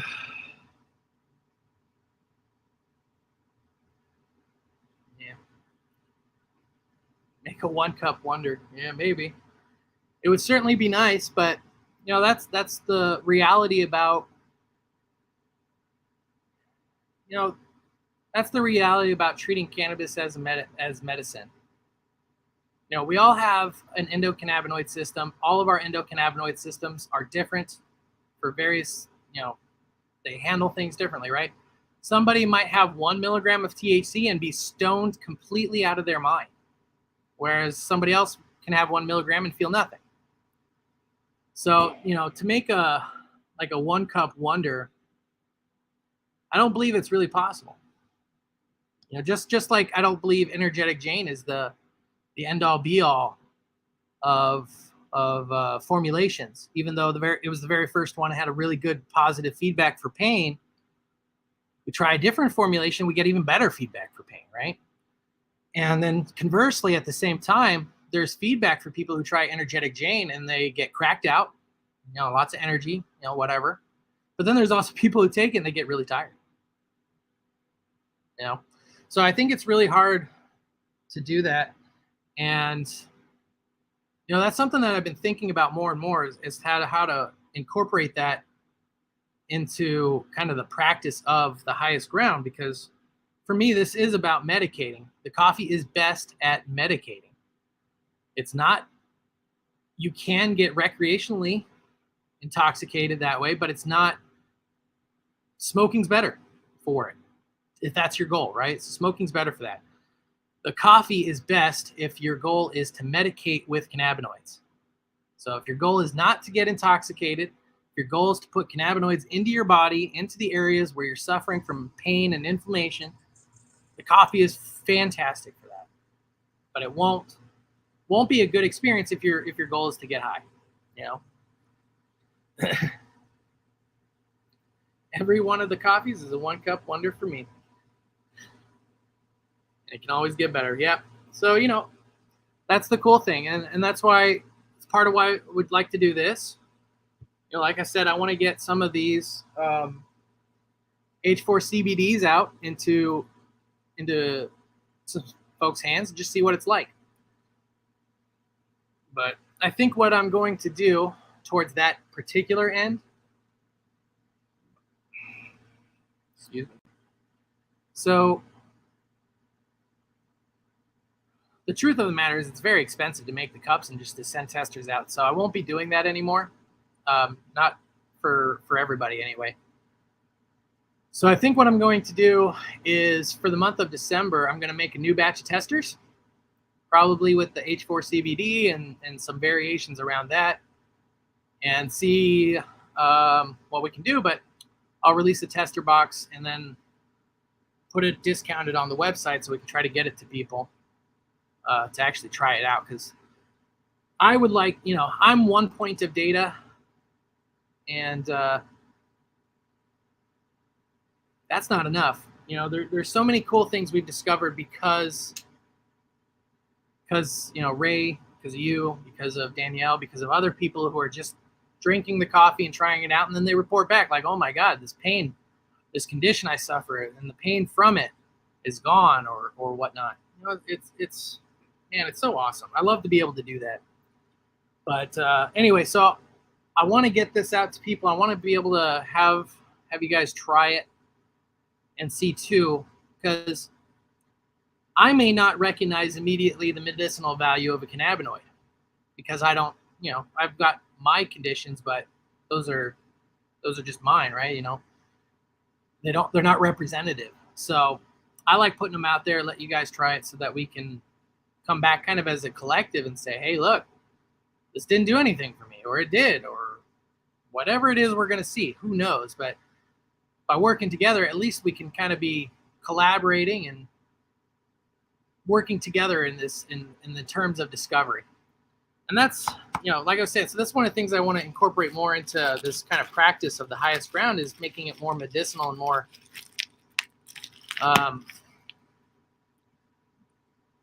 along the lines of how you would treat a chronic condition and symptom management. So, I've got the variety box now, and that's a great place to start because that's got energetic Jane, inflammation Jane, extra strength original, and original Jane. Those are awesome. So one of those is, there's a good chance that one of those is going to be effective in one way or another. But the thing, that I need to be better about and to be communicating with everybody who tries the coffee is like, just like if you were to try and smoke one strain and you're like, didn't really do it for me, it wasn't what I wanted, whatever. Like, would you give up on smoking cannabis? No, of course not. You just wouldn't give up. So what I like to say is start with the variety box, see if anything is in particular more effective. Like, is the extra strength original Jane more effective for whatever it is you're going through, or is it going to be like the inflammation Jane, right? And again, part of that's because all these symptoms that people have, the pain, internal, they all originate from unique sources, and we tackle them in a couple different ways. Man. Anyway, definitely losing my train of thought.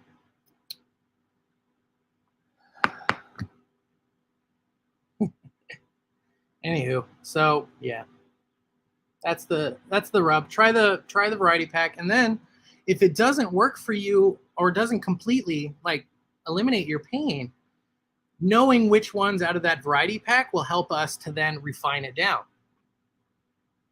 And so maybe there's, a mixture that's like inflammation Jane, but at a lower proportion with some other cannabinoids to offset the physical pain as well as the inflammation. Like, never know. So it's something we have to experiment with to find the right thing. Like, I'm sure, Ray, you could say, if we'd only done energetic Jane instead of the inflammation Jane, how would that be, right? Like, how would the not having access to that formulation, like, what is the impact of that? And I forget what I'm doing. I don't know if somebody who just placed the order is on watching us, but if you did, thank you for placing an order. I'm guessing they probably did not, but you never know. But yeah, so that's that stuff. So start with a variety, and go at it with the mindset of, I'm going to probably have to find a good mixture that works for whatever it is that's specific to me. Cannabinoids are really powerful, and they have really broad generalized effects, and that's why I say the variety box is a good starting point.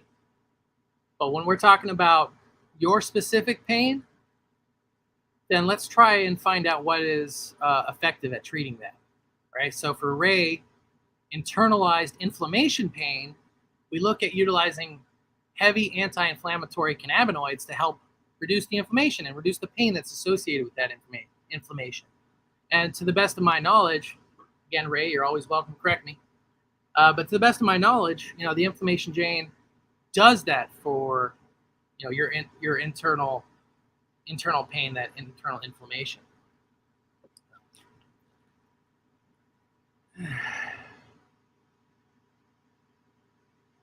Yeah. So we're kind of done for the testing today. I feel definitely very relaxed. Yeah, there you go. Works wonders. So I definitely feel very relaxed, and I'm going to go ahead and recognize that I'm sliding downhill. So I'm going to go ahead and end the live stream. I got to get the order that just came in and a couple others out for today anyway. So I'm going to take care of that. Then I'm going to head home, and I'll get the results out. If anybody's watching who was waiting for those results, I'll get those out to you when I get home. But otherwise, we're going to wrap it up here today. Thank you so much for joining us. Please like, subscribe, blah, blah, blah. If you're seeing this in the future and not live, that's cool. Let me know what I could do better. And yeah, so thanks, everyone. Thanks for stopping by. Thanks for the comments. Thanks, Ray. You, my friend, have a good day as well. Really appreciate you guys.